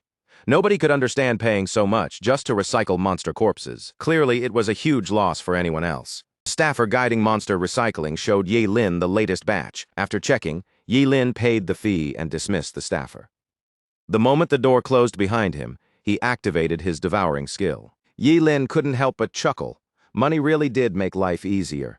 Hunting monsters alone was slow and tedious, but this was seamless and efficient. As he devoured all the monster corpses, notifications flooded his screen. Nutrients, lifespan, experience points, and boosts to strength, agility, and spirit, all skyrocketing at once. Half an hour later, the entire warehouse was cleared. Yi Lin had jumped to level 32. Remember, he had barely been level 25 just 2 weeks ago when he first entered the Gate of Apocalypse. No sooner had he left the warehouse than he sensed someone following him. The hidden mercenaries had spotted him. Short, dark hair, gray hoodie over a black combat suit. They were certain he was their target. They tailed him silently into a dark alley that opened into an empty underground parking lot. After checking that no one else was around, Yi Lin clicked his tongue in annoyance. Even after changing his face, He was still being followed. It made no sense at all. Turning with a sneer, he called out, asking the job changers if they weren't tired of being so bad at shadowing him. With their cover blown, the two mercenaries revealed themselves. One asked, almost rhetorically, if Ye Lin was the one posting missions to collect monster corpses. Someone was clearly paying top dollar for his work.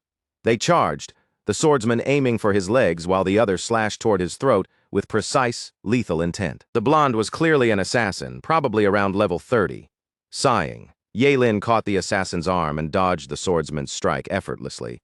He offered to double the payment if they stopped attacking, but they refused without hesitation. The assassin freed himself and reappeared behind Ye Lin, dagger aimed at his throat again. He was incredulous. Ye Lin was still haggling while facing death. Shouldn't the money belong to them after killing him? The swordsman told his partner to stop wasting time and joined in the attack. Ye Lin sized them up, levels roughly equal to his own. After dealing with them, they'd have to hurry to Ching Ching's newly opened 79th secret realm. Just as the blades glinted inches from his body, Ye Lin cast the forbidden spell, Eyes of Eternal Freeze. In an instant, their bodies froze solid, leaving only their heads exposed. Only then did they realize the monster they had provoked.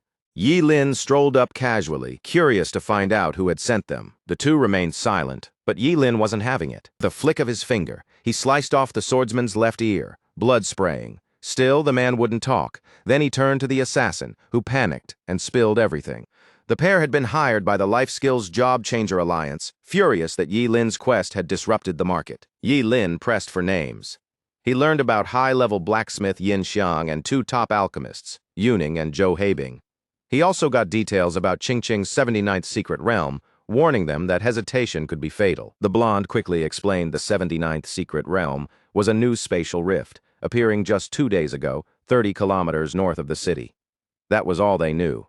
Ye Lin, satisfied, walked off, while the swordsman begged to be unfrozen, fearing the ice would be their death. Ye Lin just chuckled, wishing them luck surviving until the ice melted. Night fell, stars twinkling overhead, as Ye Lin arrived at the spot, 30 kilometers north of the city.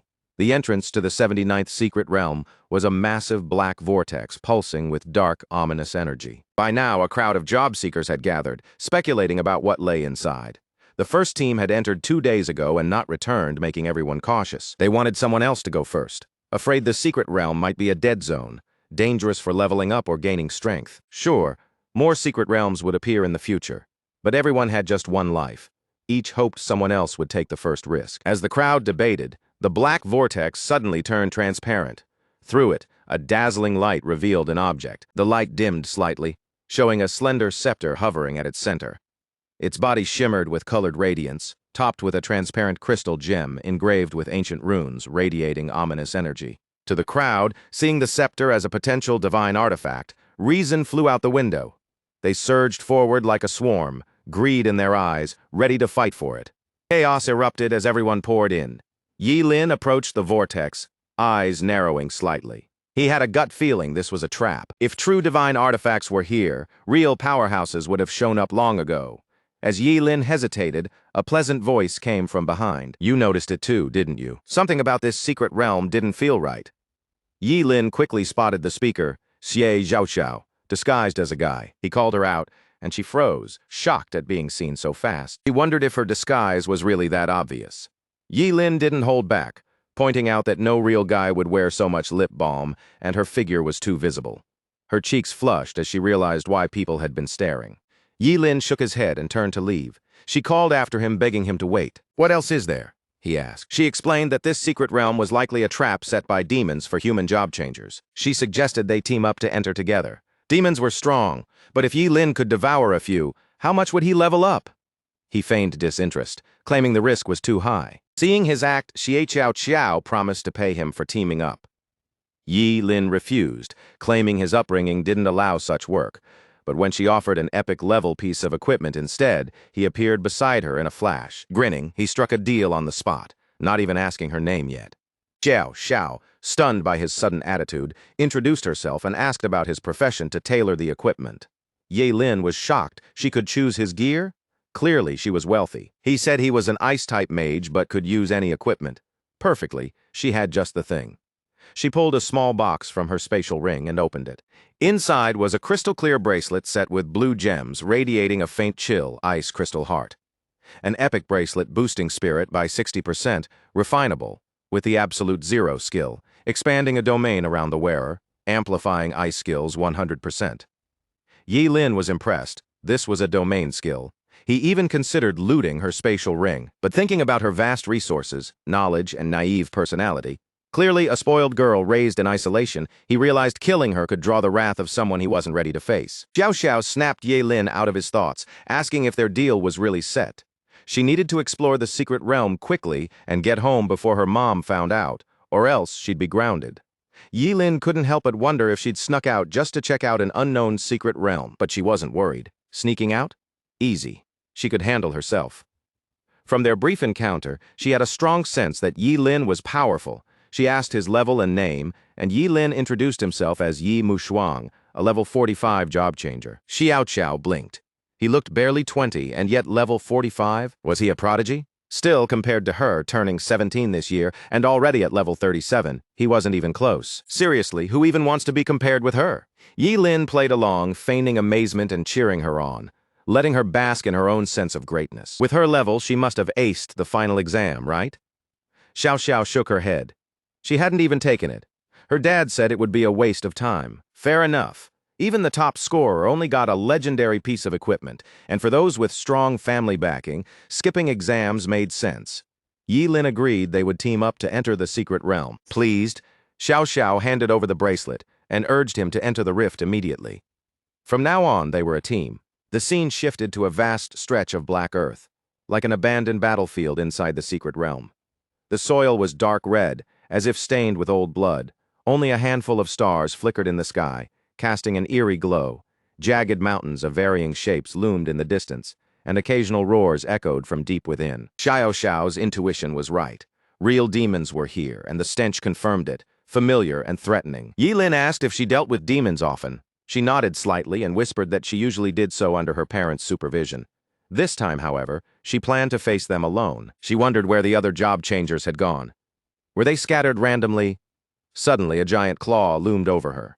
Before it could strike, Yi Lin grabbed her, dodging just in time. The paw slammed into the ground, sending up a cloud of dust. Putting some distance between themselves and the beast, Yi Lin cast his Ice Blade spell, instantly freezing the massive demon into a crystal-like sculpture. Xiao Xiao stared in awe.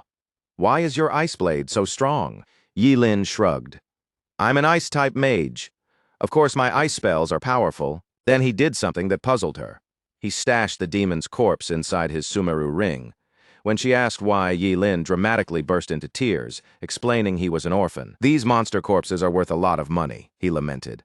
"I have no other way to make money. It's hard. Job change fees alone are 100,000 yuan, not to mention equipment, skill books, and materials. I have no family, no support, no one to back me up. Life's hard, and I don't believe in fate." He rambled so theatrically that Xiao Xiao had to beg him to stop. She apologized for even asking. "Don't worry, you can have all the demon corpses we hunt. They're worth far more than normal monster corpses anyway. I don't want them, but you have to help me record a video of me fighting them. I need to prove to my family I can hunt demons on my own." Yi Lin thanked her, calling her generous. As for the video, he'd capture everything in 4K. Inwardly, he noted that Xiao Xiao wasn't the sharpest tool in the shed. Judging by their journey, either she had been intentionally leading him, or she could sense the demon's traces in the realm. Along the way, they encountered a group of job changers gathered around a campfire. The group ignored them, though one guessed they were there to steal kills, while another judged them as not very strong. Yi Lin suggested leaving. Their gazes felt unfriendly. Xiao Xiao told him to ignore them. Venturing deeper into the mountains through a narrow gorge, the air grew heavier and colder. They leapt forward, and Xiao Xiao whispered they were very close. Yi Lin nodded and followed her lead. Ahead, they faced a giant demon, nearly 3 meters tall. Startled, the demon revealed its black-scaled body, abyssal eyes, and protruding fangs. Its aura suggested it was around level 40. Yi Lin asked if she was sure she could handle it. Even at the same level, demons were far stronger than ordinary monsters. A level 40 demon could easily overpower a dozen level 40 monsters, enhanced, evolved versions. Xiao Xiao dashed forward calmly, telling Yi Lin not to worry and to start recording. A mischievous glint appeared in her eyes as she waved her hand. Her 10 jade fingers moved, subtly drawing the surrounding air as it quivered slightly. Yi Lin zoomed in with his phone and saw almost invisible threads extending from her fingertips. Occasionally shimmering in the flashlight, the threads coiled around the demon like agile snakes. The demon sensed the threat and roared, its dark scales hardening, but the threads, sharp as blades, ignored the armor and pierced through, dark blood spilling instantly. Yi Lin was stunned. He couldn't guess her profession, but her combat skills were clearly impressive. Those nearly invisible threads were perfect for sneak attacks, enough to decapitate a level 50 job changer if they weren't careful. Xiao Chao trusted her star puppet strings. Once ensnared, no one could break free. Furious, the demon tilted back, opening its blood-red maw and gathering dark energy. Despite Yi Lin's warning, it launched the attack straight at her. Had it hit, she would have been severely injured, possibly killed. Luckily, she reacted quickly. The countless fine threads interwove into a semi-transparent shield. A deafening boom shook the area as the energy slammed into the shield, kicking up a massive dust cloud. When the dust settled, Xie Xiaoxiao had been pushed back dozens of meters. The silk shield had protected her. She was unharmed, though her breathing was ragged and her shirt torn. The demon had broken free from the threads and charged toward her, declaring it would eat her alive. Xiao Xiao's face darkened.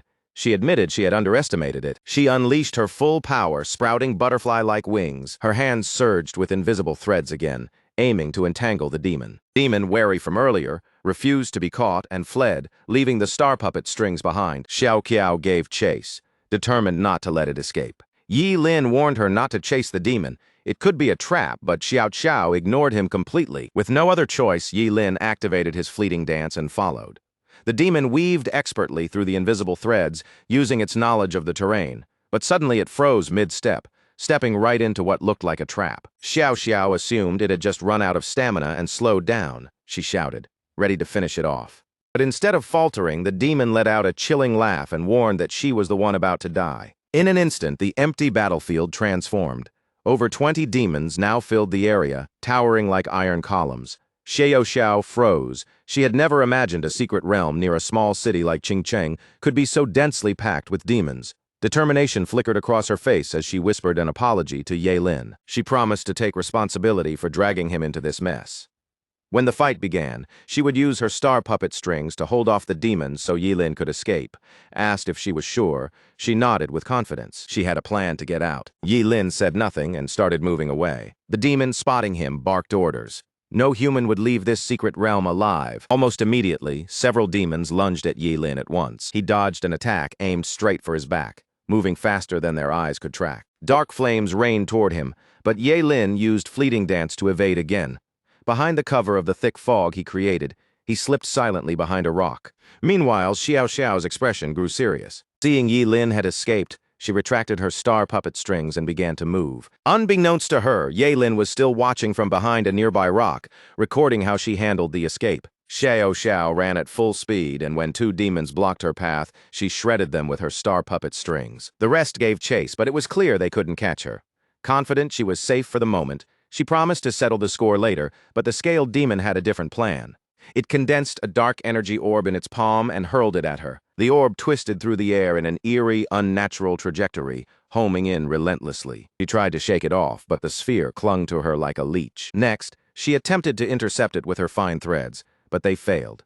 The orb hit with perfect precision, jolting her. Seeing she couldn't dodge, Yi Lin decided it was time to step in. The scene shifted. Xie Xiao was now trapped at the center of a spherical cage, the heavenly demon cage. She stared in disbelief. The demon had gone to extreme lengths just to capture her. The cage was a human-capturing device, forged only by demons of imperial blood. Once inside, escaping without surpassing the creator's strength was impossible in the short term. She wondered if this secret realm was tied to demons of imperial lineage. The demon noted her high status in the Esgaya kingdom and her ability to use the star puppet strings, a divine artifact. Capturing her promised a reward far beyond the cost of a single heavenly demon cage. Xiao Xiao resisted, but she had no choice. The demon reached toward the cage, demanding her star puppet strings. Suddenly his claws froze, and then his entire arm locked up, terrifying him completely. He demanded the culprit reveal themselves. Xie Xiao immediately realized it was Yi Lin. She spun toward him, asking why he hadn't escaped. Yi Lin casually tossed back her phone, saying he had finished recording. He only kept the earlier footage. Xie Xiao was incredulous. He hadn't run, he'd stayed to film. Yi Lin simply shrugged. After all, he'd been paid to do it. She insisted again that he should have run.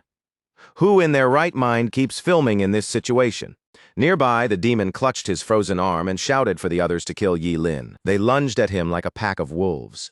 But suddenly, a chilling aura erupted from Yi Lin, expanding into an intensely cold domain, the Ice Crystal Heart skill, Absolute Zero. Inside, all ice-type attacks were doubled in power. Instantly, massive ice spikes erupted outward, crashing down on the 20 or so demons. 2 demons tried to flank him, but Yi Lin froze them instantly, turning them into ice sculptures. Another demon snuck up from behind. Yi Lin conjured an ice blade in his left hand, spun and sliced the demon cleanly in half. Xiao Xiao pleaded, telling him to stop fighting and run. He could die if he kept going. Yi Lin smirked. "If I die, you can drag me out and bury me. I'm not about to get chewed up by these monsters." Still, she begged him to run. Suddenly, an energy bullet pierced Yi Lin's chest. A red vortex appeared in front of him, and though he raised an ice wall to block it, the impact slammed him across the ground. Xiao Xiao shouted his name in panic. Yi Lin coughed, looking exhausted, but otherwise fine. The dark-scaled demon stared in disbelief. How was he still alive? Yi Lin rose, clutching his chest with a smile. The demons had had their fun. Now it was his turn. Dark-scaled demon mocked him, claiming this was Yi Lin's last gasp. Could he really take them all on? Yi Lin planted his feet, ready as the demons charged. Yi Lin took a steady breath, gripping his hands tight, and unleashed the forbidden spell. Ice erupted violently from the ground as the eternal ice seal stirred, sending shards of jagged cold sweeping outward in every direction. He stayed completely still, unfazed, while the demons sneered and jeered, trying to rattle him with their taunts. But Yi Lin's eyes told a different story. To him, they were nothing more than fools, and their fate had already been sealed. Then, all at once, every jagged shard of ice shot upward, converging into a towering pillar that crashed down with a deafening roar, reducing every demon in its path to dust. Xiao Xiao froze, her eyes wide, unable to speak as she watched the sheer destruction unfold. She couldn't believe it. Yi Lin had just annihilated more than 20 demons in a single strike. The scale of that power was terrifying, undeniable. Coughing, he staggered forward and muttered, "I told you this would be a guaranteed win." She rushed to him, asking if he was all right. Yi Lin managed a weak thumbs up and a groan. Then seconds later, he collapsed. The forbidden spell had hit him with full force. Xiao Xiao caught him just in time, her voice tight with panic as she asked again if he was okay. At that very moment, Yi Lin sensed something dark moving in. A shadowy figure with black, scaly skin appeared behind them, swinging a massive hand toward the pair. "Watch out!" he shouted, shoving Xiao Xiao out of the way just before crashing into a huge rock with bone-shaking force, leaving a deep dent. Xiao Xiao screamed his name, clenching her fists, tears streaming down her face as fear and anger mixed into a fierce burning resolve. Then, as if answering her rage, her radiant butterfly-like wings erupted once more, shimmering in the light, and her star puppet strings snapped into place. In an instant she was behind the dark-scaled demon, her strings wrapping around him tightly again. This time she didn't hesitate. Piece by piece, she tore through him, and only after he was gone did she rush back to Yi Lin. "Pull yourself together," she urged, opening her space pouch. "I've got medicine from a top-tier alchemist. It'll save you." Yi Lin waved her off, insisting she leave before more demons arrived, but she refused without hesitation. She popped a pill into his mouth, pleading with him not to die on her. One after another, she fed him pills until his mouth was full, unable to swallow anymore. Thinking she'd lost him, she broke down, sobbing, vowing through her tears to grow stronger, avenge him, and get him out of the secret realm. She wrapped her arms tightly around him, crying uncontrollably. Then a sudden, violent cough from him made her freeze, realization hitting her like a bolt. We're gonna suffocate each other if you don't let go," Yi Lin wheezed weakly, managing a small joke despite everything. Relief washed over Xiao Xiao, tears still wet on her cheeks. But Yi Lin just shrugged, saying maybe the god of death hadn't taken him. Or maybe the medicine was finally kicking in. She shook her head firmly. "Don't worry. Once we're out, I'll find the best cleric in Daxia for you." When Yi Lin asked what she was doing, she simply wrapped her star puppet strings around him, creating a snug, makeshift sleeping cocoon. No matter what, she was determined to get him out of the secret realm alive. Together, they moved carefully across the jagged terrain, eyes scanning for any sign of an exit. The view shifted to a massive statue head, a glowing portal beneath it, the exit, heavily guarded by demons to keep any human from escaping. And anyone stepping inside? Their fate was sealed the moment they crossed that line. From behind a huge rock, Xiao Xiao glimpsed piles of human corpses left by the demons and froze in shock. She cursed under her breath, realizing the secret realm was a trap, a slaughterhouse for humans. Every human who entered was being hunted, killed without mercy. Yilin told her to set him down and escape alone, so she could survive and bring reinforcements. She refused instantly. "You're not a burden. We're a team. I won't leave you behind." But at that moment, a demon spotted them and sounded the alarm. In an instant, Yilin and Xiao Xiao were surrounded, seen as nothing more than a weary human and a wounded fighter. Xiao Xiao unleashed her star puppet strings, ready to tear them apart. Yilin, however, told her to let him handle it. Without a word, she released him. She lunged at 3 demons, strings whipping in all directions. "Watch closely," she said. She was about to take them down herself. A violent shockwave ripped through the ground, sending debris flying as the demons went down. Yilin turned to the fallen job changers. Tragic as it was, it worked in his favor. He could devour them to level up. Activating his endless devouring skill, a burst of colorful energy engulfed the corpses. Notifications popped up. He devoured a level 22 and a level 25 job changer, gaining experience, moisture, fat, and even 250 extra years of lifespan. His strength jumped by 8 points, agility by 6, and his spirit increased slightly. His level shot up by 2 in a single surge. Meanwhile, Xiao Xiao found herself cornered, with demons taunting her, planning to torture her before the kill. She stood her ground. "You're despicable," she spat. "I'd rather die on my own terms than let you touch me." Suddenly, snow began to fall across the battlefield. The demons froze, confused by the sudden change. They didn't notice Yilin hovering a short distance above, yet the surge of raw power was undeniable.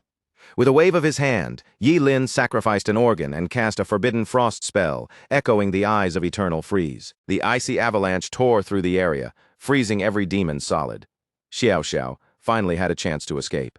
One half-frozen demon muttered in disbelief, questioning such a terrifying presence near Qingqing, a small human county town. Another screamed to alert Lord Norris immediately. A red flare shot into the sky. Yilin realized the demons were calling for reinforcements. Escape was impossible. They needed to move out of the area first. Xiao Xiao noticed the entrance was blocked and suspected more humans were trapped in the secret realm besides them. Yilin agreed. He glanced around, taking in just how packed the secret realm was with demons. It was a goldmine for leveling up. But leaving, that thought made him uneasy. Later, under the cover of night in a dense forest, Yilin and Xiao Xiao sat by a small fire, roasting meat. Yilin took a bite and smiled. "Not bad at all," he said. Xiao Xiao leaned back, clearly impressed. "I really admire how quickly you recovered," she said. Yilin chuckled, giving credit to her medicine, and with a grin, the 4-eyed demon pig they'd roasted had helped too. She tilted her head, grinning. "So I could become a chef, huh?" Yilin laughed. "Once we're out, maybe we can open a restaurant." Her eyes lit up. "Finally, someone actually appreciates my cooking." Suddenly, both stiffened as faint sounds reached them from nearby. Yilin frowned, unsure if someone else was in the forest. Calmly, Xiao Xiao reminded him that she'd already seen plenty of human tracks when hunting the demon pig. Yilin pushed himself to his feet. "Let's go check it out," he said. Elsewhere, an injured man grimaced, speaking bitterly. This secret realm, it was nothing but a massive trap. How could any artifact survive in a place crawling with vicious demons? He added that even near Qingqing, high-level monsters were rare, so why was this secret realm overflowing with demons? Something felt off, like part of a bigger, sinister plot. The priority now was simply finding a way out. Another man clutched his head. "The exit is crawling with demons," he said. "Going there? That's just a death sentence." A figure in red robes stepped forward. "At this point," he said calmly, "there's only one way we can break through." The others immediately recognized him. "Wu Hao," they said. "You're the strongest among us. Please, tell us your plan. If you get us out, we'll never forget your courage." Wu Hao, a level 48 extreme flame swordsman, looked serious. His plan was harsh. The seriously injured? They couldn't escape and would slow everyone down. If they acted as bait at the entrance, the rest might get through. He asked who agreed and who didn't. 2 injured men immediately protested. "Using us as bait? That's just sending us to die. It's cruel." A woman's voice trembled as she spoke. "My husband is badly hurt. I won't leave him behind." Wu Hao's expression hardened. "Anyone else against this plan?" Silence answered him. Then a red arc of light cut through the air. The 2 injured men were struck down instantly, collapsing in a pool of blood. The woman screamed, "Wu Hao, you're hurting people for no reason." Her voice trembled with outrage. Wu Hao calmly wiped the blood from his blade. Now we have 2 more bait pieces, he said. Anyone still opposed? Seeing no one speak up, he nodded. Then we move forward as planned. Coldly, he added that the injured should be silenced first so they couldn't warn the enemy. That moment, Xie Xiao stepped forward. I object, she said firmly. These are demons we're fighting. How can you act so cruelly? Yi Lin echoed her, narrowing his eyes, wondering if she was insulting him. Yi Lin looked at her, a small smirk forming. You're cursing wrong. Let me show you how it's done. He unleashed a rapid-fire stream of sharp, cutting insults, so precise that anyone nearby couldn't help but notice the force behind each word. Wu Hao growled, furious that 2 more people dared defy him. He swung his blade straight at Yi Lin. I'll smash your teeth one by one, he hissed, and cut out your tongue. Then suddenly Wu Hao froze, his body wouldn't move. Xiao Xiao had bound him with her star puppet strings. Wu Hao's face twisted with rage. I'll deal with you once I break free, he shouted, while a nearby onlooker asked curiously what kind of weapon the star puppet strings even were. He thrashed violently, each move only hurting him more. He screamed in pain until Xiao Xiao finally let him go. Yi Lin stepped closer. Now you're just another injured casualty, he said calmly, and I plan to use you as bait first. Wu Hao weakly protested, and Xiao Xiao added, if it weren't for the demons, you'd be dead already. The other survivors approached, looking to Yi Lin and Jia Xiao as experts. They begged to be taken along, promising rewards once they escaped. Jia Xiao reassured them, don't worry, together we'll make it out of this secret realm. Yi Lin raised an eyebrow, intrigued. I'm curious, how do you plan to get all these people out? Jia Xiao smiled. I have a strategy, she said. I've studied the art of war. Yi Lin looked at her, puzzled. She crouched and drew a rough map in the dirt with a stick. Look, she said. This is where we are. She pointed toward the exit. At least 15 demons are guarding it. Probably more now. We'll split into 2 groups, she explained. Team A and Team B, the fighters will engage the demons, giving the wounded a chance to escape. Mages and the injured go to Team B, she continued. Team A draws the demons' attention. We need the fastest people. Who's joining Team A? Yi Lin nodded. I'm an ice mage, but I'm quick. I'll go with Team A. A man stepped forward. Me too. A woman injured but with a speed boost skill added, I'll go as long as my husband can get out. Her husband shook his head. Fool, if we die together. I won't let you go alone. Another called out. If we're leaving, we leave together. Joining Team A. Xiao Xiao nodded approvingly. Good, she said. 6 people are enough for Team A, she continued. Let's stick to the plan. Everyone agreed. In the distance, Wu Hao muttered to himself, thinking the girl still didn't understand the darkness of human hearts. When the time comes, he thought, I won't care if they live or die. Just wait and see. Scene shifted to a massive cave-like area. Ahead loomed a dark opening. Yi Lin peeked from behind a wall. As I thought, he murmured. Even more demons. He glanced at Xiao Xiao. What now? She replied, Team B's in position. We have to give it everything. In a moment, we rush out together and hold the demons back as long as we can. She paused, noticing Yi Lin stepping into the open. What are you doing? He just shrugged. Maybe we don't need 6 people to pull them away. He was enough on his own. We'll find a chance at the exit. Before Xiao Xiao could stop him, Yi Lin sprinted forward. She yelled, Come back. If you die now, all my efforts are for nothing. The demons noticed him immediately, turning their attention his way. The cavern stretched wide, filled with scattered figures and dominated by a massive statue lurking in the shadows. Xiao Xiao could only watch as Yi Lin signaled her silently. Don't worry, he's fine. He unleashed his ice blade technique. Sharp, icy constructs rained down like blades, shattering 2 ice sculpture demons instantly. The other demons realized this was the ice expert they feared. Even a dozen of them hadn't managed to stop him before. Yi Lin leapt into the air, shouting, This time it's you demons who won't escape, not me. Yi Lin unleashed the forbidden spell, the eternal stem element. Golden energy swirled in his palm, forming a dazzling spear. With a sharp flick, he hurled it forward, instantly obliterating 2 demons. The remaining demons closed in fast. One growled, warning the others. This human wasn't to be underestimated. He could even wield forbidden magic. Behind a massive rock, Xie Xiao and the others watched the chaos unfold.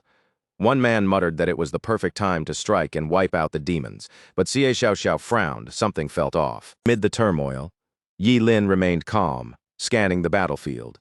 These demons are too weak, he muttered under his breath. A towering demon swung a massive axe, charging at him and roaring that Ye Lin was nothing but an ant. Yi Lin paused, letting his gaze sharpen as he measured the threat. Then he shot into the air, ice erupting from beneath him just as the demon slammed its axe into the ground. The other demons reacted immediately. One barked orders to hold the exit, while a few pursued Ye Lin directly. He glanced back, smirking. "Come on, chase me." Sprinting deeper into the cavern, he drew several demons away. From a nearby passage, Jia Xiaoyao and the others saw that his distraction had worked. Most demons were chasing him, but a few still guarded the exit. Xiao Xiao knew they couldn't hesitate.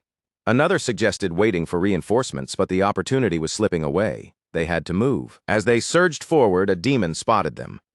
"More humans," it shouted. "Don't let anyone escape." Xiao Xiao leapt ahead, her butterfly-like wings carrying her as she cut through the first two demons. Elsewhere, Wu Hao watched Ye Lin taking on several demons at once. Hiding behind a rock, Wu Hao chuckled. Those two idiots really drew all the demons away. He turned to his group. "Leave the wounded behind and move," he ordered. One man hesitated. "Weren't we supposed to bring everyone out together?" Wu Hao snapped.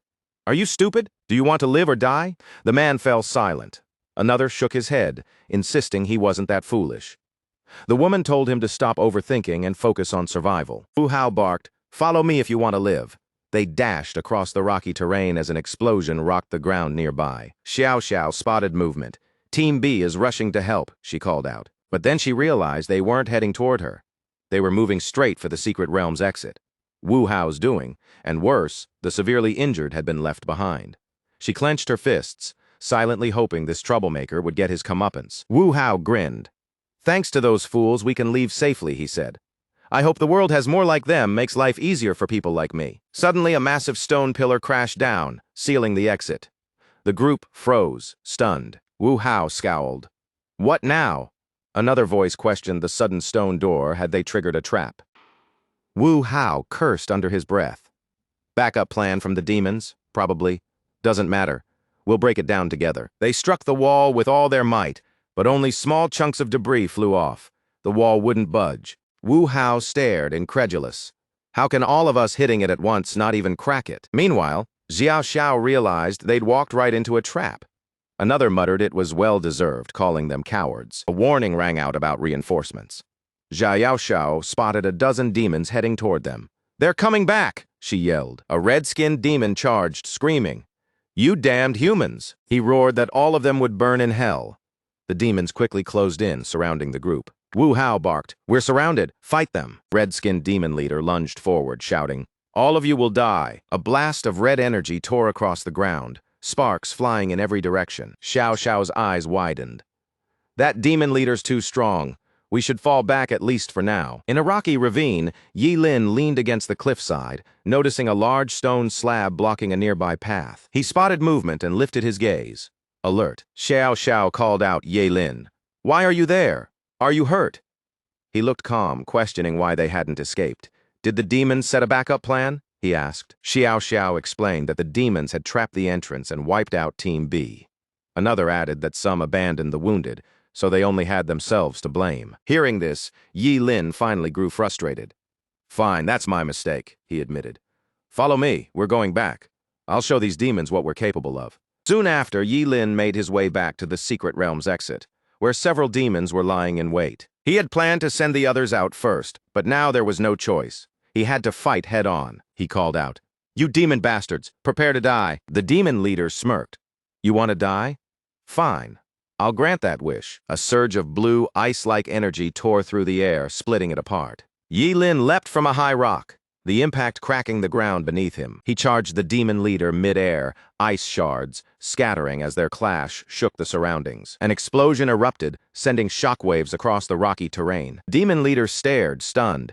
"You were badly injured before. How did you recover so fast?" Yi Lin raised his hand, smirking. "Some things are just beyond your tiny brain," he replied. A surge of dark red energy exploded outward, swallowing every demon corpse in sight and leaving the battlefield eerily empty. The demon leader froze, eyes wide with shock.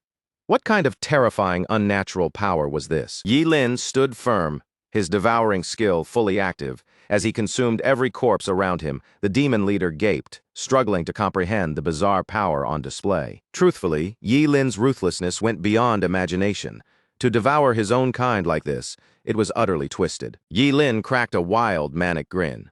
"Don't worry about it," he said to the red brute. "Soon it'll be your turn. Can't wait to see what I gain from devouring you." In that moment, Yi Lin looked like a starving, insane beast.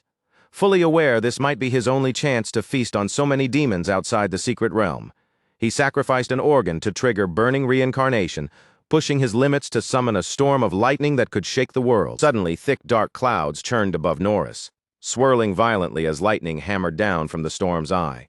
Norris barked orders to his cannon fodder demons, demanding they defend him against Yi Lin together. Like mindless shields, the demons surrounded their leader, taking the full brunt of the terrifying lightning. The blast triggered a massive explosion, filling the air with dust, debris, and charred corpses.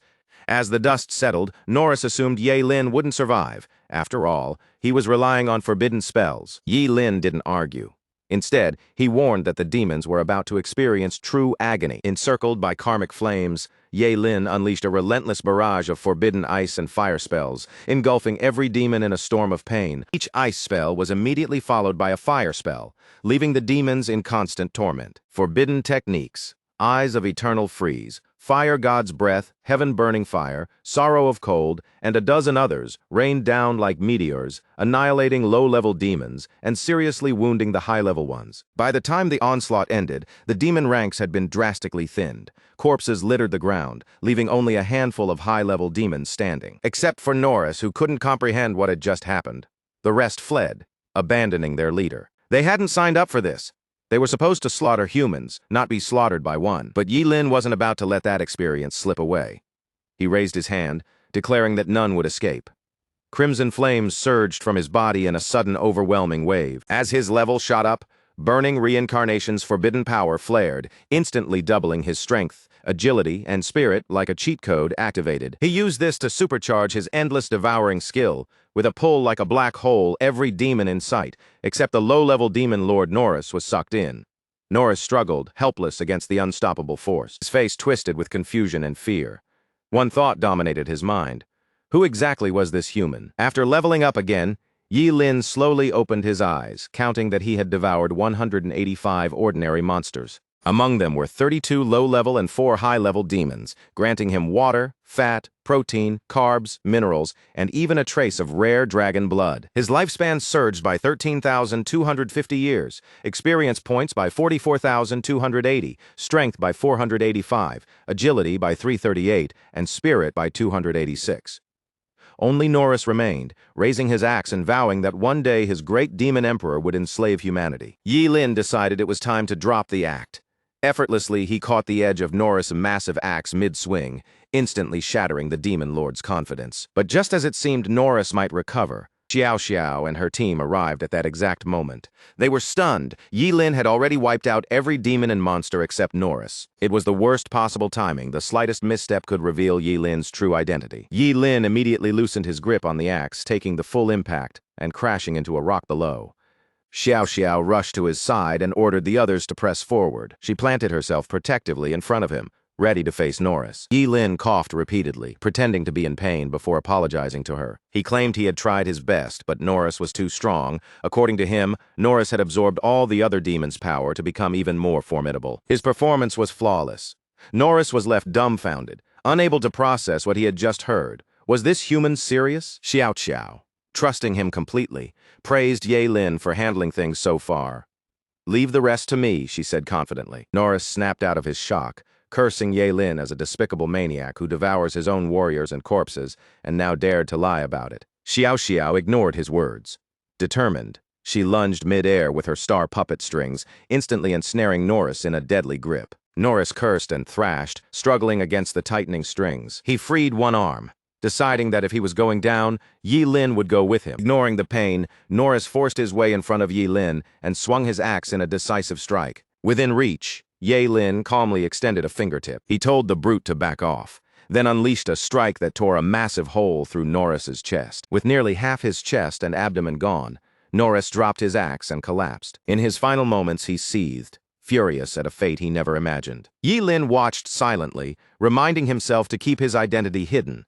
Though Norris had reason to be angry, it didn't matter. He was an enemy through and through. Xiao Xiao rushed to his side, anxious. Ye Lin reassured her he would survive, but warned they had to get out of the secret realm immediately. She nodded, ready to move. Unseen Yi Lin used his devouring skill to consume Norris's corpse before they reached the exit. By now, the others had likely already left. Suddenly, Xiao Xiao warned Ye Lin that her father was probably just outside the secret realm's exit. She added that they had to act like strangers who just happened to meet. Otherwise, Yi Lin would be killed instantly. Yi Lin found it absurd and asked if her father was some kind of monster. Xiao Xiao kept her tone serious, warning that knowing too much wouldn't help him. But instead of backing down, Yi Lin's curiosity only grew. "Doesn't matter who your father is," he said with a grin. "He'll come looking for you again anyway, so I need to know now. Besides, we've survived life and death together. Doesn't that make us best friends?" Xiao Xiao blinked, clearly caught off guard.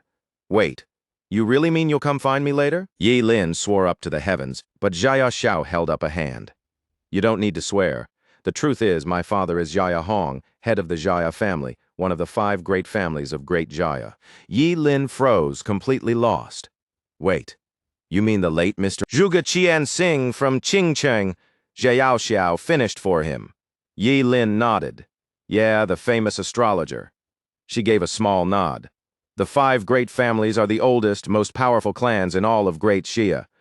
Zhuge Qianxing came from the Zhuge clan, one of them, and since he died recently, all 5 families are investigating his death," she added.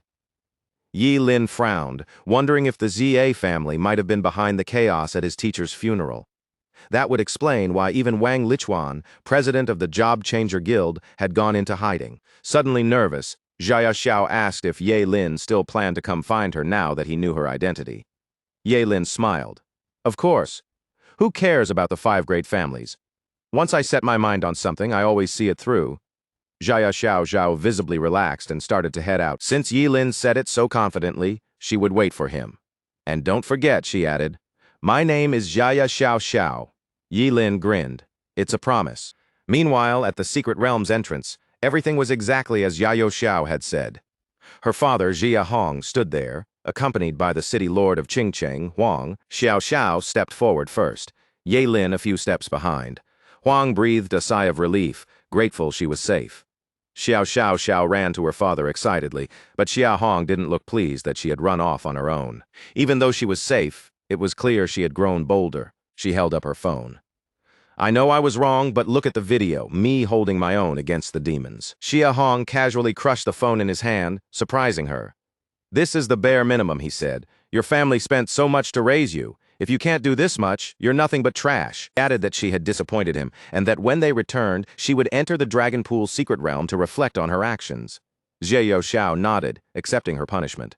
"I understand. I'll reflect properly." At that moment, the entrance to the secret realm began collapsing. Xia Hong paid no attention. "Who's this Yi Lin?" he asked. Xiao explained he was an ice element mage she had met inside the secret realm. "He killed a few demons, that's all," she added. Xia Hong asked if they were close, but Xiao shook her head flatly. He asked again. She maintained her stance. Soon after, the group left. Meanwhile, Yi Lin watched them go, suspicious. Could Xia Hong have been the mastermind behind the scenes?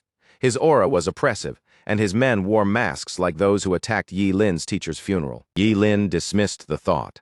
He had no interest in dealing with that now. He'd been out too long, time to get back. Fast, unexpectedly light, almost silent footsteps approached from behind. Before he could react, an arrow pierced his left shoulder. The attacker was one of Xie Hong's masked men, smirking at Ye Lin's survival. Ye Lin, though in pain, wasn't surprised. They never intended to let him go. The masked man notched another arrow. "Nice reflexes," he said. "Too bad you shouldn't have gotten this close to the young madam." Ye Lin removed the first arrow and considered his next move. He wore an illusion mask, hiding his identity. Should he play dead?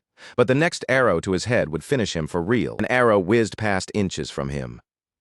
Yi Lin condensed an ice blade and sliced off its tip, stopping it cold. Almost immediately, another arrow struck him square in the chest. Blood spurted as he collapsed, feigning death. Yi Lin silently hoped that playing dead would make the attacker leave, letting him slip away quietly. But the masked man wasn't convinced. He stepped closer. "Reincarnate well in your next life," he sneered. Yi Lin rolled aside just in time to avoid another arrow. "This idiot won't even let me play dead," he muttered. Just finish the job already. The masked man, stunned to realize Ye Lin wasn't dead and wasn't just an ice mage, suddenly got hit by a raging thunder-forbidden spell. The lightning bolt struck directly, incinerating his body to ashes. He died instantly, and Ye Lin quickly activated his endless devouring skill to consume the remains. Ye Lin had tried to show mercy, but the man forced his hand. He had devoured a level 58 job changer, gaining water, fat, protein, carbohydrates, minerals, and trace elements. His lifespan increased by 35 years, experience by 580, strength by 9, agility by 5, and spirit by 4. Clearly, the dead fool should have been hoping for a better reincarnation. 5 minutes later, another masked man, one of Jia Hong's trusted aides, appeared and inspected the battlefield. Crouching, he noticed fluctuations in ice magic. Lightning and spatial distortions suggested more than one person had acted. He radioed through a covert earpiece, "Hang Ghost is dead." Preliminary investigation points to 3 people. The operator gave orders, and the rat-faced masked man prepared to search Qingqing and surrounding areas thoroughly. The scene shifted to a luxurious villa surrounded by lush trees. At the dark iron gates, Ye Lin, back in his original appearance, asked if Master Yin Sheng was home. No answer came. He called again, still nothing. With his new strength, Ye Lin yanked the gate off effortlessly, lifting it as he stepped into the courtyard. "No one's answering, no need for politeness," he muttered. At that exact moment, Yin Xiang, a senior blacksmith, rushed out. "Who are you?" he demanded. He yelled at Ye Lin to put the gate down. Ye Lin asked coldly if he was Yin Xiang. When confirmed, Ye Lin hurled the iron gate at him. Yin Xiang hit the ground hard, half his face bruised. Furious, he shouted at his guards to attack Ye Lin. A dozen charged, but the sudden, overwhelming pressure Ye Lin released made them hesitate. Ye Lin told them to give up, then cast the forbidden spell, Eternal Freeze, pinning them to the ground, unable to move. Yin Xiang demanded to know who Ye Lin really was, and what he had done to deserve all this chaos. Ye Lin didn't bother with an explanation. Instead, he calmly told him to call his other 2 brothers, Yu Ningfa and Zhou Heaping, if he wanted to walk out alive. Then it hit Yin Xiang like a bolt of lightning.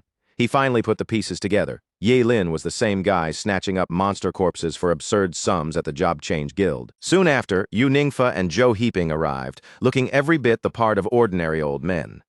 They scanned the scene, taking in the wreckage of their friend's villa gate, curiosity outweighing concern.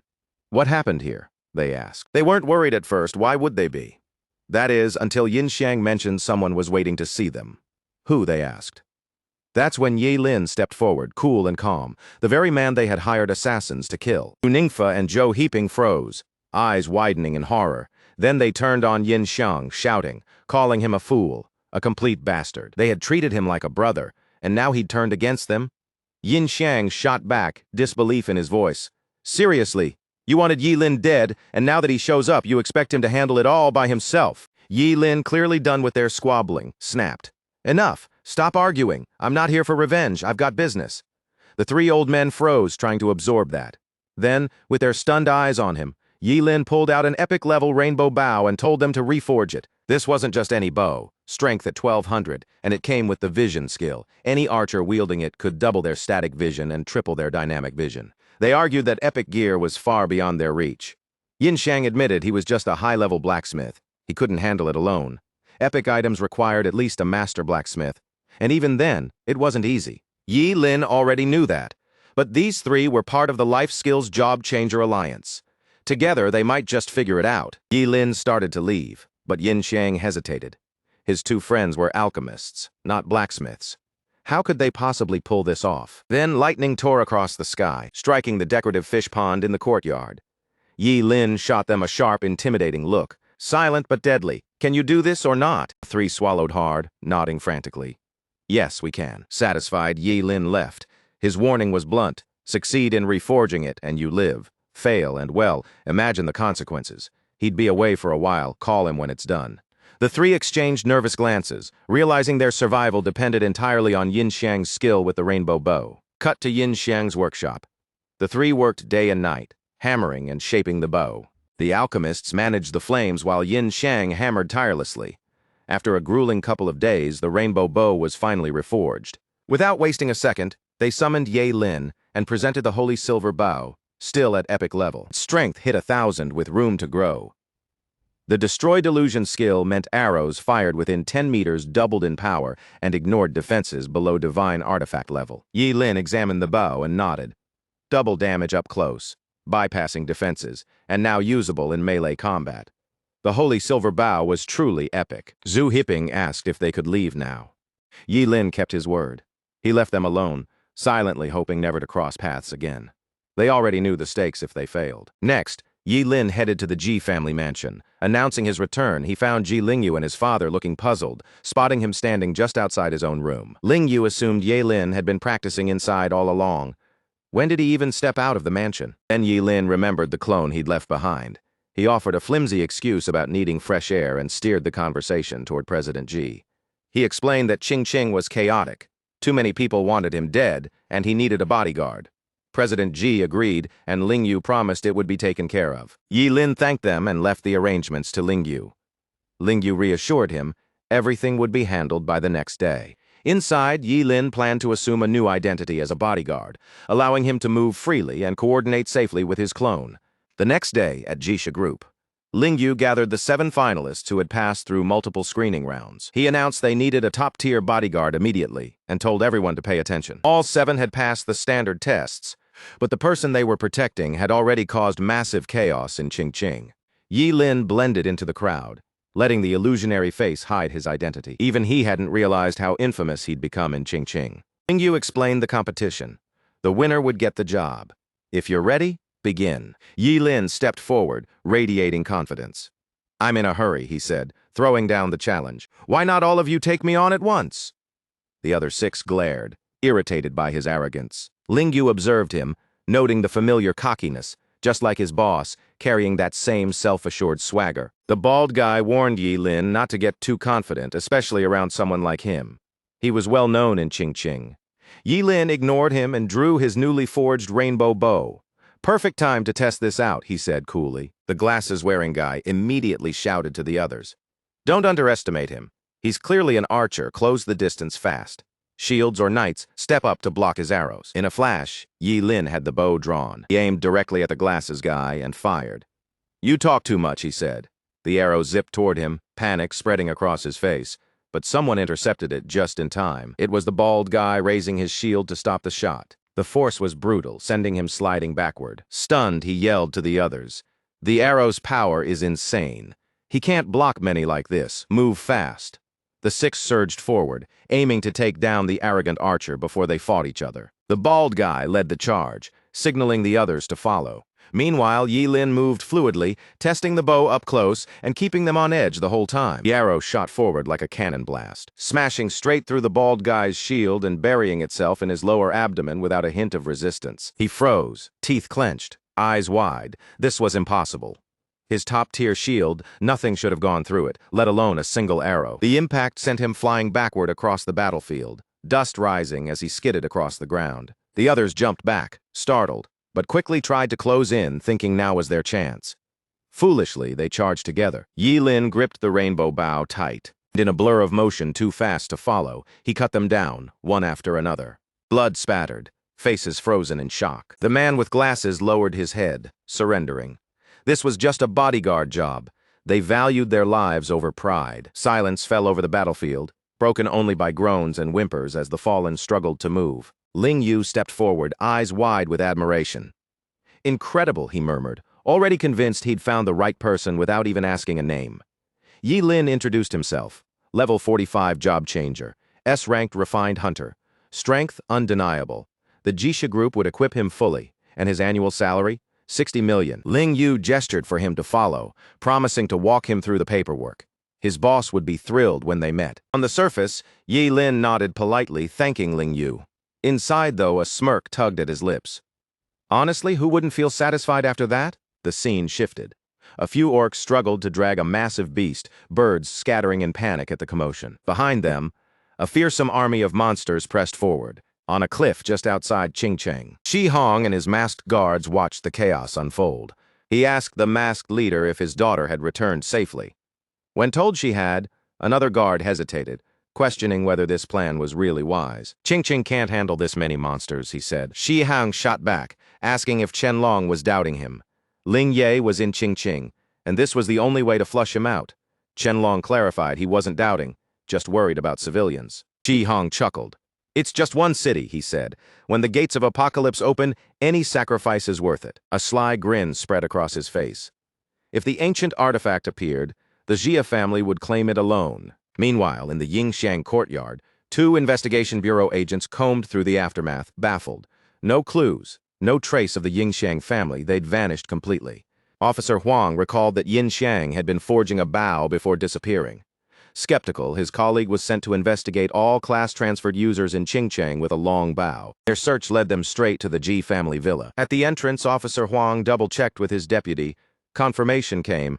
The suspect had applied as a bodyguard for the Ji group, and the person to protect was Ye Lin. Huang's stomach tightened.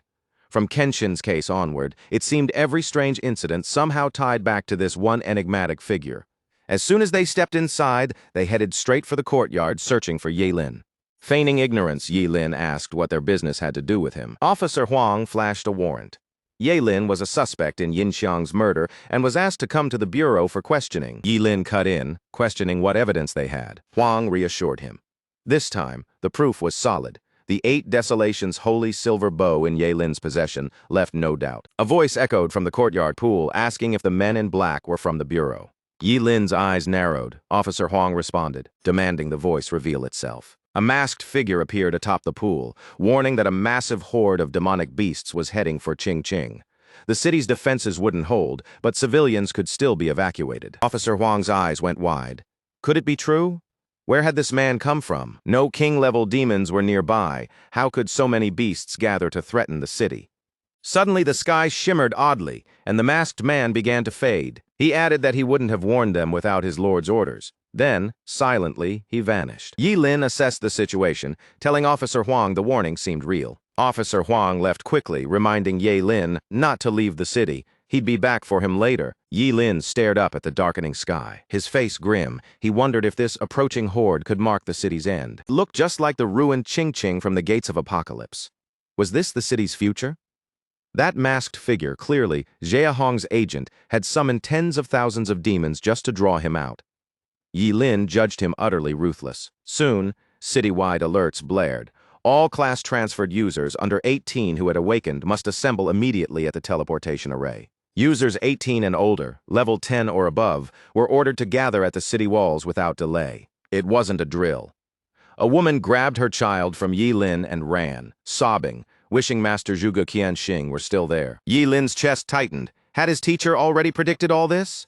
What was he supposed to do now? Then he remembered the 3 small pouches Zhuge Qianxing had left him. It was time to open one. Ye Lin opened the pouch and found a simple letter inside. Follow your heart and do as you see fit. He blinked, momentarily speechless. His teacher's insight ran deeper than he ever imagined. Sliding on a dark mask, his eyes glinted with deadly intent. He announced to anyone watching, if they wanted Ling Yi, he wouldn't disappoint. Far off, strange noises rolled through thickening clouds, the urgent rhythm of drums echoing across the sky. Orders snapped sharply through the air. A squad was dispatched to position 37 in the east sector. Every wartime command had to be obeyed. Those over 40 or with brothers led the charge. Advance and retreat as ordered, lives hung in the balance, and deserters would face execution. Outside the city walls, the monstrous horde surged forward, unstoppable. Ye Lin's eyes widened in horror. Now he understood why humans built walls around cities. Nearby, City Lord Huang asked his aide if that great expert had responded. No answer. He checked other cities. Any reinforcements? Again, nothing. Every message had vanished like stones sinking into the sea. Ye Lin noticed Huang's unease immediately. Bitterly, Huang muttered that, to the powerful, human lives were nothing but numbers. He lifted himself into the air, facing his soldiers, shouting to inspire them, calling on them as fellow citizens. Qingcheng is our home, he bellowed, and these walls won't hold against this horde. He added firmly that only they could form a line of defense with their own flesh and blood, protecting their families and enabling a safe retreat. Hu Wang's eyes were resolute.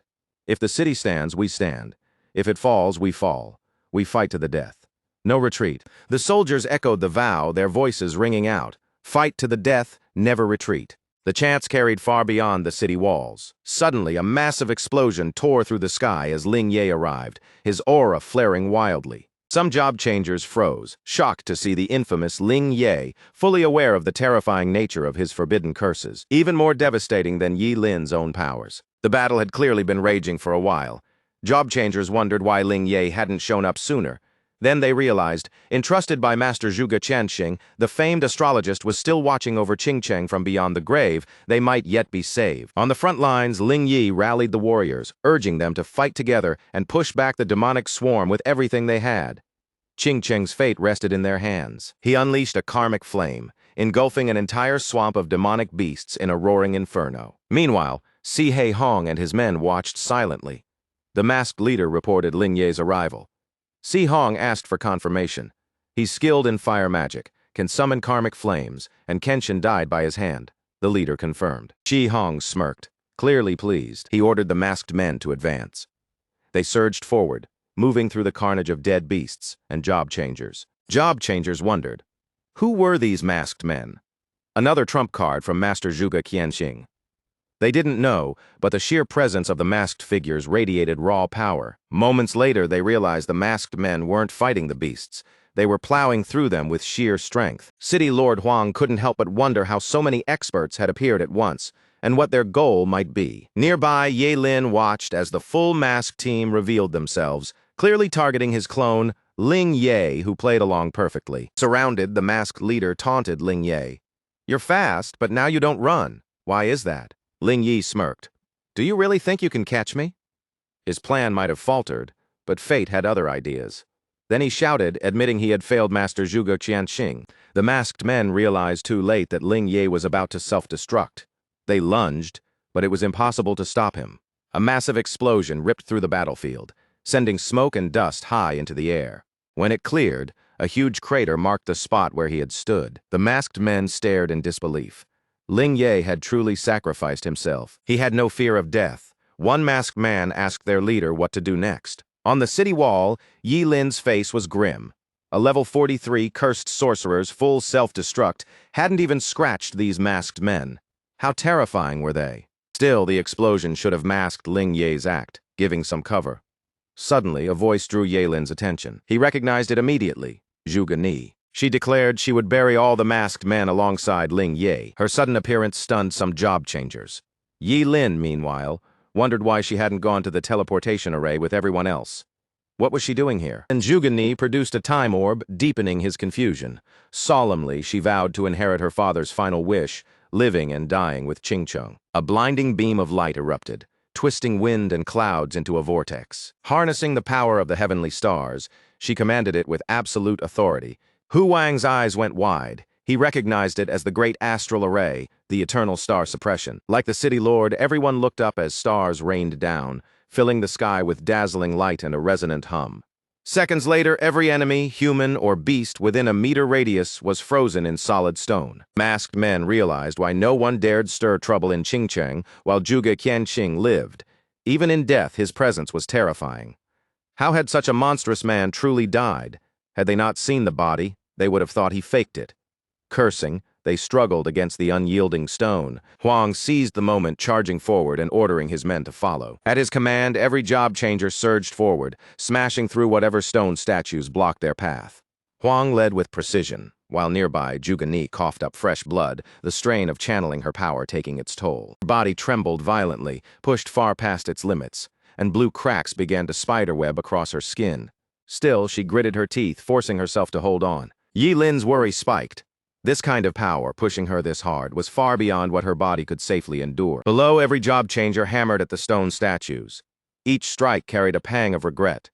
Zhuge Qingqing hadn't lived long, and it stung. But there was also a sense of gratitude. His daughter had taken up his mantle. Nearby, the masked leader refused to wait for death. He barked orders, demanding his men fight back or perish where they stood. The masked men transformed into the forms of the 12 zodiac beasts, combining their strength to break free. Suddenly, a warm golden light wrapped around them, linking them together like a living chain. In a heartbeat, the stone bindings shattered, and they were free. The masked leader glared at Zhuge Ni and conjured a dark blue arrow, sending it straight toward her. Zhuge Ni didn't flinch. In her mind, she thought she might finally see her father again, but the arrow never reached her. Yi Lin stepped in, offering a hand. Groggy, Zhuge Ni mistook him for her father coming to rescue her. He gently laid her down, thinking that no matter his personal feelings, he couldn't just watch her die. Yi Lin tapped into a forbidden technique, powering himself up, determined to be the one to end this battle. He readied his rainbow bow, activating his class talent, the ultimate sublimation. The arrow morphed into a god-slaying arrow of heavenly punishment. It streaked forward, a forbidden curse in motion. This arrow demanded the caster sacrifice their lineage, stripping future potency, all to embody the great Tao and deliver celestial punishment. Each shot unleashed force 10 times the caster's power, capable of slaying gods and immortals in a single strike. It flew straight at the masked leader, who met it head-on. The impact shook the battlefield violently, smoke spiraling into a massive cloud. Yet somehow, the masked leader remained unharmed. He immediately suspected another expert hidden on the field. After all, surviving that strike wasn't something just anyone could do. A masked man bolted forward, eager to confront the hidden fighter alone. Leader called after him, ordering him to capture the expert alive or face complaints from their lord later. Meanwhile, shrouded in thick white smoke, Ye Lin donned a mask and seized the divine artifact. He couldn't help but marvel at the existence his teacher must have had when alive. The artifact crackled to life, alerting him that it had reacted. He realized it had a bloodline restriction. Yi Lin apologized silently to Zhuge Ni. He'd need a drop of her blood to save Qing Cheng, hoping the spirits above wouldn't hold it against him. The moment a drop of her blood touched the artifact, it flared to life, casting a brilliant, endless azure starlight. A massive dome of light rose, engulfing Qing Cheng and pushing outward. Everyone nearby, except the masked man named Qinlong, who was thrown aside, was obliterated, including demonic beasts and the other masked men. The remaining masked men froze, realizing the fight was over, retreating to save themselves. The azure dome blazed so brightly it could be seen from miles away. Even the surrounding forest reflected the presence of the invisible barrier. Yi Lin stepped down to the ground, impressed, and a little shaken by the artifact's power, ensuring every monster was wiped out. Huang and his men stared, wide-eyed, taking in the aftermath. When they realized every demonic beast was gone, Huang shouted in triumph, claiming victory. The warriors on the battlefield cheered, honoring the late Zhuge Qingqing for saving them once again. Yi Lin returned the artifact to Zhuge Ni, planning to let her take credit for this incredible feat. He made it clear none of this was about him. Faint cough caught his attention. He turned to see Qinlong, surprisingly still alive. Even more shocking, Qianlong thanked Ye Lin for saving so many innocents in Qingcheng. Ye Lin reminded him that Qianlong himself had drawn all the monsters there and now thanked him. Qianlong shrugged. "You wouldn't understand. I had no choice." Ye Lin's eyes narrowed, a cold thought forming. He told Qianlong he could spare his life, but he would owe a favor. Pale and intrigued, Qianlong asked what favor Ye Lin wanted. Meanwhile, back at Xie Hong, a masked man reported the artifact left by Zhuge Qingqing was overwhelmingly powerful, forcing them to retreat. Xie Hong just nodded, already having seen it all. Right then, Qianlong appeared from the forest, and the masked leader announced his return. Qianlong, carrying a tattered sack, knelt before his lord and dropped it at his feet. He explained that the job changer attacking from below the city had been killed by him, but his investigation found no connection to the incident. Xie Hong let out a faint chuckle, then suddenly lifted a hand toward Qianlong. An invisible force yanked Qianlong toward him, grabbing him by the neck in seconds. Xie Hong scolded him, asking when Qianlong had learned to lie. He had personally raised him. Breathing became a struggle, but Qianlong gritted his teeth and insisted he dared not. The other masked men immediately knelt, pleading with their leader to spare Qianlong for now. They reasoned they needed every man they could get at this moment. Xie Hong paused a moment before finally letting go of Qianlong. Quietly, he warned him, next time, don't blame him if he acted ruthlessly. Qianlong nodded, thanking him. Xie Hong told the others to retreat first, stressing that this situation needed careful handling, especially with the divine organization involved. Qianlong couldn't resist asking if the Gate of Apocalypse had even caught the attention of the divine messengers. Xie Hong sighed, resigned, and repeated his order. Go back first. He'd send word if anything else was needed. Following their lord's command, the group vanished without a trace, all except Qianlong, who lingered behind. Suddenly, Xie Hong coughed up fresh blood. Qianlong froze, pointing it out cautiously. Xie Hong waved him off, telling him to shut up and just help him get back safely. Meanwhile, under the pale crescent moon, the scene shifted to Xie Hong's private quarters. Qianlong urged his lord to rest while he went to find the medicine saint. Unexpectedly, Xie Hong stopped him, insisting that no one must know the extent of his injuries. Qianlong asked who had attacked him, and Xie Hong revealed it was an envoy from the Divine Organization, coughing violently. Xie Hong added that this wasn't a score that could be settled easily. Once he recovered, he promised, it would be time for a full reckoning. He looked down at his palm, smeared with his own blood. Outside, dawn broke over Qingqing. City guards began the grim task of clearing the battlefield, gathering the corpses of the monsters.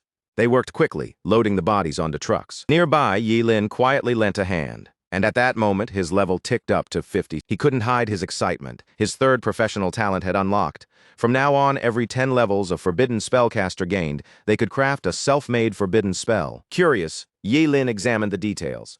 Whatever effect he wanted from a forbidden spell, he could theoretically make it happen. He first tried a forbidden resurrection spell, but attempting to sacrifice hemorrhoids to revive someone failed outright. However, a suitable forbidden spell was generated automatically, Resurrection of the Dead. It allowed a forbidden spellcaster to sacrifice half their life force to bring a deceased person back as an undead. This undead retained all former abilities, lacked self-awareness, matched the summoner's level, and could be resurrected infinitely. Yi Lin's mind raced. The power to raise the dead. His first thought went straight to Zhuge Qianqing. This meant he could summon his teacher as an undead. Still, summoning a level 50 Zhuge Qianqing undead would be tricky. How would Zhuge Ni react? Yi Lin decided to wait. The undead might not even match the clones in usefulness. Besides, after such a hectic day, he was tired.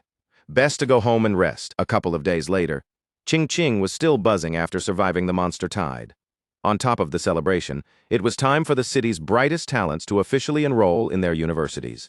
Thousands gathered to bid them farewell. A select few, like Zhuge Ni, earned spots at the Supreme Academy. Second-tier talents went to schools like Daxia Academy.